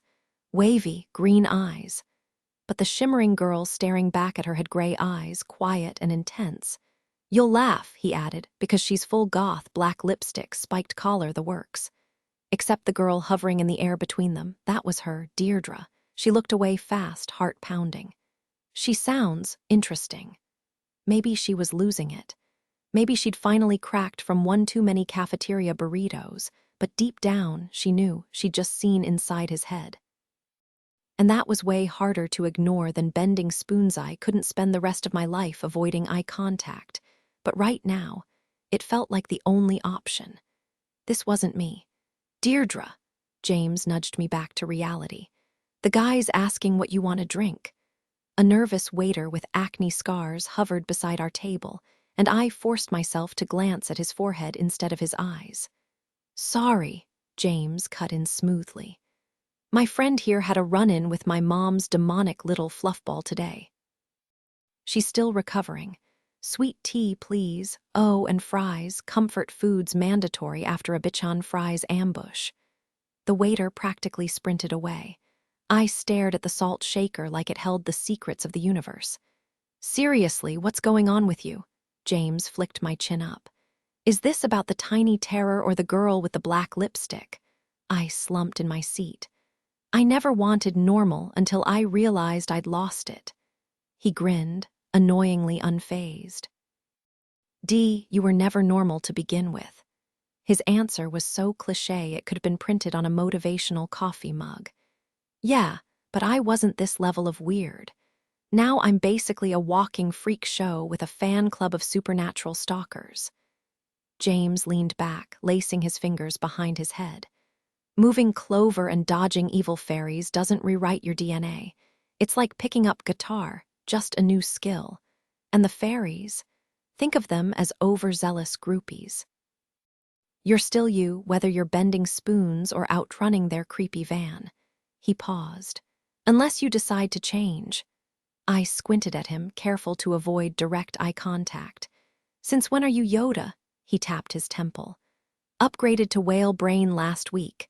Straight A's now, but I keep daydreaming about plankton buffets. A shrug. Poor whales stuck with my old brain, though. Probably doing donuts off Miami Beach, ogling surfers. I snorted.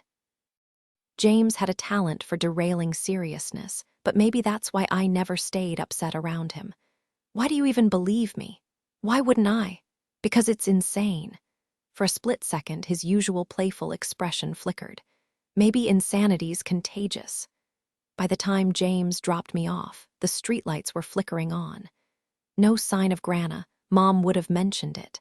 I wondered how long her weird green potion took to brew, or where she'd learned witchcraft in the first place.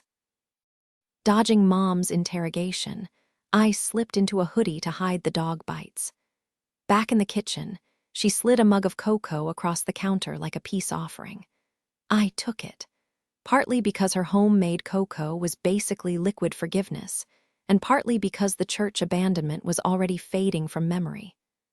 Steam curled between us as she stared into her mug, the golden kitchen light softening her features.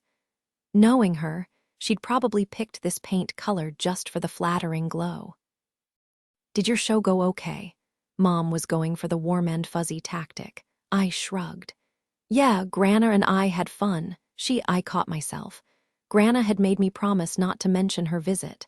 She's keeping my dress at her place. Spilled soda on it, so she's fixing it. Mom stirred her cocoa, steam curling up between us. "And James took you out to eat." I took a sip, thick, bittersweet, with a surprising hint of orange. For a second, the taste distracted me enough that I missed the question. She had to ask again. "We went to the Sticky Pig," I finally answered. She sighed. "I'd rather you hang out with James than Luke." I kept my eyes on my mug, tracing the rim with my finger. Arguing was easier when I didn't have to look at her. "Why?" "Because I know James, I know his family, I know you're safe with him. Luke's not dangerous." The memory flashed, his knife slipping into the cat's jaw, quick and precise. I swallowed. "He's just older, and he doesn't even go to my school." Mom hesitated, and that was my opening. I finally looked up, locking eyes. She wasn't used to me pushing back. "You're right, he's a senior just here for the summer, but I'm not being reckless. He treats me well. What's the problem?" She blinked, caught off guard. Had I ever actually stood my ground before? She took a slow sip, her confidence flickering. I didn't wait for her to recover. "I've got my phone on me 24/7. You know I always answer. You taught me how to handle myself. So." "Trust me?" Damn, that was smooth. I hid my smirk behind another sip. Checkmate. Mom exhaled, defeated. "Fine, but I want to know every time you're with him." She stood, heading to the sink, her silhouette framed by the kitchen window. "What does James think about all this?" I froze. What?" She turned, giving me that really. "Look, think about it, Deirdre." 13, my phone buzzed under my leg, jolting me awake. Downstairs, Mom and Delia were already at it. Arguing was their default setting, like breathing. I groaned, burying my face in my pillow. Sunlight stabbed through the blinds. Late, very late. I fished my phone from my back pocket. Thank goodness I'd grabbed these jeans before laundry day. Rubbing my eyes, I sat up, my brain still foggy. I'd been out cold, dead to the world. No dreams, just blackness. Then it hit me. Luke. Suddenly, I was wide awake, last night's drama replaying in my head like some over-the-top teen movie. Except this was my actual life. My phone buzzed in my pocket, 14 missed calls and 3 texts, all from James. The first call came at 6 a.m., the last just minutes ago. I swiped open the messages. Wakey, wakey. Need to talk ASAP. Call Grana. I skipped Grana and dialed James instead. He answered before the first ring ended. "Seriously, are you hibernating?" "I've been blowing up your phone all morning." "What's going on?" I asked, rolling out of bed, my jeans stiff from sleeping in them. "Did you call your grandma?"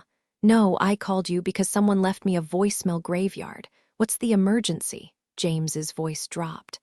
"I think something's wrong with Grana. Call it a gut feeling." I frowned. Now that he mentioned it, she never dropped off that thing she promised. "Is this one of your psychic hunches, or did you actually hear something?" "Both." I woke up with this gnawing dread. Couldn't shake it. I even pulled a Deirdre. "You puked." "Yeah, just call her, okay? I need to know I'm wrong." Before I could, Mom's voice cut through the house like a fire alarm. "Deirdre," my stomach twisted. If she found out about last night, I was dead. Not just grounded, ritually sacrificed and resurrected for a second round dead.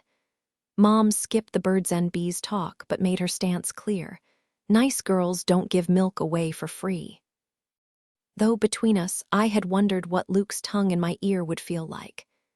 "Deirdre," Mom yelled again. I stalled, scrubbing dirt off my feet, evidence of my midnight adventure. "Don't make me come up there." I took a breath and marched downstairs. The kitchen was a tribunal, Mom, Dad, and Delia armed with coffee cups, shadows under their eyes, 3 against 1. Not ideal. "Morning," I said, channeling pure innocence. Mom didn't even glance up. "You're working this afternoon, right?" The question threw me. Yeah."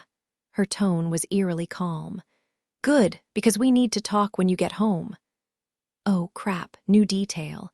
The kitchen smelled like burnt toast. Someone had clearly distracted Mom mid-breakfast.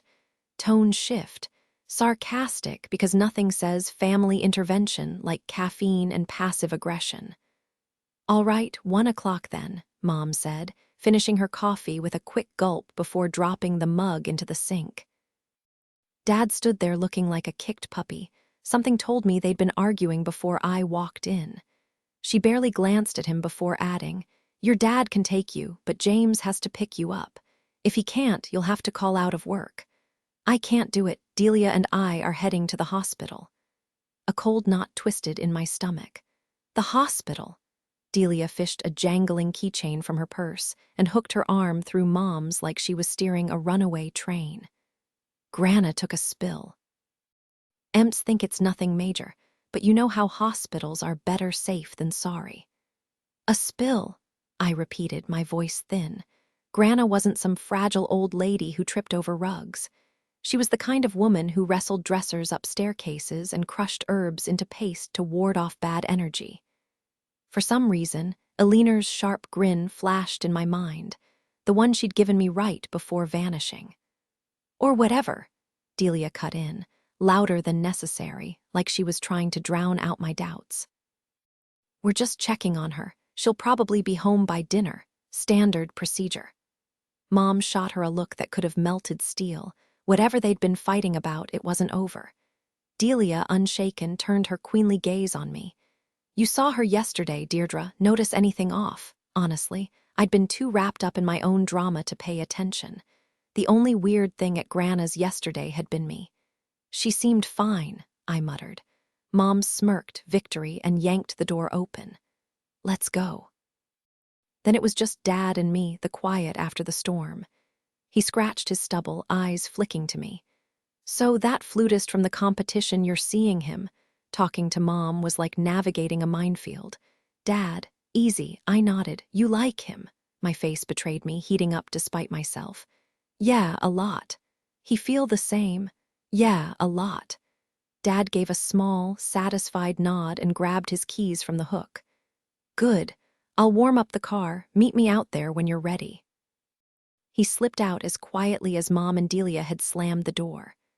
Upstairs, I swapped my grass-stained clothes for something presentable, shoving my phone into fresh jeans.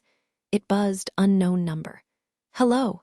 "Hi," one word and I knew. Luke, a thrill shot through me, stupid and undeniable. "You got a phone." "Figured it was time," he said, voice low. "Never had anyone worth calling before."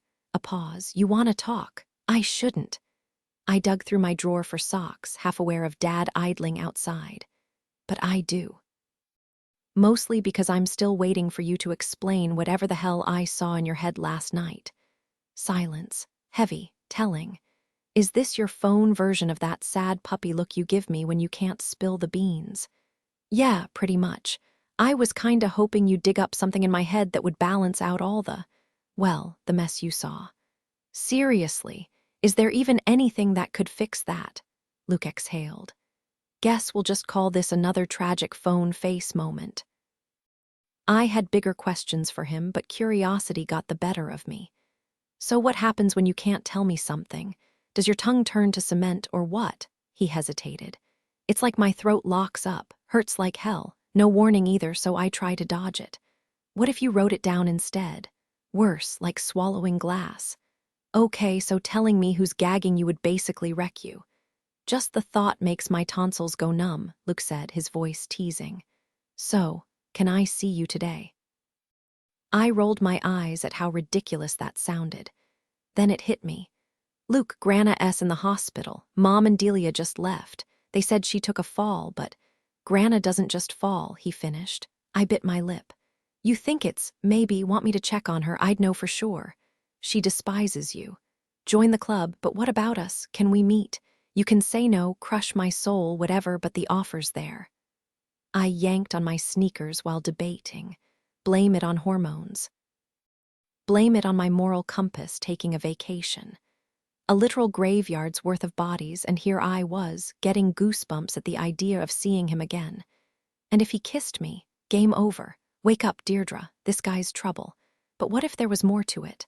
Or maybe I was just desperate for an excuse. Out loud, I said, so there might be something that cancels out the nightmare fuel in your head. I'm legally allowed to say, possibly. And you're not planning to murder me. All the humor left his voice. I swear on my life, no matter what, I won't hurt you. For a second, I envied people with normal relationships, no life or death interrogations. Would I even like him if he weren't wrapped in red flags? I caved. Fine, later. You just made my week, gorgeous, off to charm your granny, keep my secrets close. The line went dead. Dave's Ice was a ghost town.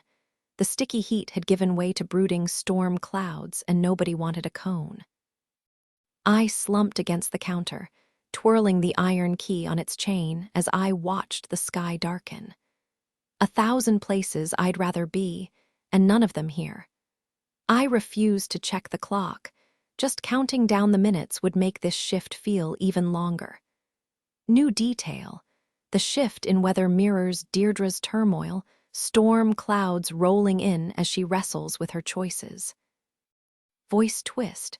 Snarky humor cuts through the tension when Luke jokes about crushing his soul, lightening the mood before the heavier promise. Scrolling through old texts from James was the last thing I wanted. It'd just remind me how nobody had bothered to update me about Grana. He gave you that, right? Sarah's voice cut through my thoughts. She lounged against the counter, her top somehow making our identical Dave's aprons look scandalous on her. I didn't need a front row seat to her cleavage, but there it was. I barely glanced up. Yeah. Oh my God, I saw you two by his car that first day. She grinned, twirling a strand of hair. He's seriously cute. Uh-huh. She leaned in, lowering her voice like we were sharing secrets. And older, like senior status, right? Yep. Sarah squinted out the window, as if searching for whatever had my attention. No offense, but I still can't believe someone like him would go for someone like you. Seriously, none taken, right? Cue the dramatic recap.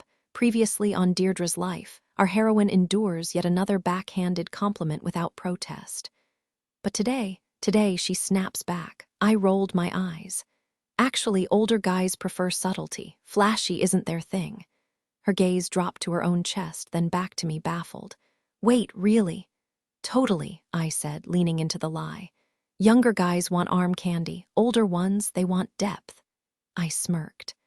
That's why I never dated anyone from school. The irony wasn't lost on me. Here I was, fake bonding with Sarah like we were locker buddies gossiping about crushes. Maybe this was how normal girls acted, or maybe they were all just faking it too. Sarah's eyes widened. Oh, I totally thought you were just, weird. Ah, Sarah, diplomacy's greatest failure. But for once her jab didn't sting. I shrugged. People who think that don't know me, their problem. The shock on her face, priceless. The rush of confidence, even better. Then Freckle Freak walked in, and my victory high evaporated. As always, he looked like he'd stepped out of a prep school catalog. Polo collar popped, khaki shorts crisp, leather bracelets stacked on his wrist. But this time, something was different. It wasn't the faint herbal scent trailing him. No, it was that unnatural, too perfect aura, the same unsettling radiance Aliner had. Faerie. No doubt about it, he wasn't just handsome, though he absolutely was. It was the way his beauty felt like a punch to the gut, something too sharp to look at for long. Even under the harsh fluorescent lights of the shop and the storm-gray sky outside, he radiated warmth, glowing like he had his own personal sun inside him, while Sarah and I just looked washed out and dull. How had I ever thought he was human? When he rested his hands on the counter and flashed that slow, knowing smile, I caught the dull gleam of a torque peeking from under his sleeve. Sarah tugged her apron higher and inched closer, her voice sugar-sweet. What'll it be today? Freckle Freak's gaze flicked between us, lingering a second too long. Honestly, Everything looks irresistible. Sarah smirked. I stayed frozen, my skin prickling with unease. Just beneath the surface, Luke's memories of him surged like a dark tide. Freckle Freak herding panicked cattle into a river, grinning as they vanished under the water. Him circling Luke, who clutched iron nails like a lifeline. Him dragging bloodied fingers down a terrified girl's arm, the leather bands on his wrist leaving cruel trails. I clenched my jaw, wishing I could scrub those images from my mind. "Take your time," Sarah said, waving at the empty shop. "No rush." He pushed off the counter, fingers tracing the edge of the display case, restless as ever. I noticed him flinch when his hand brushed a metal strip, but he played it off, resuming his lazy path like nothing happened. Sarah shot me a glance, then laughed. "Are we still talking about ice cream? Were we ever?" Freckle Freak leaned in, tongue darting over his lips. My necklace might protect me, but Sarah was wide open. Unbelievable, I had to save her from him. I sidled up next to her, pressing my arm against hers, and snapped, "Pick a flavor of ice cream or get out." To my shock, Sarah didn't argue. She actually took a tiny step back, like even she could sense something was off. Maybe even the dumbest sheep knows when a wolf's too close. Freckle Freak vaulted onto the counter with eerie grace, legs swinging over to our side. I jerked away and he tusked. "Don't be like that. Luke always shared his toys." His grin turned predatory as he eyed the key around my neck. "Maybe I'll help you out of that later." He glanced at the blazing sun outside. "Real soon, I'd say." "Freak," Sarah muttered. "Get lost before I call the cops." He just laughed, unfazed with a flick of his wrist. He scattered a handful of clover across the counter. At first, they shimmered like delicate butterflies, their wings fluttering before collapsing into lifeless leaves. His grin sent a chill down my spine. "Luke's got nothing on me, sweetheart," he whispered, his voice dripping with mischief. "And trust me, I've got tricks he wouldn't even dream of." The shop door clicked shut behind James, punctuating the moment. "Sweetheart." James looked like he'd raided a thrift store and a hardware shop at the same time. His off my planet t-shirt paired with an old iron fireplace shovel slung over his shoulder like a soldier's rifle. Somehow it worked. Freckle Freak bared his teeth in a grin and slid off the counter, tongue flicking out like a snake. "You joining the fun too?" He leaned toward me, inhaling deeply. "Though she's the tastier one, like candy." James didn't hesitate. He lowered the shovel and stepped forward, voice flat. "Leave, now." Freckle Freak let himself be herded toward the exit, but not without a parting shot, a crude hand gesture aimed at me. James swung the shovel, but Freak twisted away at the last second, smacking his head against the door hard enough to rattle the glass. He hit the floor with a thud. James spat on him, and Freak's eyes snapped open at the wet impact, his smile widening. "Oh, so we're playing rough. I like it."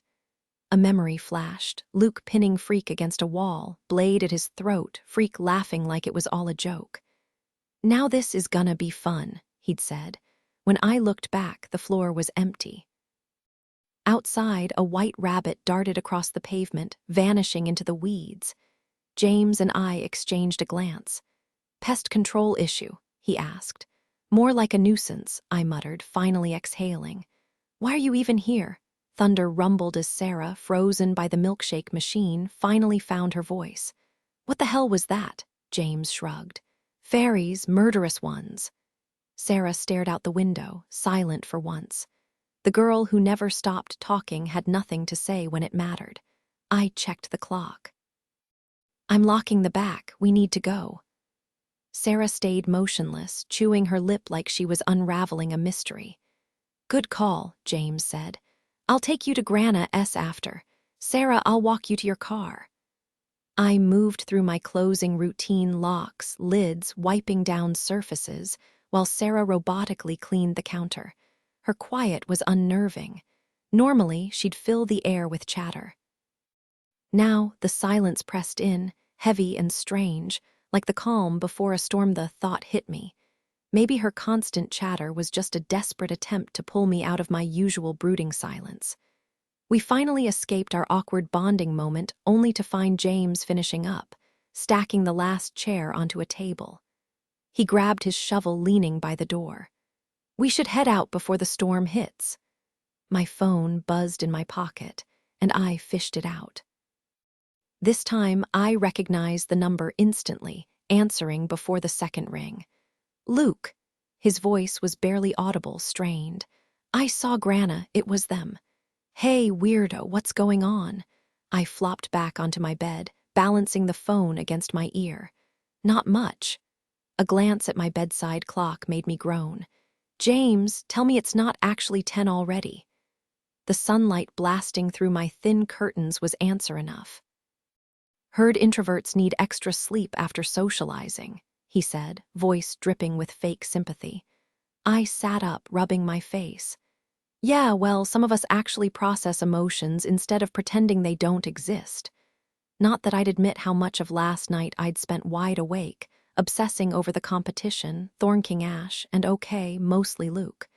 But James didn't need to know that. "So, happy belated birthday." He made a chewing noise. "Hangnail." "Anyway, today's the official celebration of your first scream into the world." "Yesterday was my birthday," I corrected, yanking a t-shirt from my drawer. My fingers brushed the four-leaf clover stuck to my phone, still there, still weirdly comforting. "I'm aging rapidly." "Too bad, I've declared today the real deal. Resistance is futile." "Fine, what's your grand plan?" "Your mom already made one. She's roped my parents into some over-the-top dinner and cake situation at your place tonight." He paused. "Normally, I'd mock you for letting her run your life, but her cooking's too good to pass up." I groaned. Classic mom treating my birthday like a corporate event. Did she forget I wasn't 12 anymore, or that I'd prefer literally anything else? "Wow, thanks for the heads up," I muttered. James chuckled. "Or, you could just tell her you'd rather ditch the circus and hang out with me. You're the birthday girl, work your magic." Magic. The word sent a jolt through me, Luke's voice echoing in my head. "Some people just make things happen." I turned the clover in my fingers, watching its shadow stretch across the table. "Yeah," I said slowly. "I like that idea a lot better." The warmth of James's voice pulled me back from my daze as the AC roared to life, sending a gust through the room. The clover in my palm, just a trick of the wind. "D?" he asked, concern lacing his words.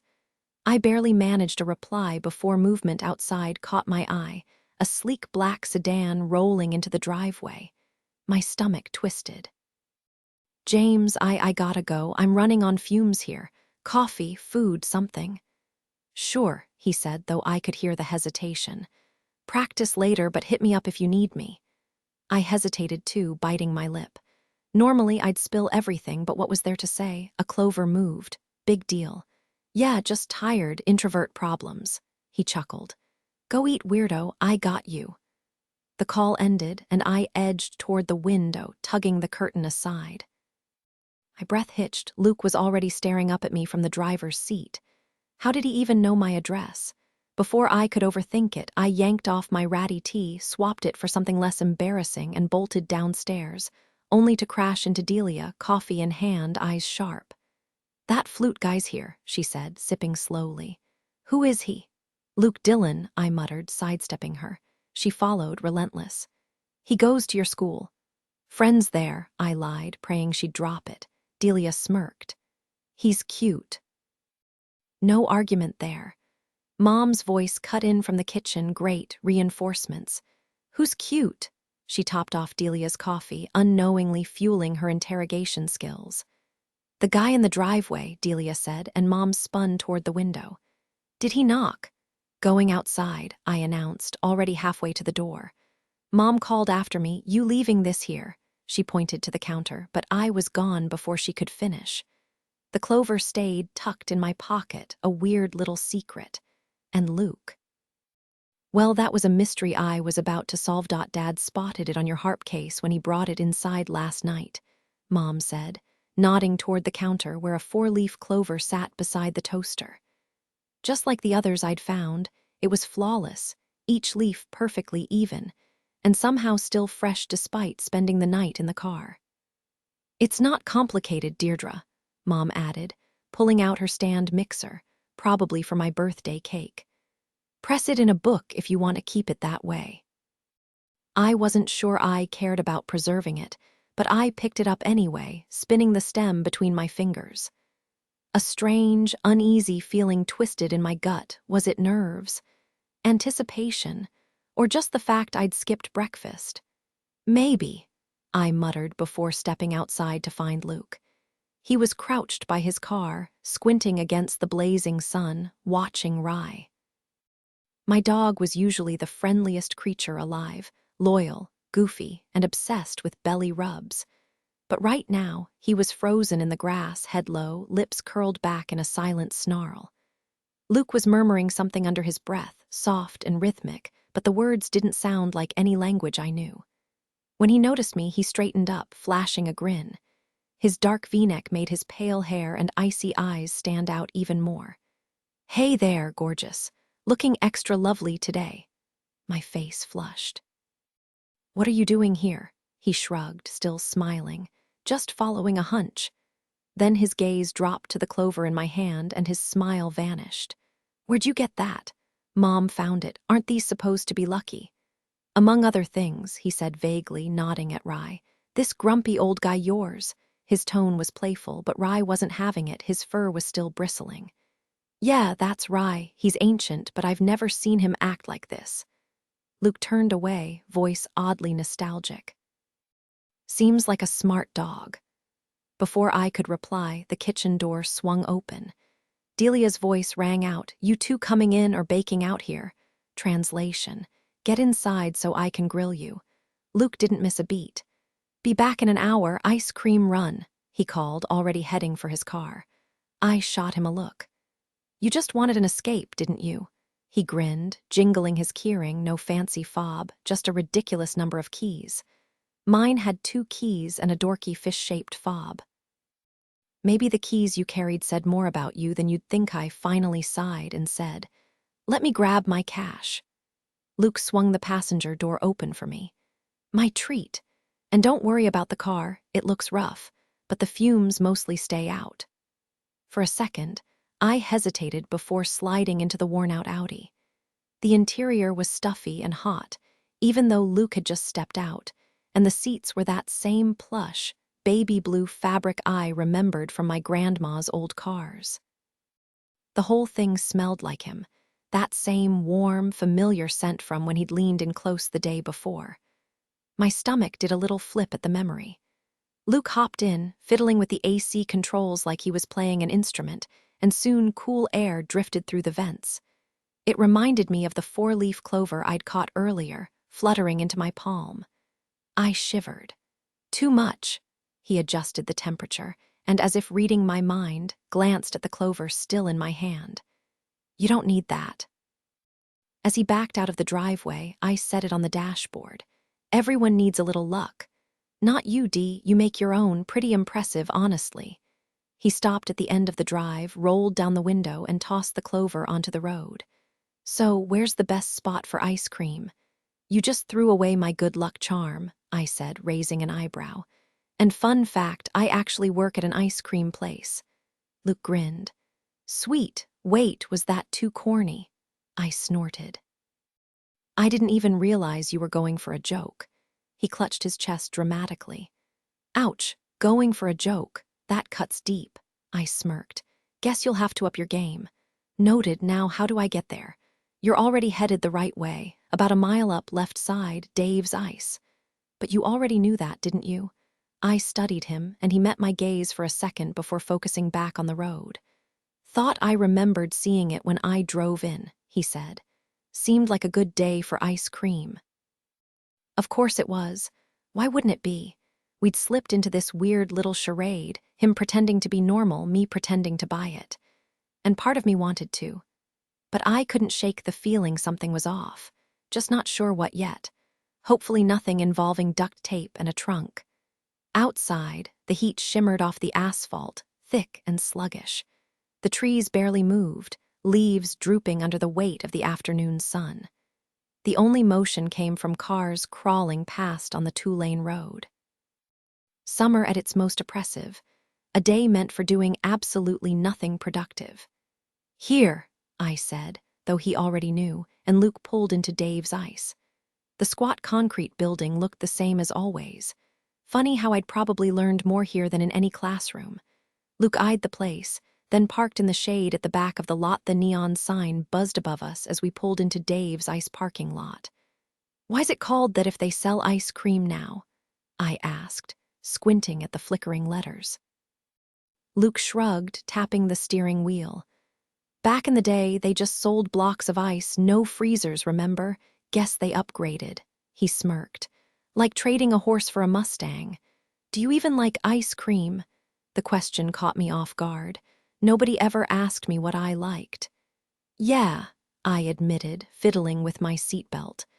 "I'm weird about it, though. Everything has to be just right. Hot fudge centered, whipped cream swirled exactly 3 times, sprinkles layered so they don't slide off." He burst out laughing.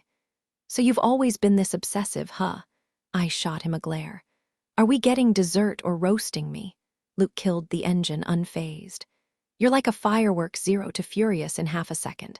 Come on, Frost Queen." "I'm not frosty," I muttered, but followed him across the blistering asphalt. The heat seeped through my sneakers, making me hop. "But I am curious." Luke stepped onto a parking line, balancing like it was a tightrope. I mirrored him, arms out like an Olympian. "About the clover thing," I pressed. "Luck, sure, but what else?" "Rabbit repellent," I groaned. "Seriously." "Snake deterrent," he offered, hopping onto the curb. "Also fairy bait." He yanked me up. "Enough trivia. Ice cream now, interrogation later." I planted my feet outside the door. "What's that clever crack about?" He grinned. "You notice things. Most people just talk. You learn." He held the door open, blasting us with AC. "Now pick a flavor before I melt." The chill couldn't numb my racing pulse. This isn't smart, I thought, but I was glued to the spot. As Luke scanned the menu, I blurted, "Never pegged myself for the bad boy type." His smile widened, but he kept his eyes on the board. "Told you no more questions. What's good?" "Chocolate dream," I said instantly. Behind the counter, Sarah, a coworker who'd never once remembered my name, lit up at the sight of Luke.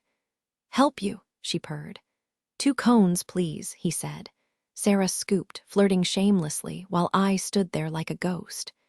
Typical, I propped myself against the counter, forcing a neutral expression while Sarah turned on the charm for Luke. Not that I blamed her. With his easy confidence and that effortless grin, he was exactly her type. Still, I couldn't resist stealing a glance to see if he was falling for it. He handed her a few crumpled dollar bills, his expression unreadable, until the corner of his mouth twitched. Then, in one smooth motion, he stepped closer to me. "You've got something right here," he murmured, his finger tracing a slow path from my shoulder to my ear. My breath hitched, my stomach doing a full somersault. Sarah's sugary smile vanished as she spun toward the milkshake machine, scrubbing furiously. Meanwhile, Luke just smirked, tossing her a casual, "Keep the change," before nudging me toward the door. Outside, the sun was brutal, but the shade from the oak tree made it bearable. We settled onto the weathered railroad tie at the edge of the parking lot, ice cream already melting in our hands. I shot him a look. "Something on my shoulder, huh?" He licked his cone, eyes glinting. "You looked like you needed rescuing." "A little warning next time," I muttered. "I could have face planted. But you didn't." His grin was infuriating. "Admit it, you liked it." I focused hard on my ice cream, willing my cheeks not to betray me. "That's a ridiculous question." "Cut me some slack," he said, feigning innocence. "I'm new to this whole charming the girl thing. Turns out rom-coms aren't completely useless." I wanted to believe him, and yet I didn't. "You're telling me you've never had a girlfriend?" "Not one who made me want to be better." He tilted his head. "So, can I practice on you?" The word stung. "No," he sighed dramatically.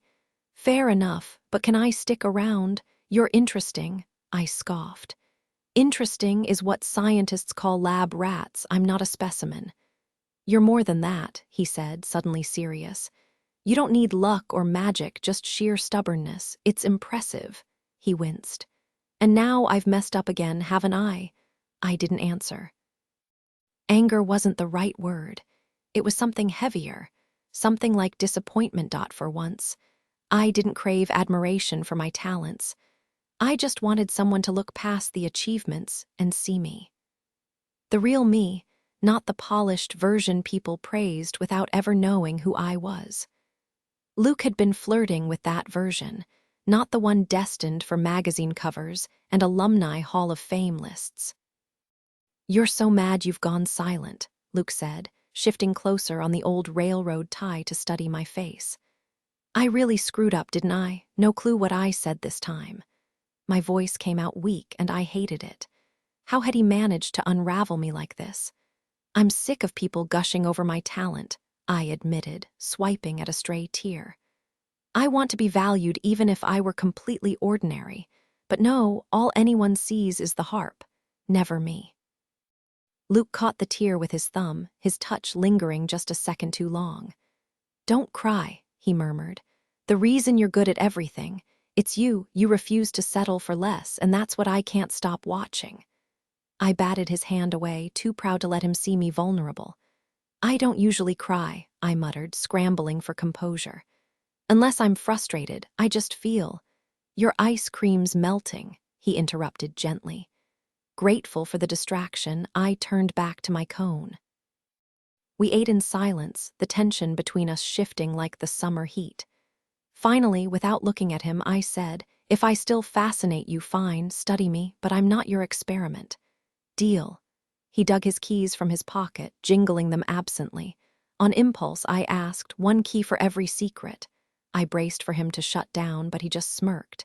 "Maybe, how many do you have?" "2. "That many secrets," I hesitated. "One for the 4-leaf clover hidden in my drawer. One for the way my pulse spiked when he smiled." "Yeah." He plucked a small, tarnished key from his ring, old, heavy, with a fleck of rust. After a quick glance around, he pressed it into my palm, his breath warm against my ear. "Here's another secret. I shouldn't be this obsessed with you." His lips hovered dangerously close before he pulled back, leaving me breathless. I pocketed the key, my fingers trembling. When I opened my eyes, he was already standing, the moment slipping away like the last bite of ice cream. Luke reached out, his grip firm as he helped me up, guiding me around the car with an absent expression. Just before he closed the passenger door, a hint of something herbal drifted through the summer air, nothing like Luke's usual scent or the usual gasoline and hot concrete smell of Dave's parking lot. That's when it hit me. I had a third secret to go with the key. Something dangerous was circling me, but oddly, I wasn't scared. "Grana S. here," I said, squinting as Luke pulled into the driveway. Her white Ford gleamed under the midday sun, almost blinding. "Mom must have invited her for my birthday." Luke killed the engine. "Birthday today? Technically yesterday, but cake-s today." I tried to sound casual, but the excitement crept in anyway. "You staying?" He hesitated, then stepped out and opened my door. "Probably shouldn't. Though I'll admit, cake is tempting. Will your nightmare of an aunt be there?" I rolled my eyes. "She's already inside, doesn't leave until next week when her tour starts." "How glamorous," Luke deadpanned. Just then, Grana climbed out of her car, spotted me, and grinned before ducking back inside. Luke raised an eyebrow. "Forgot something." "Grana doesn't do purses," I said. "She's more of a pockets full of surprises kind of grandma." Sure enough, she reappeared, balancing a tiny wrapped box in one hand and a massive gift in the other. "Deirdre, take this one, would you?" I grabbed the bigger package while Luke hovered behind me, tense as a guard dog. "Grana, this is Luke. He competed yesterday." Luke straightened, offering his hand like some old-fashioned gentleman. "Pleasure to meet you." Grana let him kiss her knuckles. Somehow, the gesture didn't feel weird at all. Then she lifted her left hand, flashing her silver and gold rings. "See this, boy?" Luke's smile was thin. "I do, ma'am." I frowned between them, lost. Grana shoved the small box toward Luke, her voice dropping like I wasn't even there. Guess what she's getting for her birthday, and what are you doing here? I glanced at Luke, waiting for an explanation, but he just stared back at Grana, silent. Don't even try it, Grana warned, stepping closer. The whole scene felt like a chihuahua yapping at a wolf. Guys, I started, but Luke cut in, his voice quiet. I'm only passing through, ma'am. Grana's glare could have sliced steel. Good, then leave. Luke's jaw tightened. I'm not one of them. Her nostrils flared. I can smell them on you. The tension crackled between them, and for the first time, I wondered if Luke was hiding more than I thought. The stench of tension hung thick in the air. Luke's face went blank as he turned from Grana to me. Yeah, cake, not happening. I spun away from Grana, arms locked tight across my chest. You don't have to leave. Of course, Grana couldn't just mind her own business. She had to wreck everything. My jaw clenched so hard it ached, one wrong word and I'd snap. I felt her stare burning into my back. Luke hesitated, shooting Grana another glance. Nah, it's better if I bounce. Thanks for the ice cream, though. Luke. My mind was blank except for one furious thought. Why does everyone else get to decide my life? Just stay. He gave me this weird, unreadable look before backing toward his car. Seconds later, he was gone. No trace, no number, no explanation. Well, okay, I had some idea why. I whirled on Grana, torn between rage and this hollow ache in my chest. Seriously, Grana, what was that?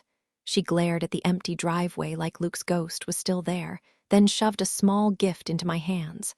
Open this one. Not in the mood for presents. Her lips curved into this stiff, joyless smile, eerily similar to Luke's as she pressed the box into my palm. Just open it.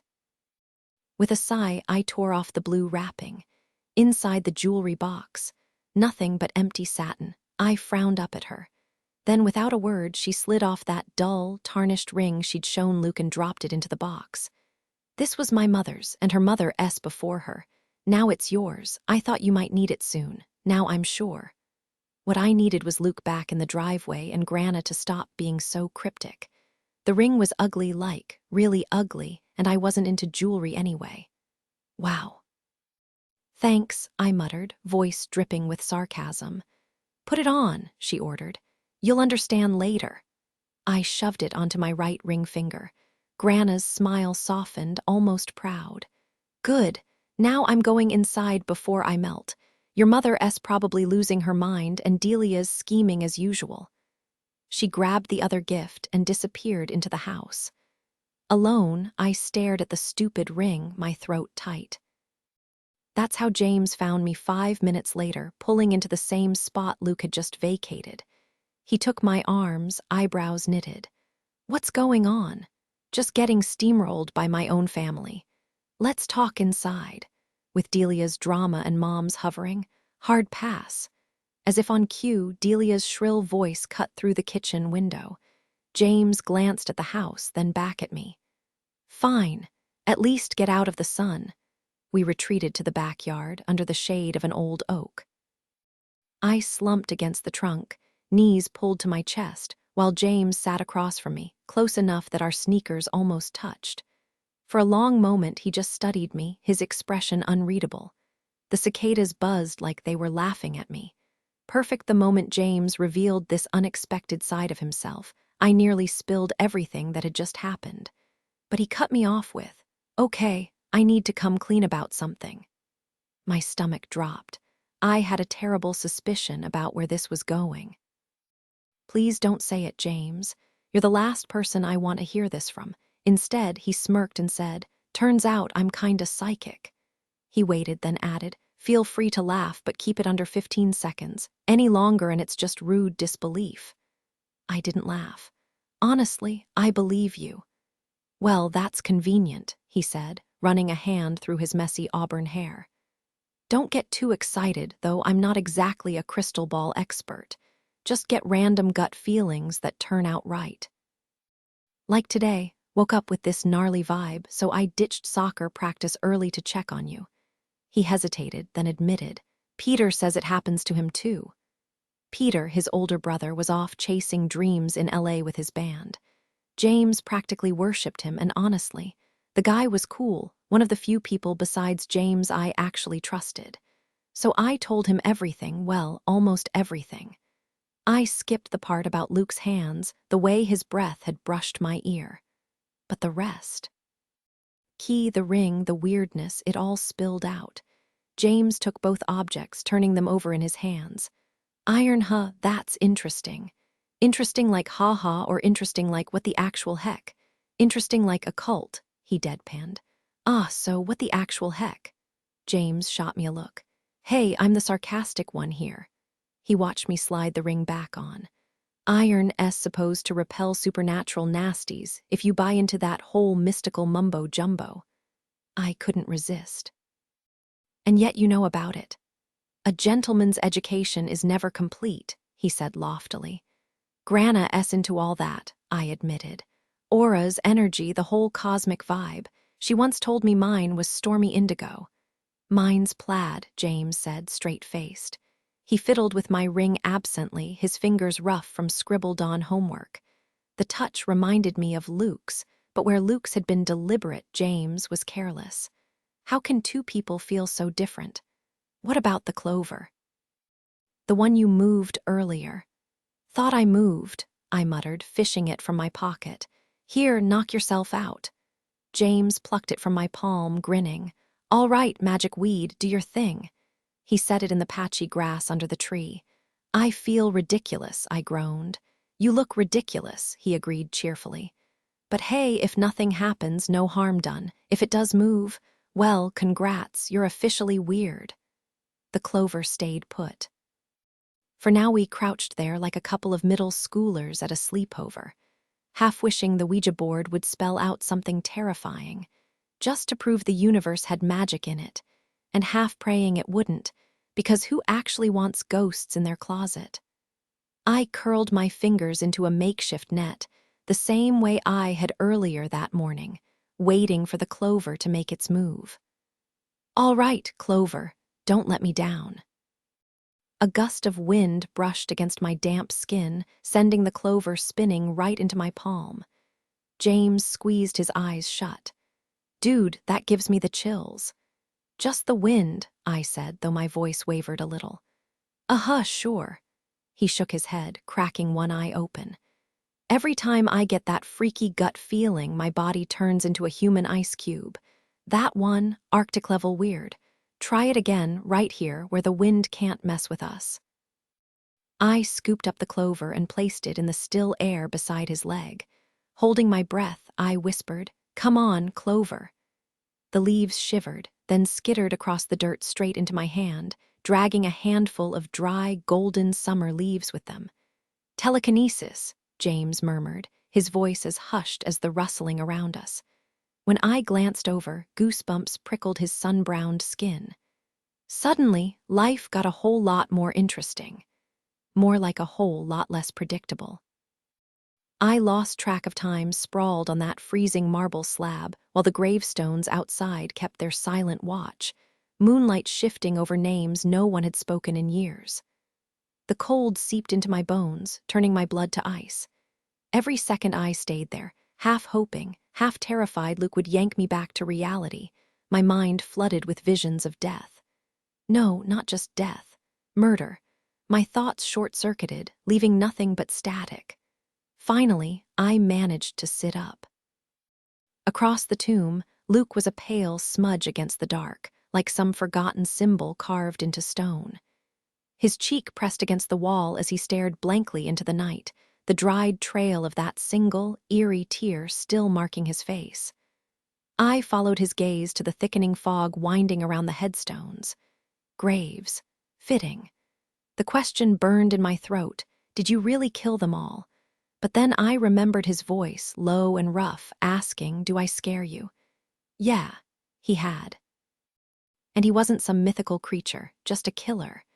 My anger flared, sharp and suffocating. How could he sit there looking so broken over what he'd done when he'd do it all again?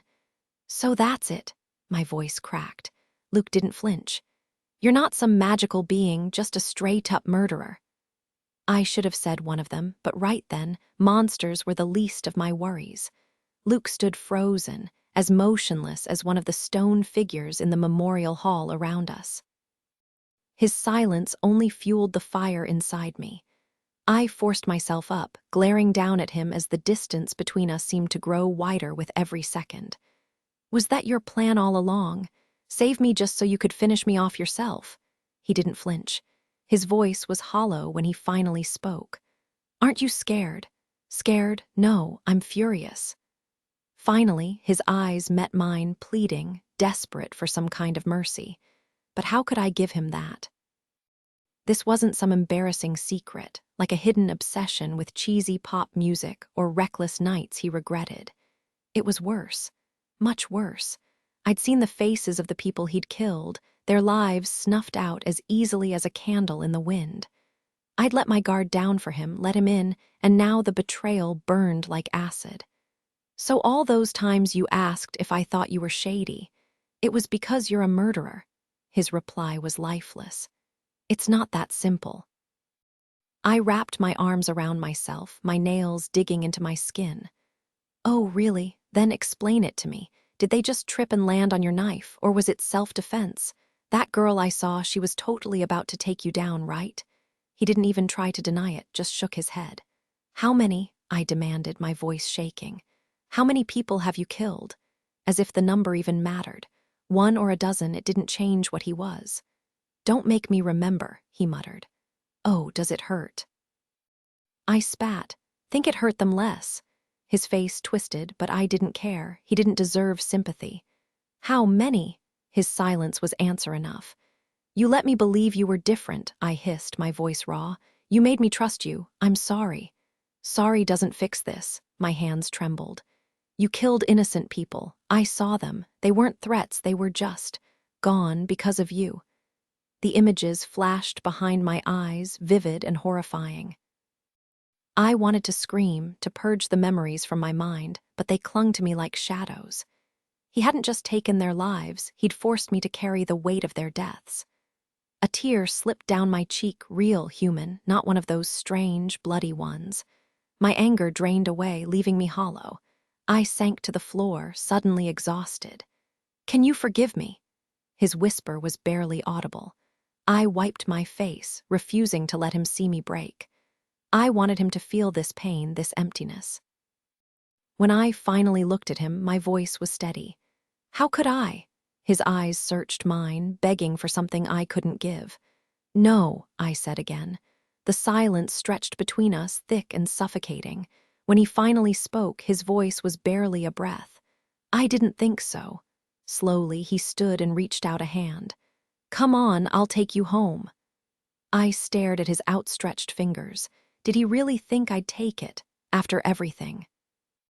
Not a chance. His hands, the same ones that had choked the life out of a man, that had held a blade steady enough to slice a girl's throat, hovered between us before he let them fall. The guilt in his expression might have softened me if I hadn't known exactly what those hands were capable of. I straightened my spine, refusing his help as I stood. My mother had taught me well, how to wear a mask when the world was crumbling, how to freeze the chaos inside and let nothing show. So I did. I met his gaze, my face unreadable, and said, Fine, let's move. Fear should have been clawing at my throat. I knew what he could do, how fast he could end me before I even had the chance to scream. That dagger he kept tucked against his ankle beneath his jeans, I'd seen it in his memories. But I'd buried my terror deep, sealed it away with everything else I couldn't afford to feel. Maybe forever. Luke exhaled, scooping up the 3 nails he'd left at the monument's entrance.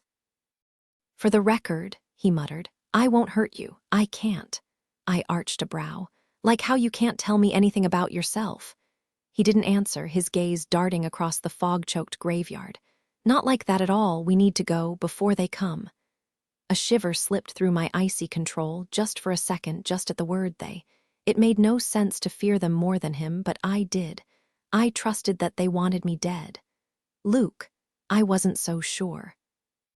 We moved like shadows between the headstones, the mist twisting everything into ghosts. I couldn't tell if we were retracing our steps, but the path felt wrong. Why are we going this way? I whispered. Luke's eyes flicked past me. Fence jump. They'll be waiting at the gate. His stare lingered on the key resting against my collarbone before he turned away. The fog thickened, swallowing the trees until they loomed out of nowhere. The iron fence appeared suddenly, black and solid in the shifting haze. He vaulted over effortlessly, then reached back. I ignored his hand, hoisting myself onto the rail and dropping down beside him. It didn't take long to recognize where we were, the stretch of road where his car had been parked. My house was close. Then the scent hit me, something sharp and cloying, threading through the smell of fresh-cut grass. And the sound, half music, half whisper, tugging at a part of my mind I didn't know existed. I felt it before he moved. His fingers clamped around my arm, yanking me toward the tree line. Hard. Now I wondered, was this when I should have been afraid of him all along? New detail added. The eerie, almost music in the protagonist's mind, hinting at something supernatural lurking beneath the surface. Tone shift. The protagonist's internal monologue shifts from detached resolve to a flicker of doubt, adding tension. Luke had barely dragged me a few steps when a melodic voice, almost singing, cut through the silence. Funny, I thought I was the only one awake at this hour. At first, the voice didn't register, but then Luke froze, his grip on me tightening as he turned.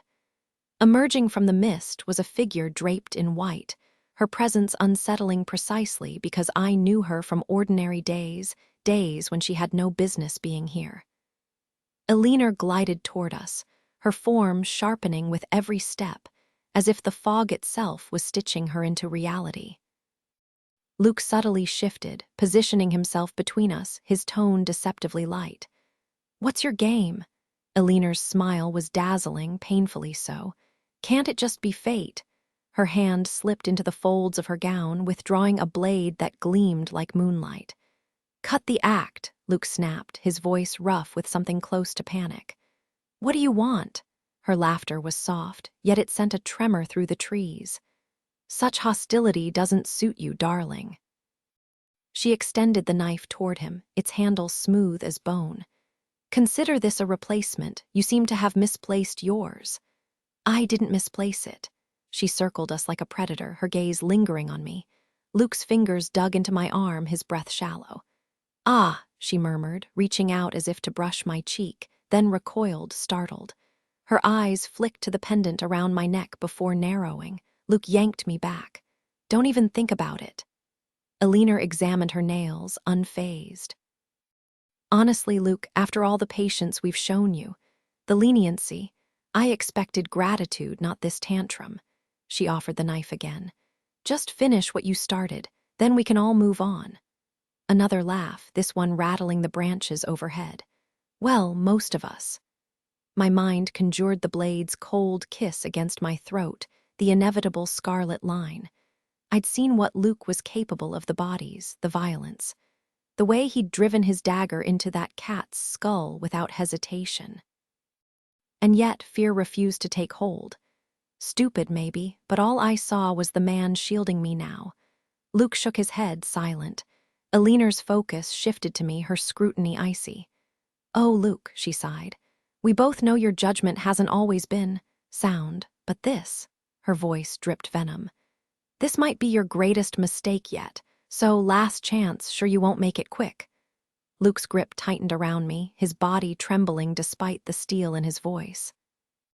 Elinor's lips curled into a delicate pout, so stunning it could make saints weep and roses wilt. "Well, what exactly am I supposed to say to her?" she asked. Tilting her head like this was just some casual gossip. Luke hesitated, then the words tumbled out, raw and desperate. "Tell her I'm begging for mercy, that I can't, I won't do it." Elinor blinked, her perfect brows knitting together. "You won't kill her, why on earth not?" "Because I love her." He said it like it was the most obvious thing in the world, like pointing out that water's wet. My legs nearly gave out. If he hadn't been holding me so tight, I would have face planted right there on the pavement. Elinor's smile lit up like a firework, terrifying in its brilliance. "Oh, I'll definitely pass that along," she purred, pressing her hands to her mouth like she'd just been handed the juiciest secret of the century. Before Luke could respond, she was gone.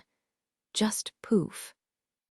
The road stretched empty, mist curling lazily over the asphalt. Luke finally let me go, raking his hands through his hair, his face twisted in something between panic and regret. "Damn it," he muttered. "What the hell did I just do?" Good question. Because honestly, I had zero clue what had just happened. Except for 3 words, "I love her," echoing in my skull on repeat, clashing violently with the mental reel of all the horrible things he'd done.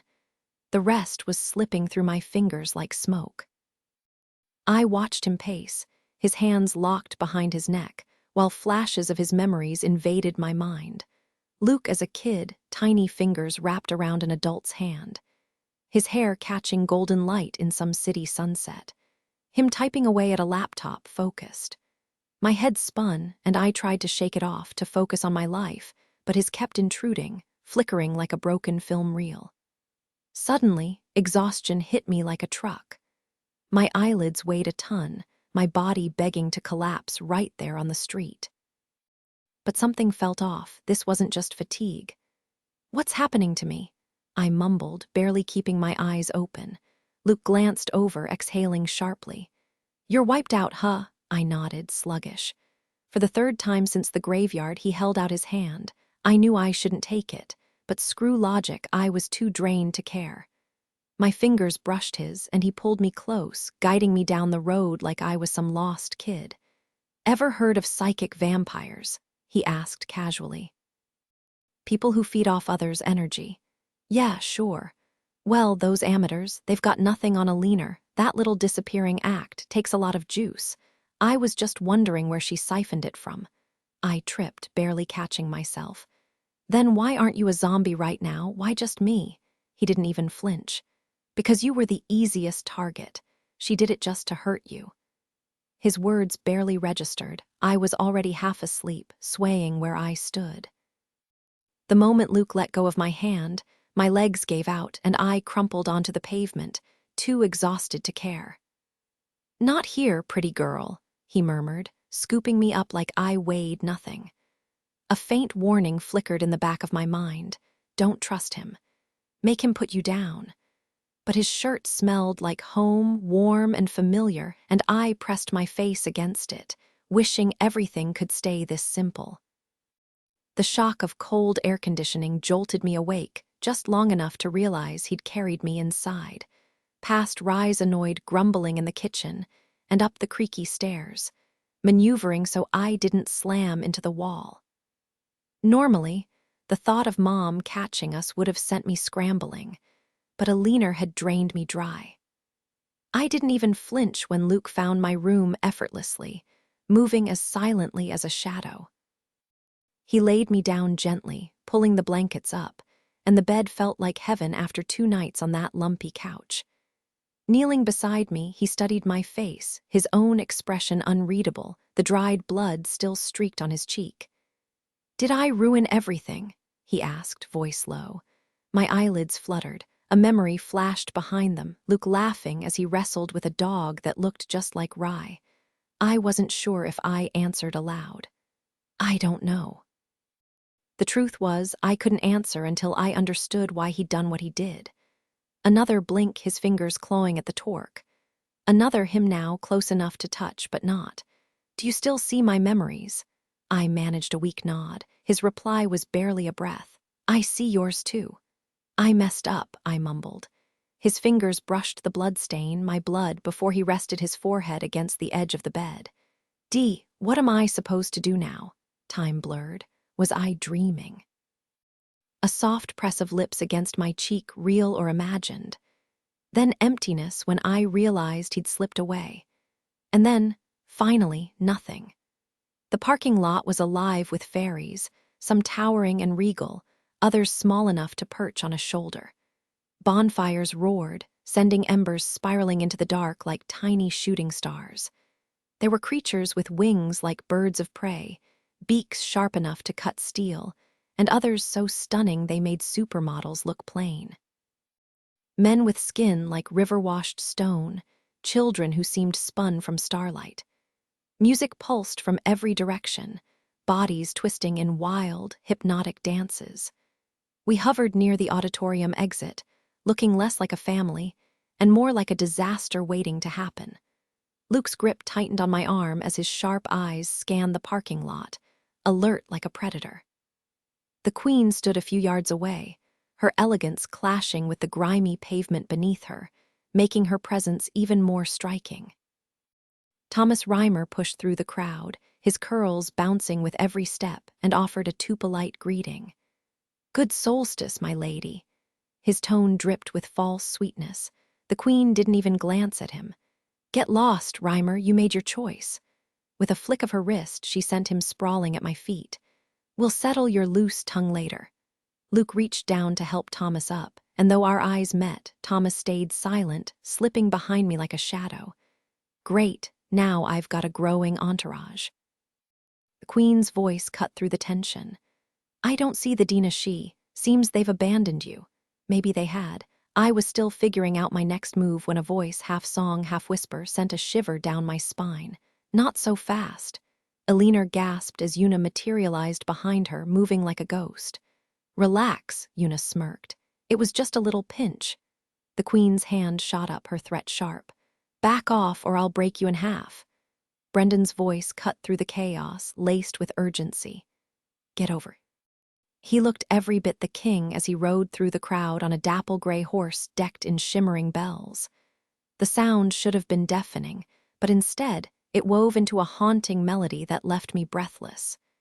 Una darted to his side, tugging playfully at the reins just to hear the chime again. "Told you it'd be this door. Who's laughing now?" She wiggled her fingers at the Queen and Elinor, who stood stiffly behind her, clutching a covered cage. "Behold the peacock and her keeper." I couldn't tell who was supposed to be the peacock, but neither looked amused. "Spit it out," the Queen snapped, "if you must." Luke gave Brendan a quick nod, careful not to let go of my hand. "Good solstice, we're running out of time." Brendan exchanged a glance with the other Dina Shi before they urged their horses forward, forming a perfect line. "Deirdre," he said, his voice steady. "You saved the Tarb Uish tonight, one of ours. That binds us." Then he sang, his voice weaving magic into the air. "The bird that flies across the fields eats the seeds of the meadow, grasses the seed that falls from the beak yields more than the meadow's losses." I could only stare. Caught between awe and confusion, Thomas watched me with an expectant gaze, clearly waiting for some brilliant response. His fingers brushed my shoulder as he leaned closer, his voice dropping to a whisper. "A life for a life. It's the law of balance. They'll trade you one for the one you saved." The realization hit me like a punch to the gut.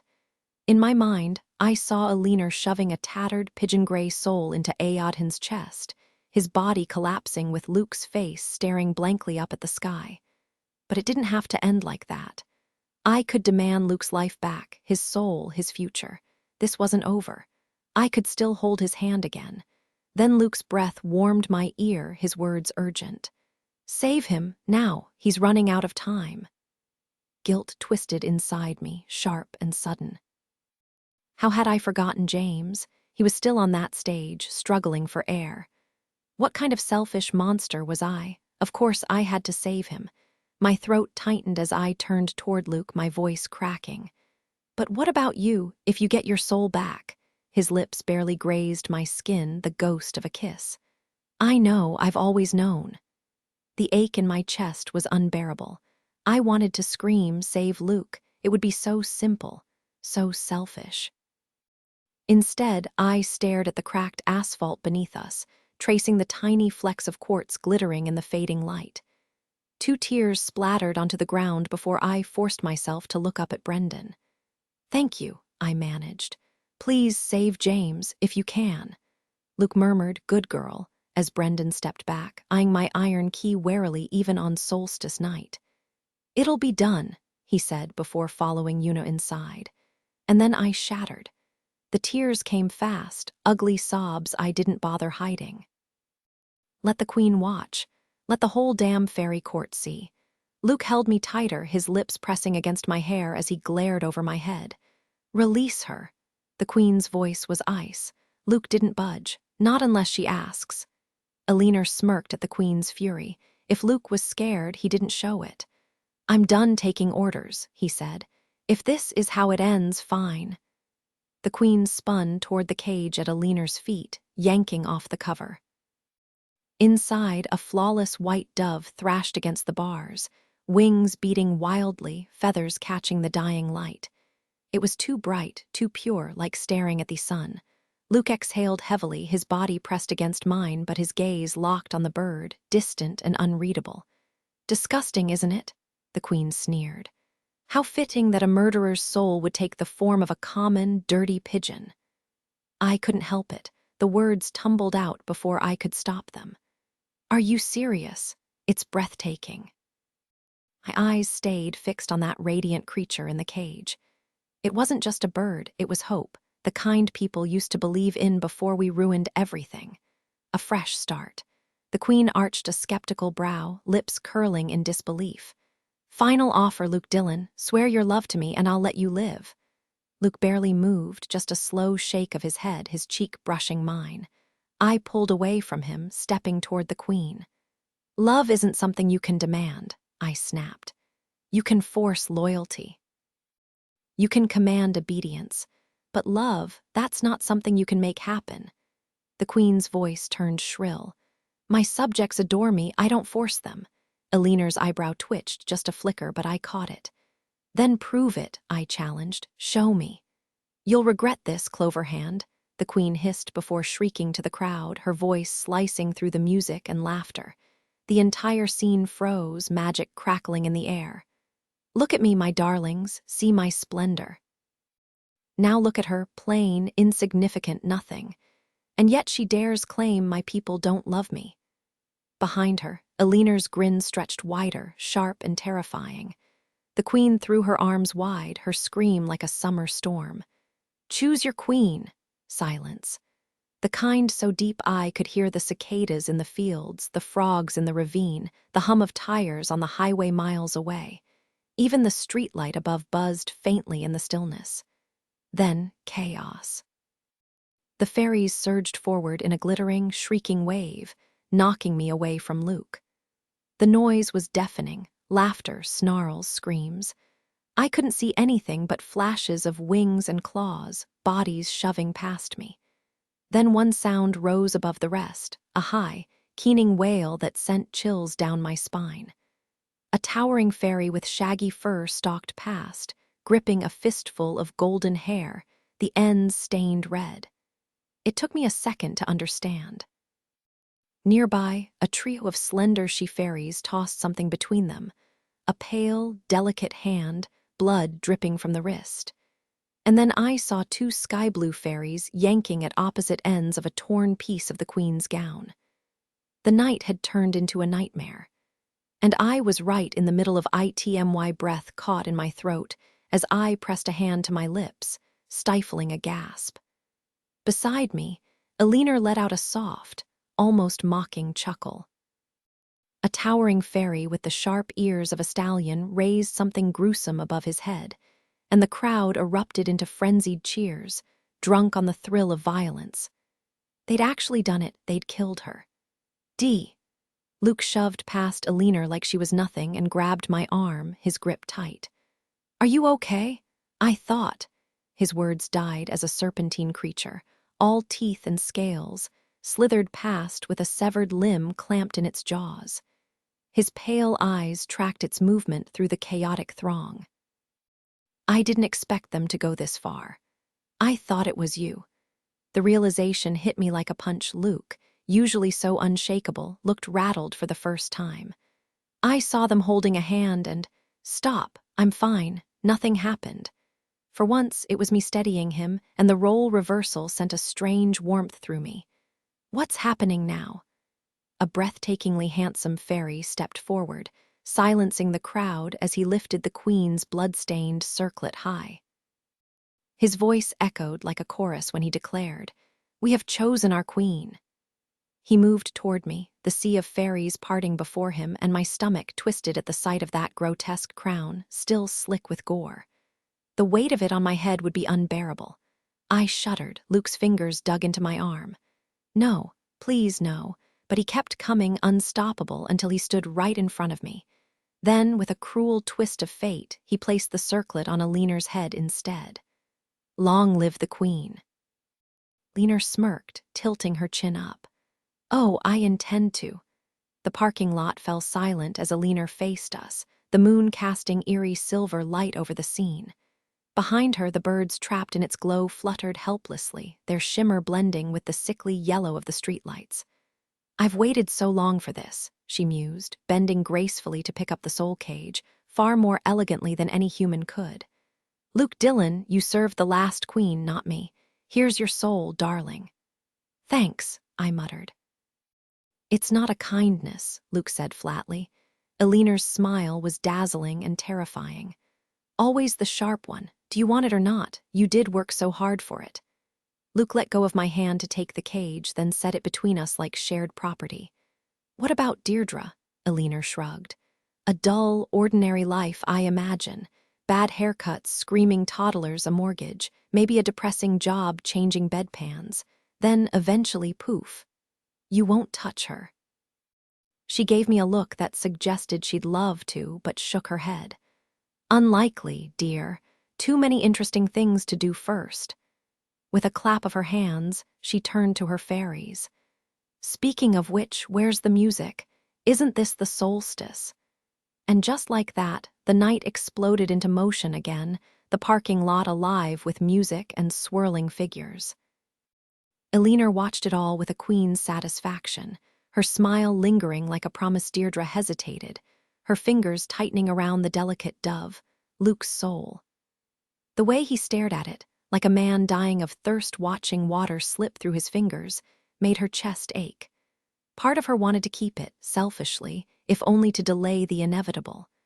But another part, the one that remembered his quiet confession about Irish songs and tragic endings, twisted with guilt.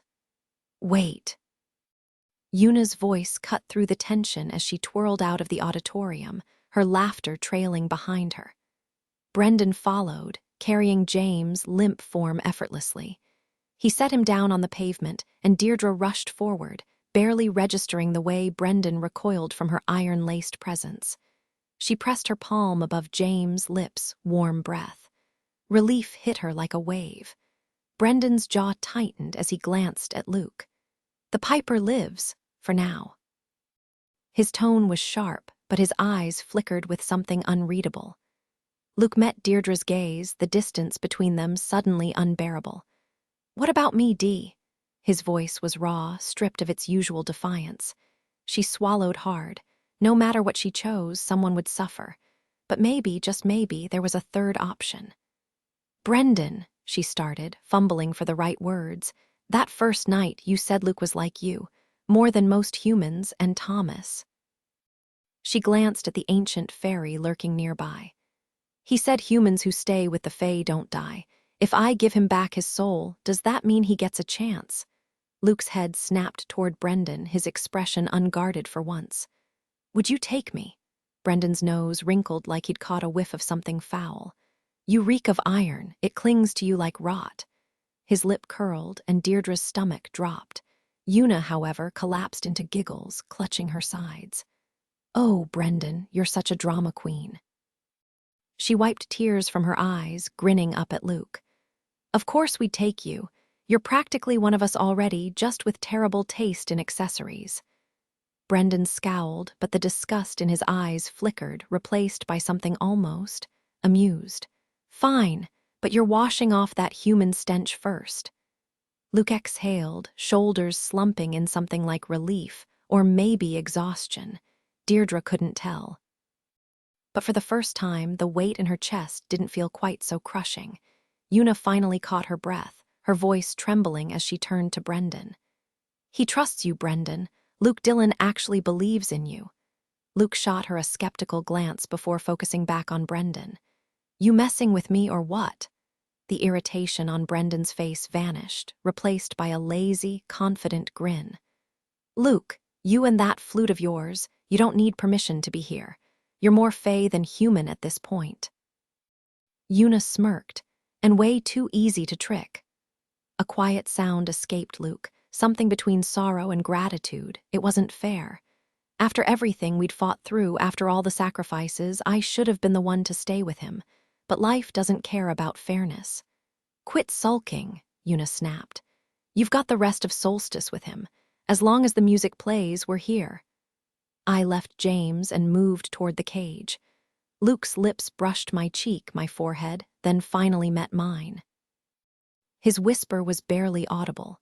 You made this matter. Alina approached, her blood-stained crown glinting, and unsheathed her ivory dagger. What a brilliant game, she murmured, almost reverent. She pressed the blade into my hand. It took me a second to realize she wanted me to cut the cage open. Without hesitation, I sliced through the top. The bars snapped apart like brittle wire, revealing the trembling dove inside. Its tiny heart thudded visibly beneath its delicate feathers. Easy now, I whispered, carefully cradling its wings. It weighed nothing, fragile as spun glass. Luke's gaze never wavered from mine. The soul in my hands pulsed toward him, guiding my fingers to his chest. I pictured him young, reckless, grinning, and everything we could have been. There were no words left, nothing that hadn't already been said. So I let his soul slip back into him. Luke gasped, his eyes flying open, alive. Not just alive, but radiant, his smile wild and untamed. For the first time, I realized I didn't really know him at all. He kissed me fiercely, his energy electric.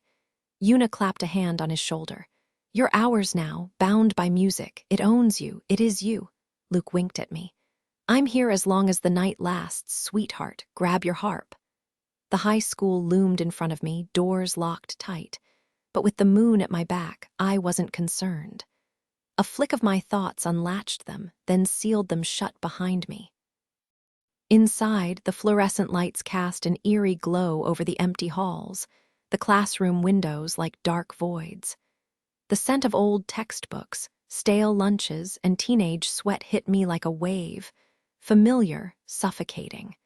For a second, I was just another student again. Then I clenched my fists. No, I was stronger now. My feet froze in the empty hallway, the weight of indecision pressing down on me. It ends at the beginning. Those words from the dancing fairy echoed in my head, but where exactly was the beginning? The bathroom where Luke had found me sick. The picnic table where we'd shared stupid jokes. No, none of that. The real start was the moment we stood on that stage, our voices silencing the crowd. That was the first time I'd ever tapped into my power, though I hadn't even realized it back then. James would have called it a face-palm-worthy revelation. My sneakers squeaked obnoxiously as I moved toward the auditorium, each step making me cringe. The school felt like a ghost town, too quiet, too hollow. Every shadowed classroom window made my pulse jump, half expecting some twisted fairy to lunge at me. Then Luke's voice whispered in my mind, "Trust yourself." I clenched my fists. I can do this. The auditorium doors groaned as I pushed them open. Darkness swallowed the seats, but the stage glowed under a single spotlight, like it was waiting for me. Scattered set pieces from A Midsummer Night's Dream littered the edges, but in the center, a small dark shape lay under the light. My gut twisted. I knew what it was. Every instinct screamed to sprint down the aisle, but logic kicked in. This was a setup. Why else would they leave James there like some macabre centerpiece? I inched forward, scanning every row, ears straining for movement, nose searching for that sharp, herbal scent of time. Nothing, just silence. The stage stairs creaked under my weight, the polished wood slick underfoot. The spotlight burned against my skin as I edged closer. Then I saw it, the faded print of James' favorite band, T. My breath hitched. I wasn't ready. Please, just be alive. My hand hovered over his shoulder, trembling. Please, I whispered. The head turned. Freckle Freak's grin split his face. I am. I stumbled back, nearly slipping as Aodhin rose, James' bloodied shirt clinging to him, that twisted torque glinting at his... His nostrils flared like he was savoring my fear, tongue darting over his lips. Where is he? I spat, putting distance between us. But my mind kept snagging on one sickening detail. Aodhin had stripped that shirt off James while he was helpless. The thought made my stomach churn worse than any fairy trick. My breath caught in my throat as I stared at him. Where is he? Aodhin smirked, rolling his shoulders lazily. Honestly, the car did most of the heavy lifting. I was trapped. One more step and I'd tumble backward into the abyss of the stairwell. Then, in a blur, he was beside me, his scent of crushed herbs overwhelming, making my vision swim. Soon, he murmured, his breath laced with time, I won't have to hold back. His fingers flexed, palm hovering just above my collarbone, close enough that I could see every scratch on the leather cuffs around his wrist. Luke's memory flashed, Aodhin tormenting that girl, the leather stained dark. Move. Now. My knee shot up, missed his crotch, but nailed his thigh. I swung at his face, imagining the satisfying crunch of his perfect teeth. He sidestepped effortlessly, watching me with amused detachment, like some deranged high-fashion villain who'd stepped straight out of a magazine. I scrambled backward, desperate for space, but he followed, his freckled face lit with mild amusement. I asked Luke if he'd be willing to share you after she finished punishing him, he mused. Pretty sure his answer was yes. Go to hell. He bit his thumbnail, then flicked his fingers toward the stage behind me. Careful, sweetheart. I whipped around, oh no, no, no, and there he was. James, sprawled in a wreckage of splintered wood and rusted nails, his bare chest smeared with dirt and blood, his face swollen under tangled hair. Bile rose in my throat. I think he popped a lung, Elinor chirped from above, her voice dripping with false sympathy. Stopped breathing right as I dragged him in. I looked up. She stood there, pristine except for the blood streaking her white dress, licking a crimson droplet from her finger. My stomach lurched. Oh, she cooed, tilting her head at James' shuddering breaths. Still kicking. Such a fighter, isn't he, Aodhin? Monster. I spat, shaking with fury. Elinor sighed, exchanging a glance with Aodhin. Honestly, I never remember how emotional they get. Rage detonated inside me, white-hot and consuming. When Aodhin reached for me again, I lashed out with everything I had. The force sent him flying across the stage, crashing into the orchestra pit. Silence. Elinor pressed a delicate hand to her lips. Oh, well then, that wasn't exactly kind of you. She gave me a disapproving shake of her head. Oh, this won't sit well with her at all. Keep pushing, and she'll cut our little party short. Party. The word made my stomach twist. How was I supposed to argue with beings who considered this twisted game fun? Deirdre Monaghan, Elinor mused, my name rolling off her tongue like something polished and refined. Such a shame you're not having a good time. I'm not here for a good time, I muttered. Oh, of course, she laughed, light and airy, but the sound sent a slow prickle down my arms. You're here to save your friend from us and to free Luke Dillon from her. Her smile was dazzling, almost mocking. I knew the moment I saw you. You're the ambitious type. She stepped closer, her finger tracing the air just beside my cheek, close enough that I swore I felt the ghost of her touch. But I don't think you fully grasped the situation. Need a little help untangling your predicament? Hard pass. Elinor laughed like I'd just told the funniest joke, then swept into the center of the stage. Arms outstretched, the crimson stain on her dress stark against the light, she looked like a fallen pageant queen.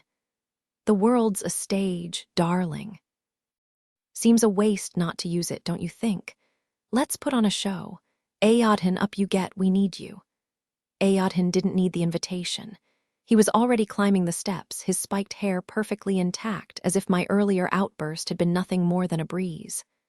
Look at that, Elinor said, clapping her hands. The sound echoed, and suddenly tiny lights like fireflies spilled from her palms. With a breath, she sent them swirling toward the back of the stage.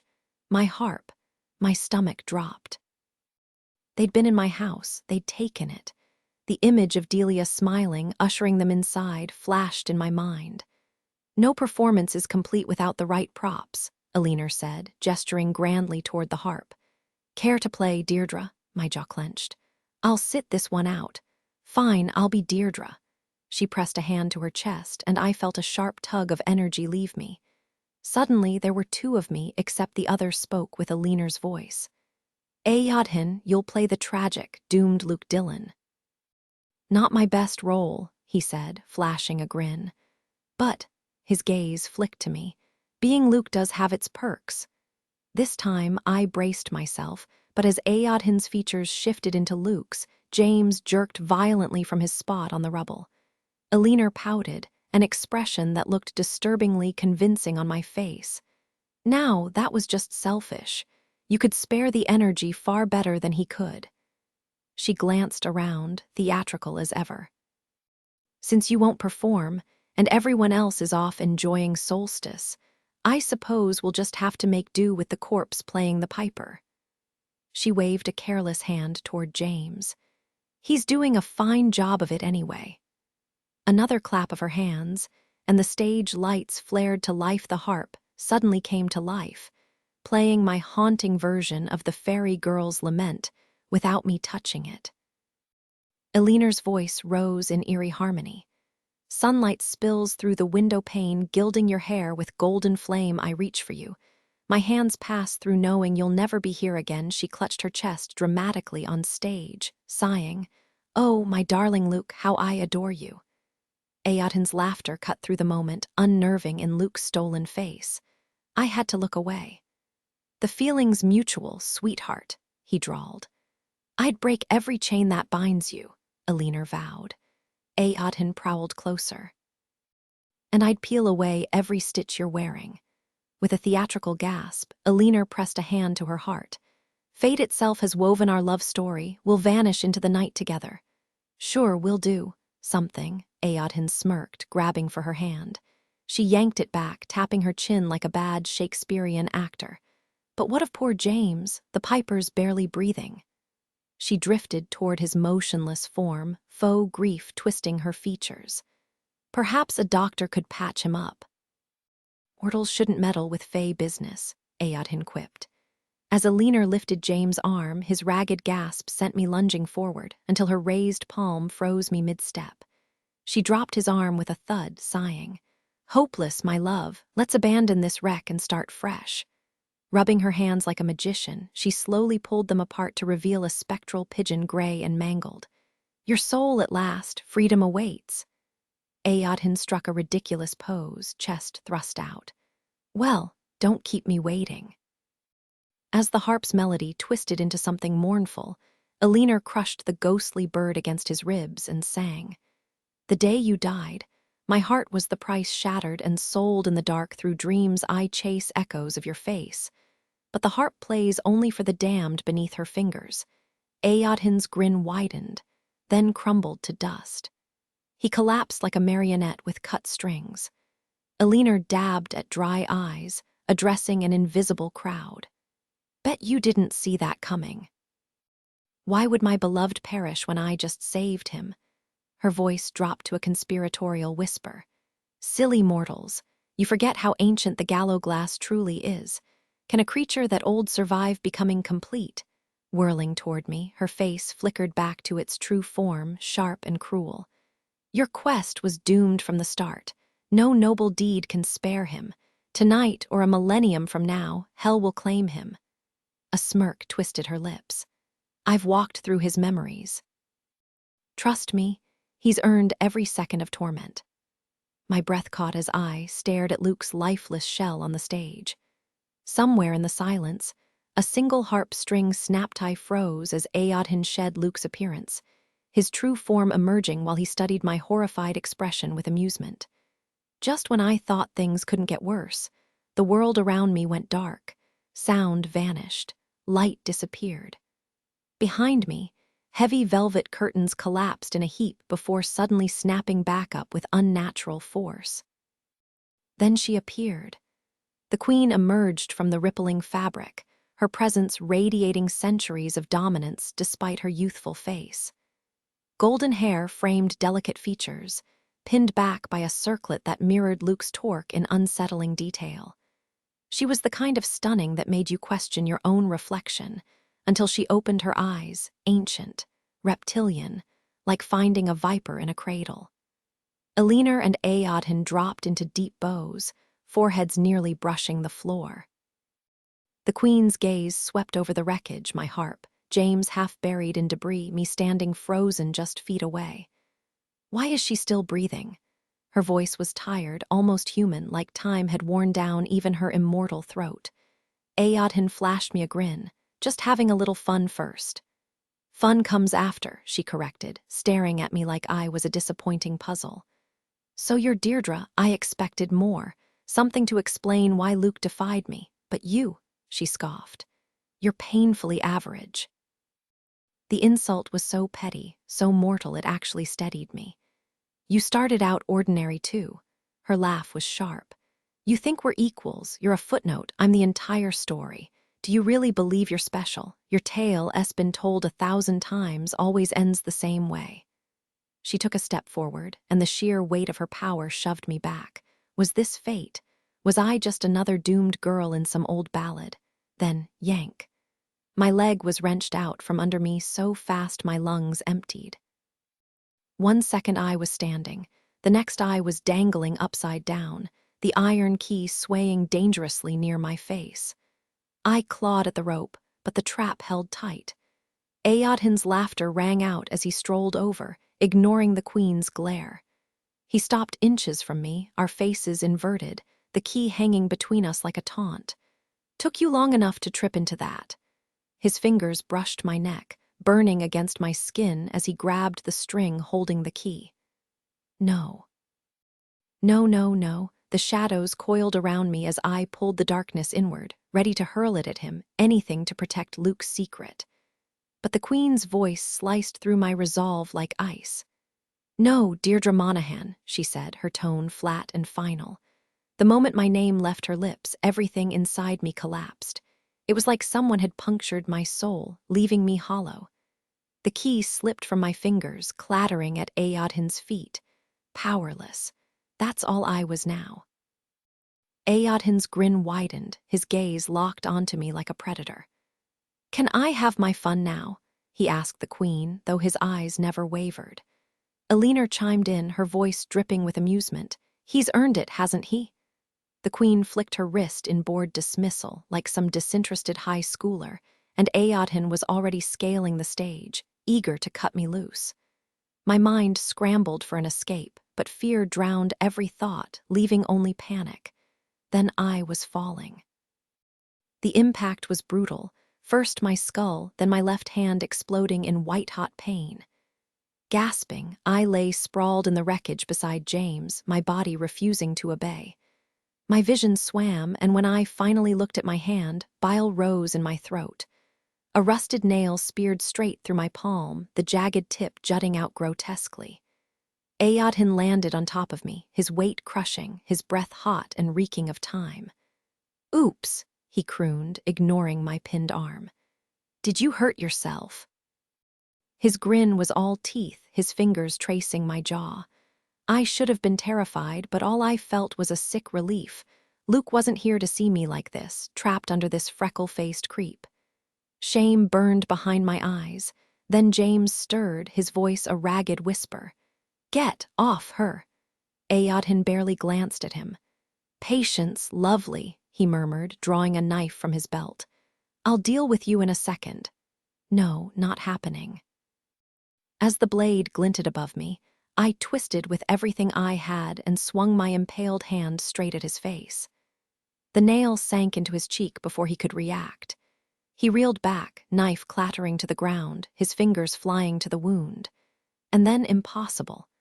Green tendrils burst from the puncture, unfurling into leaves, then flowers, white petals with golden centers, delicate purple daisies, even tiny pink bleeding hearts swaying as he staggered. His horror mirrored my shock. Iron. It wasn't just a wound. It was a curse in an instant. Aodhin transformed, his twisted form bursting into a storm of blossoms, petals cascading silently across the stage like a whispered secret. I yanked my hand free from the nail, fingers slick with blood but numb now, and clutched my key. Was the lack of pain a warning? The queen barely glanced at the pile of flowers that had once been Freckle Freak before locking eyes with Aliner. "Enough games," she said, voice sharp as ice. "Bring me Luke Dillon." My breath caught. Aliner smirked, stepping over the scattered petals like they were nothing. I edged closer to James, shielding him as best I could, though what good would that do? The queen owned my name. She could freeze me with a word. A stupid, hopeful part of me imagined Luke kicking open the doors like some hero from a movie, but reality wasn't that kind. The queen studied me, her gaze flickering from the bloody key in my grip to James behind me. "You're not strong enough," she said, almost bored. "Not to kill me, not to rule them." I hunched my shoulders, cradling my injured hand. "I don't want to rule anyone," she shrugged. "Then they'll destroy you. Haven't you heard the stories? Clover hands who fail end up blind, broken, dead." Her words slithered into old fears, childhood nightmares of fairy curses. But my mind escaped, slipping into one of Luke's memories: wild music, laughing fae, Brendan's grin, Yuna's joy. The reel played in my head, fierce and beautiful, the one memory of his eye wished I'd lived. "Deirdre!" The queen's voice snapped me back. "You've already lost. Drop the key and I'll make it painless." I frowned. Something in her tone reminded me of that eerie song about the third Deirdre, whispered in my ear just this morning. Before I could piece it together, Aliner reappeared alone. My stomach dropped. Where was Luke? Aliner's face gave nothing away. "The Dina Shi are outside," she said, almost too casually. "They insist on speaking to you," the queen scoffed. "The Dina Shi are powerless, they demand nothing." Aliner arched a brow. "They claim the Clover Hand saved one of theirs, the Tarbuist. By their law, she's owed a debt." I glanced at the queen. Her jaw tightened, but she didn't argue. "The She can't come here uninvited, not even tonight. Who called them?" A chill raced down my spine before I even turned. I did. The air in the room grew heavy as the queen's voice cut through the silence. "Luke Dillon." Her expression twisted into something terrifying, far worse than before. Aliner moved aside and Luke stepped forward, his boots echoing on the stage. His gaze locked onto mine, and the pain in his eyes hit me like a punch to the gut. He stood there, his golden hair almost glowing under the lights, his face ghostly pale against the black of his shirt. His posture was rigid, but his eyes, they were broken. The queen's voice dripped with venom. "You dare summon the Dina Shi? Do you want your soul damned?" Luke didn't flinch. "It's over." His dagger clattered to the floor, the sound sharp and final. "I won't be your puppet anymore. Do what you want with me, I'm done." The queen's fury burned like wildfire. "Gallowglass, you have everything to lose. How can you defy me?" Luke didn't look at her. His eyes stayed fixed on me as he whispered, "Tom O'Croy istig inti." The queen's scream was pure rage. "How can you love her? She's nothing." And then, like a bolt of lightning, it hit me. I'm an idiot. "I'm not nothing." I stood, my voice steady. "I'm not nothing, Deirdre O'Brien." The queen's perfect face twisted in shock. "That's your real name, isn't it?" I didn't wait for her answer. The truth hummed in my bones, a power so thick I could taste it. Outside, the storm raged, and I felt unstoppable. I knew I was stronger than her. The sun had set. Then, in a flash, I saw it Luke's memory. A younger version of him, centuries ago, standing before the same queen, defiance in his eyes. "I won't love you," he said. "I won't lie, I refuse." The queen circled him like a predator, her gown snagging on his boot. He didn't move, didn't show fear. She traced his torque with a finger, smirking. "You'll regret this." The memory snapped back to reality, and fury burned through me. I could end her. I could unleash every ounce of darkness inside me and watch her crumble. I wanted to. I wanted to grind her into dust and say something clever while she withered away. As if she heard my thoughts, the queen sneered. "You're still too weak to command the fae. You only have power in full dark." Her voice turned sickly sweet. "But we don't have to fight. I can teach you how to find the shadows in every corner, the night trapped beneath twisted branches. The darkness inside you, always there, waiting. I can transform you into something greater." Her voice carried the weight of twilight, her skin glowing with the soft radiance of summer blossoms. Eternal, untouched, unlike Aodhan, who had been consumed by them. Strands of her hair tumbled like playful waterfalls, never quite reaching the stage. Her fingers stretched toward me, tendrils of vines and roots straining for the spotlight. No. I reached for Luke instead, and he moved to my side without hesitation, his fingers lacing tightly with mine. His skin was ice cold, as if death had already claimed him. No, I don't think so. I want to see the Dina She. The queen's radiant presence dimmed instantly, swallowed by her rising fury. But she couldn't deny me we were equals in this deadly game. With a sharp turn, she snapped at a leaner. Fetch Luke Dillon's soul. Don't dress like a disaster, Mom said, shutting my bedroom door behind her. Gee, thanks for the fashion advice, I thought, eyeing the pile of clothes she dumped on my bed. None of them were going to make the cut. The last thing I needed was to look like I'd escaped from a retirement home. I tossed the frumpy dress onto the reject pile and flopped onto my bed, staring at the sky outside. Wisps of clouds drifted past, softening the afternoon heat and hiding the faint crescent moon, if it was even still there. Instead of dealing with the fashion crisis, I popped in a CD and let the wild reels flood my mind, replaying the memory of performing on stage earlier. Holy crap. Luke Dillon is real. It still didn't compute. People didn't just step out of dreams. For a moment, I let myself indulge in the memory of him, the deliberate way he spoke, each word weighted with meaning. The haunting whisper of his flute full of secrets, his pale, almost translucent eyes. I could almost feel his hand in mine, pulling me into his world. Guilt nagged at me for lounging around, daydreaming when I should have been getting ready. But this was new. I'd never crushed on a guy like this before. Okay, that wasn't entirely true. Back in 7th grade, there was Rob Martin, dark-haired, brooding, the kind of guy who looked like he belonged in a tragic painting. With my expert invisibility skills, I'd watched him every day, too nervous to say a word. He was practically a saint, ranting about animal cruelty and picking meat out of cafeteria food. Once, he even called out our teacher for wearing leather, dropping words like anathema like it was nothing. He was my hero. And now, here I was, tangled up in something way bigger than a middle school crush. A couple of days before summer break, while I was trailing Rob unseen during recess, I caught him pulling out a lunchbox and biting into a ham sandwich. That was the last time I'd felt anything close to a crush, until now. The CD clicked to the next track, a bittersweet ballad I loved, If I Was a Blackbird. Humming along, I froze when a familiar riff cut through the melody like a wrong note. So much for my so-called musical genius. My improvised countermelody wasn't identical to the band S, but it was close enough to make me cringe. I rewound the verse, listening harder. Not that part, but wait there. Those few notes. Yep. The truth hit me like a bad chord. I hadn't invented anything.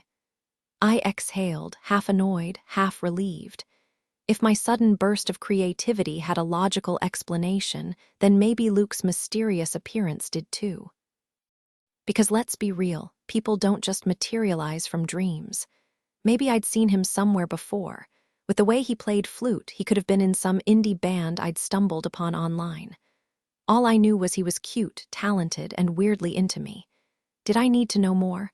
Well, aside from the whole appearing in my bathroom thing, Deirdre, Mom's voice shattered my thoughts. Did you pick something? I lingered by the CD player before hitting stop. Yeah, I called back. Just did. At the reception, I smugly ignored Mom's fussy wardrobe advice. No one was in jeans, but no one was dressed like they'd raided a gala either. My light blue sundress and strappy sandals struck the perfect balance, casual but polished, with a halter neckline that showed off my shoulders. Just in case Luke showed up. Delia groaned as her stilettos sank into the grass. Outdoor events are the worst. At least they didn't subject us to bagpipes again. I couldn't disagree more. being trapped in a stuffy room reeking of disinfectant with 100 strangers. No thanks. Instead, the lawn buzzed with students, parents, and judges milling between white tents offering food and live chamber music. The scent of grilled herbs reminded me of family dinners, and the evening breeze was a relief after the day's heat. Delia wrinkled her nose. "What is that smell?" I rolled my eyes. She knew exactly who was catering Mom's company. Dad joked that Delia was his least favorite sister-in-law, which was saying something since she was Mom's only sister. But he wasn't wrong. Delia was like a wedding cake, overly sweet with a layer of superiority. And I wasn't in the mood for sugar. James sidled up, grinning.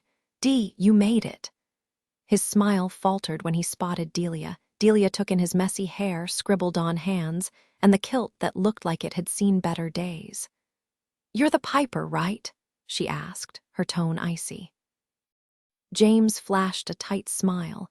He'd pegged her as the type who hated pipers on sight. "Guilty as charged, but trust me, I'd quit if I could. The aliens won't let me." Delia's expression didn't budge, not even a flicker. I jumped in. "This is James. He's ranked second in Virginia for piping this year." "Not for long," James added with a grin that could charm a rattlesnake. "I hired a hitman to take care of the competition." Dead silence. Delia might as well have been carved from stone. James and I exchanged a glance before he shrugged. "Well, this has been enlightening. I should go check if the food's feeling neglected." I gave a quick wave as he walked off, mouthing later, but Delia just scowled. "Why do the weirdest people always show up to these things? Let's go find your parents." "I'll catch up," I lied, already backing away. "I think I see some friends over there." Not my smoothest exit, but Delia wasn't exactly paying attention. She headed toward the tents while I bolted in the opposite direction. Scanning the crowd near the food, I didn't spot Luke, so I slipped around the side of the chamber group's tent. Golden sunlight spilled through the trees, painting stripes across the grass.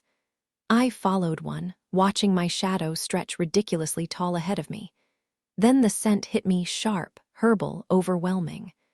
I checked my sandals, half expecting crushed mint, but all I saw was clover. And not just any clover. A patch of four-leaf ones, rare among the ordinary three. I plucked one, turning it between my fingers, for luck. "I heard you play." The voice startled me. A guy with fiery red hair and a face full of freckles stood way too close, studying me like I was an exhibit. He had that effortless, polished look, the kind that screamed private schools and trust funds. Unsure what to say, I settled on, "You did." He circled me, slow and deliberate, forcing me to turn to keep him in sight. "Yeah." Better than I expected. Better than expected. What did that even mean? For a girl, for someone my age? Thanks," I muttered, wary. He kept circling, grinning like this was some game. The herbal scent clung to him, maybe cologne, something expensive. "Really impressive," he added like he was grading me. "Did you perform?" I asked, trying to sound polite. His grin widened. "Do I ever stop?" Then his smile shifted just slightly and my stomach plummeted. "You smell good," he murmured. Before I could react, another voice cut in. "Deirdre." Luke grabbed my hand, knocking the clover to the ground. Relief washed over me. "Thank God you're here." I spun around to confront the strange guy, but he'd vanished. Only the faint scent of rosemary or something earthy lingered in the air. My pulse kicked up. That creep had bolted the second I looked away, which only proved he was up to something shady. Why else disappear like that? There was literally a guy standing right here, I insisted.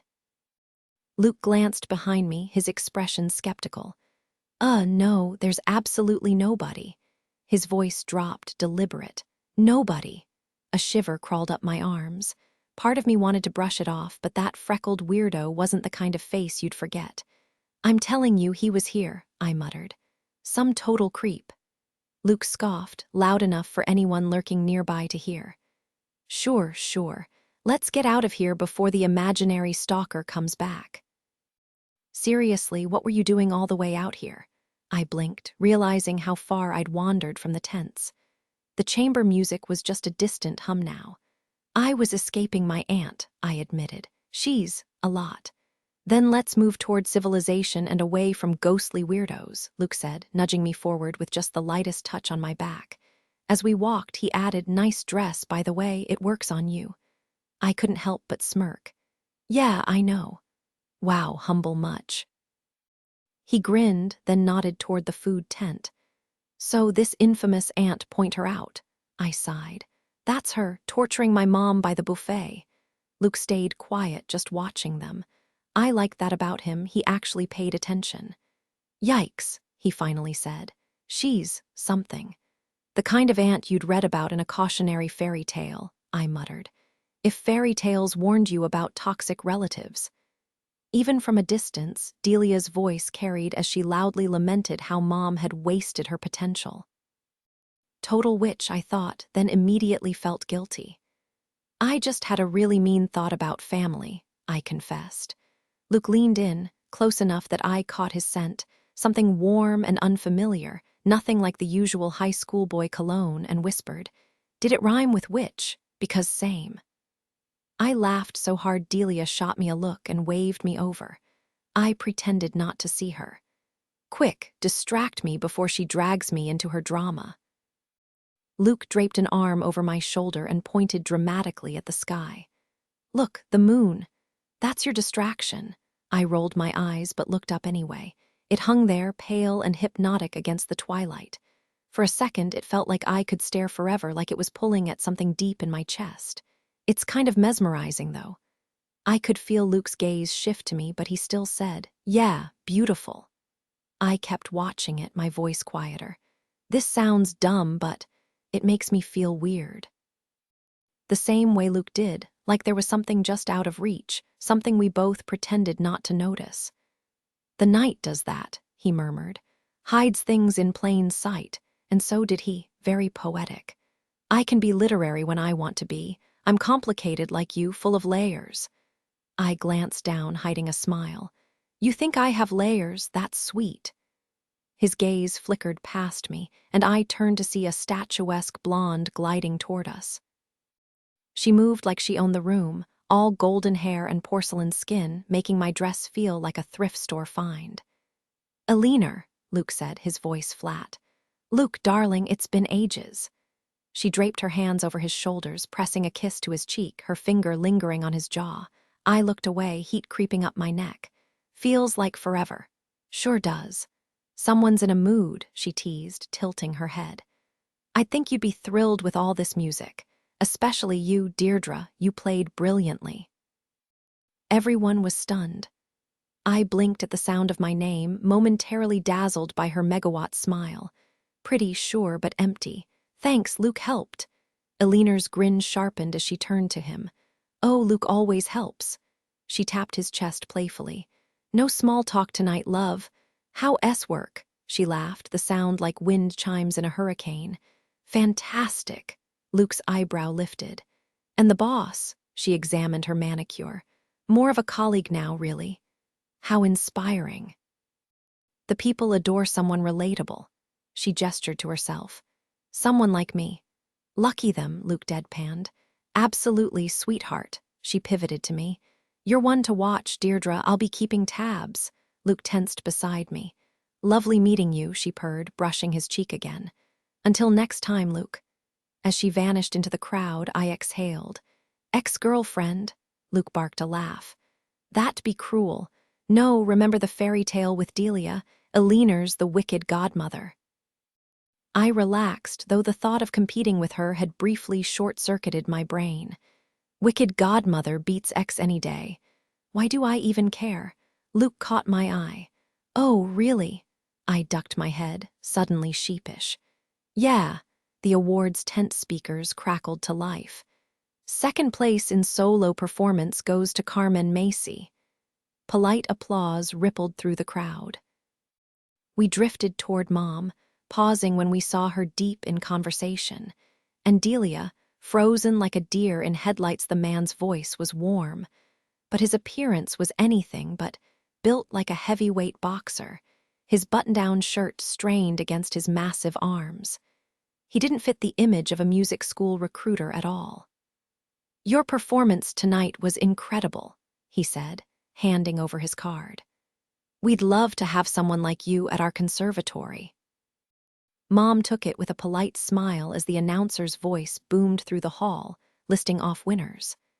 I barely registered the names, Andrew, Tina, because my attention was locked on the stranger's unexpected presence. He gave me a quick nod before turning back to Delia and Mom. "You must be exhausted after tonight. Go enjoy the reception. The grand prize announcement is coming up soon." As soon as he walked away, Mom shot me a look, eyebrows raised. Delia flipped the card between her fingers. "Thorn King Ash," she muttered. "Sounds like a place you'd go to bury a body." I barely laughed, distracted by the faint scent of herbs lingering in the air. Was he still here? Before I could scan the crowd, Luke leaned in, his breath warm against my ear. "I have to go," he said, urgency threading his voice. I opened my mouth to argue, or maybe shamelessly ask for his number when the speakers crackled to life again. The room fell silent. "And now, the moment you've all been waiting for," the announcer said.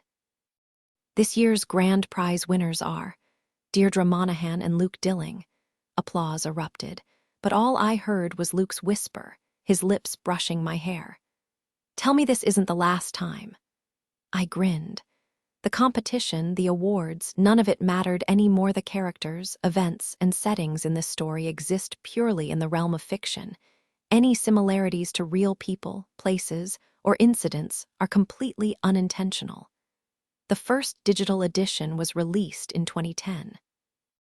ISBN for the ebook 970-73872-2-290. Book layout by Stefani Sawyer. Cover art by Lisa Novick. Dagger illustration copyright Ivan Ivanov/Istikfode. Com Clover imagery copyright Photodisc Flux, an imprint of Llewellyn Worldwide Limited. Operates independently from any private dealings between authors and readers. Website links mentioned were accurate at the time of publication, but the publisher doesn't guarantee their permanence. For the latest updates, visit the publisher's official site. Llewellyn Worldwide Limited, 2143 Wooddill Drive, Woodbury, MN 55125 www. Fluxno. Com printed in the USA. Dedication. For my father were cut from the same cloth, and for Ed, because we couldn't be more different. Prologue time blurred as he clung to the crumbling well walls, the icy water numbing his legs, his fingers stiff from the strain of keeping himself afloat. The distant baying of hounds sent a jolt through him, closer now, sharper. He squeezed his eyes shut, forcing his pulse to steady. "They won't pick up your scent here. The stream washed it away. You're safe." The water crept higher, lapping at his throat, and he gritted his teeth, tilting his head back to the starless sky. Exhaustion weighed on him like an anchor. How many nights had he spent like this? Too many to count. The howls faded, they'd lost the trail, just go, "Haven't I suffered enough?" No answer came, not that he expected one. Mercy wasn't meant for things like him.